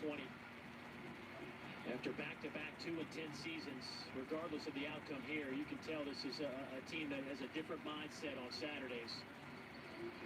And they just even more credit for this ball game in particular, how they've been down a few of their star players in this ball game and still been able to compete. And here with 3 seconds to go. And Eli Drinkwitz trying to win this walk-off right here. Either 3rd win in a row and 5th in their last 6. Missouri for the win. At home against Arkansas. Hogs lead by 1, 48-47. Missouri, snap, hold, all good, including the kick. Kick up and good. Missouri wins it on a game-winning field goal against Arkansas at home, 50-48.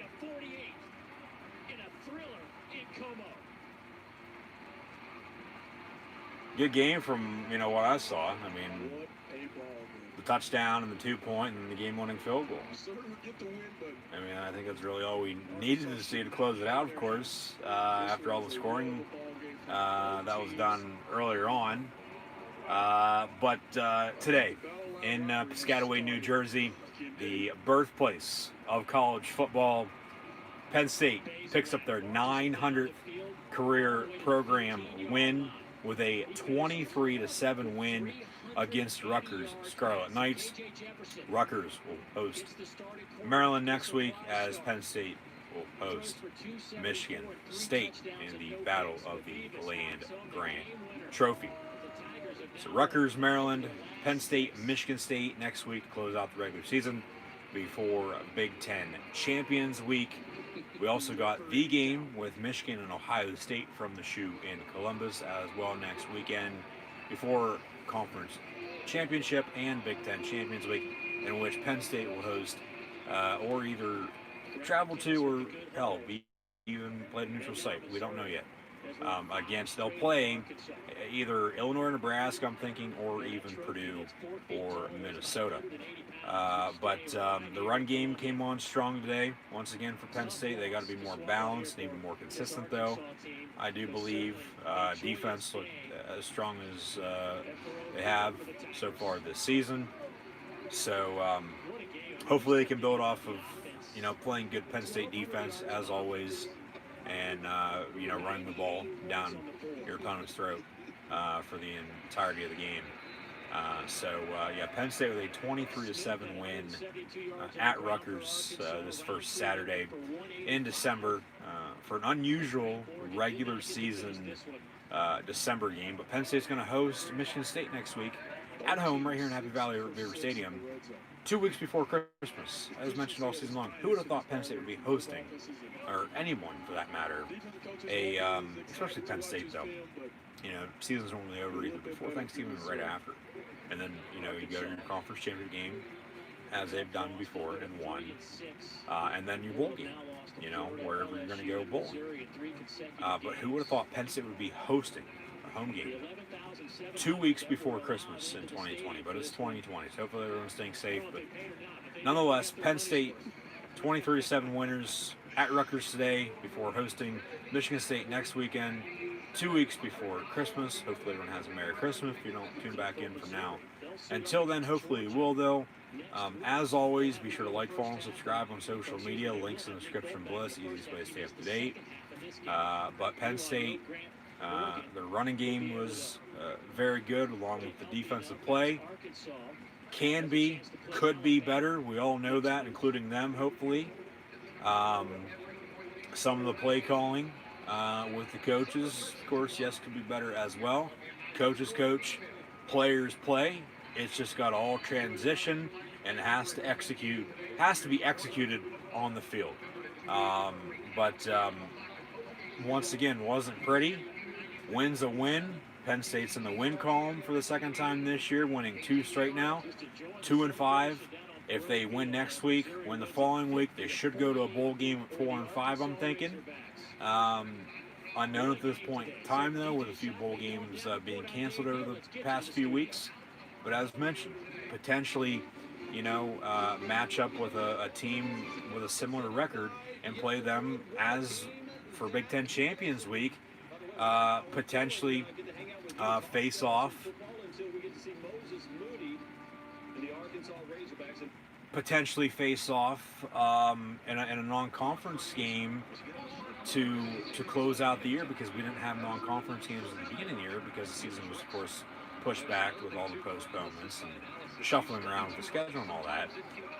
Match up if of course you're going to be going to a bowl game, but you don't go to a bowl game, if that makes any sense, because of all the cancellations of late. Match up with somebody as even as you are record-wise. Have it be 4-5 versus 5-5, or whatever the records are. Like, that's how bowl games are, okay? So it's always been. Like, you might get a 9-3 team versus 8-4 team, and the Big Ten and the SEC for the Citrus Bowl or the Outback Bowl or the Gator Bowl, or whatever bowl game it is, the Rose Bowl. You're gonna have the Big Ten and Pac-12 champs, but this year it's a semifinal for the college football playoffs, of course, not the case. But no, just as it is going to be for Big Ten Champions Week, you're going to match up versus the team that's in the same spot as you are in the other division, standing-wise. Why don't, if, of course, you go to a bowl game, but you can't, once again, if that makes any sense, just with all the postponements as of late, match up with somebody, pretty even with yourself, and whether it's going to be played here, there, or somewhere in between, just get it done and get a football game played, because it's just going to help both teams out. Both teams can build off of that, hopefully moving towards the future, into the future. And hopefully Penn State, with another win today, can do the same moving forward next week before Michigan State, the Spartans, getting blown out at home against Ohio State today in their last home game of the season, more so than not. Penn State can beat Michigan State next week and then also defeat whoever they're going to face Big Ten Champions League, which right now it's either Illinois or Nebraska, and then all along with Purdue and Minnesota. But no, Penn State, for the most part all season long, slow starting team once again, dig themselves a hole, can't find themselves or can't find their way out of it. It's just it's hard to watch sometimes. It's mind-blowing. It's just pathetic. It's just like, what the hell are you doing? Like, come on. Like, you can play better, but over the past 2 weeks they've found a running game. They play better on defense. They've held their past 2 opponents to an average of 12 points.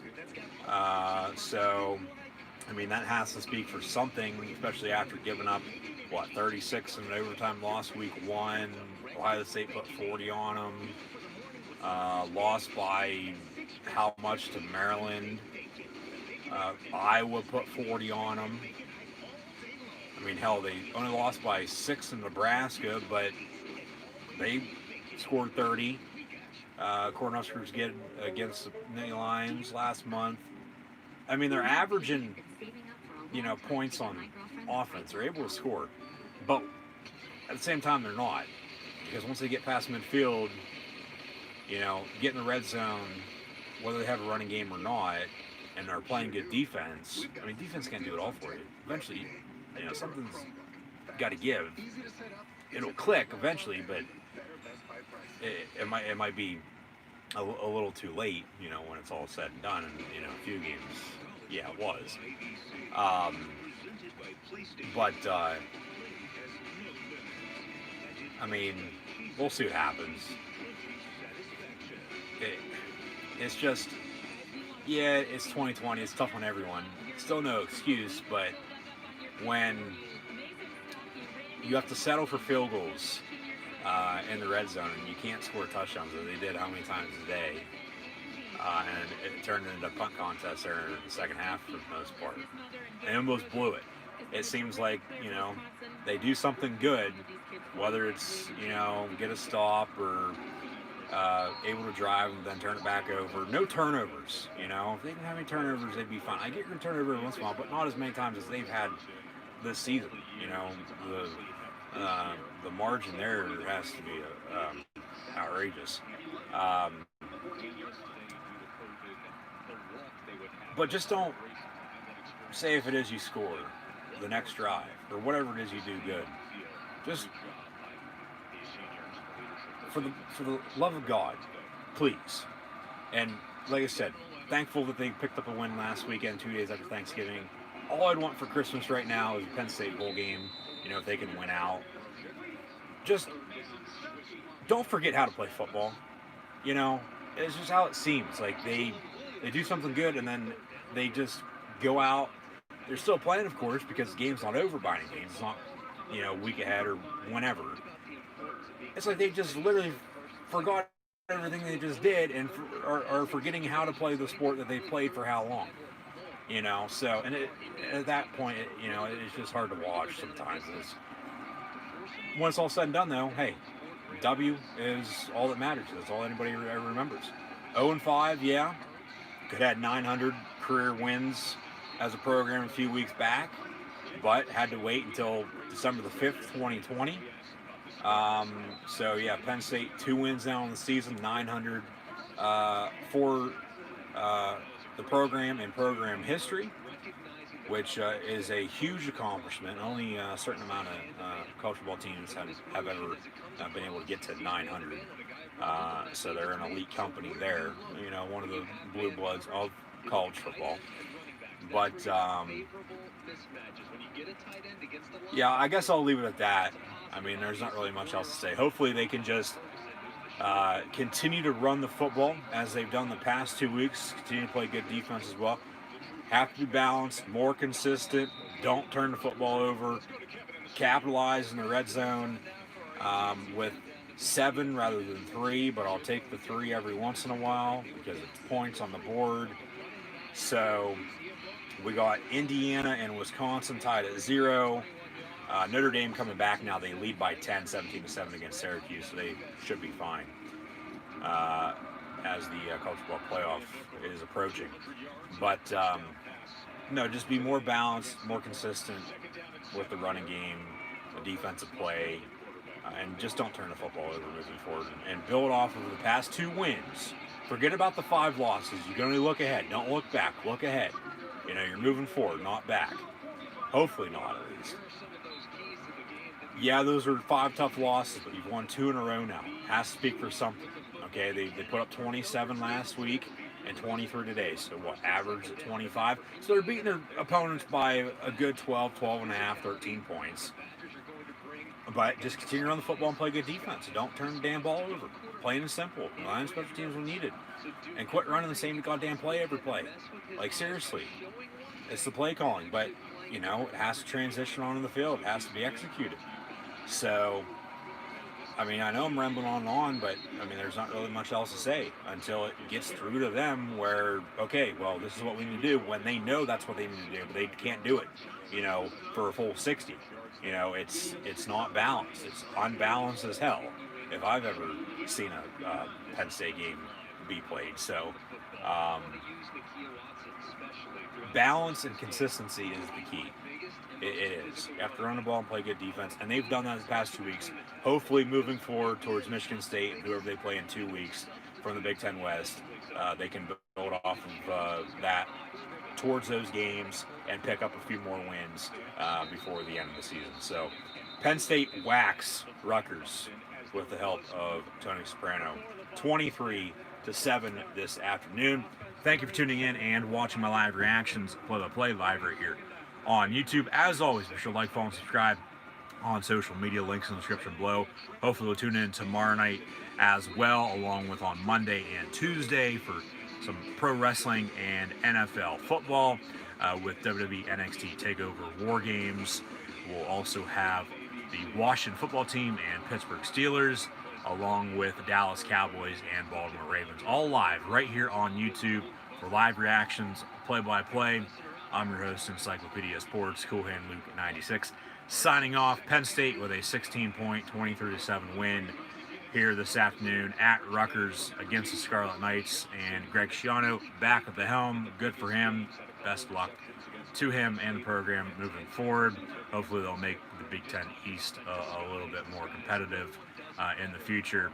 But yes, today Penn State with a 23-7 win at Rutgers. Hopefully we'll tune in the rest of the weekend for more live reactions, but play live right here on YouTube, including next weekend when Michigan State comes to town to take on Penn State in the Battle of the Land Grant Trophy before Big Ten Champions Week. Today, though, Penn State 23-7 winners at Rutgers. Thank you for watching.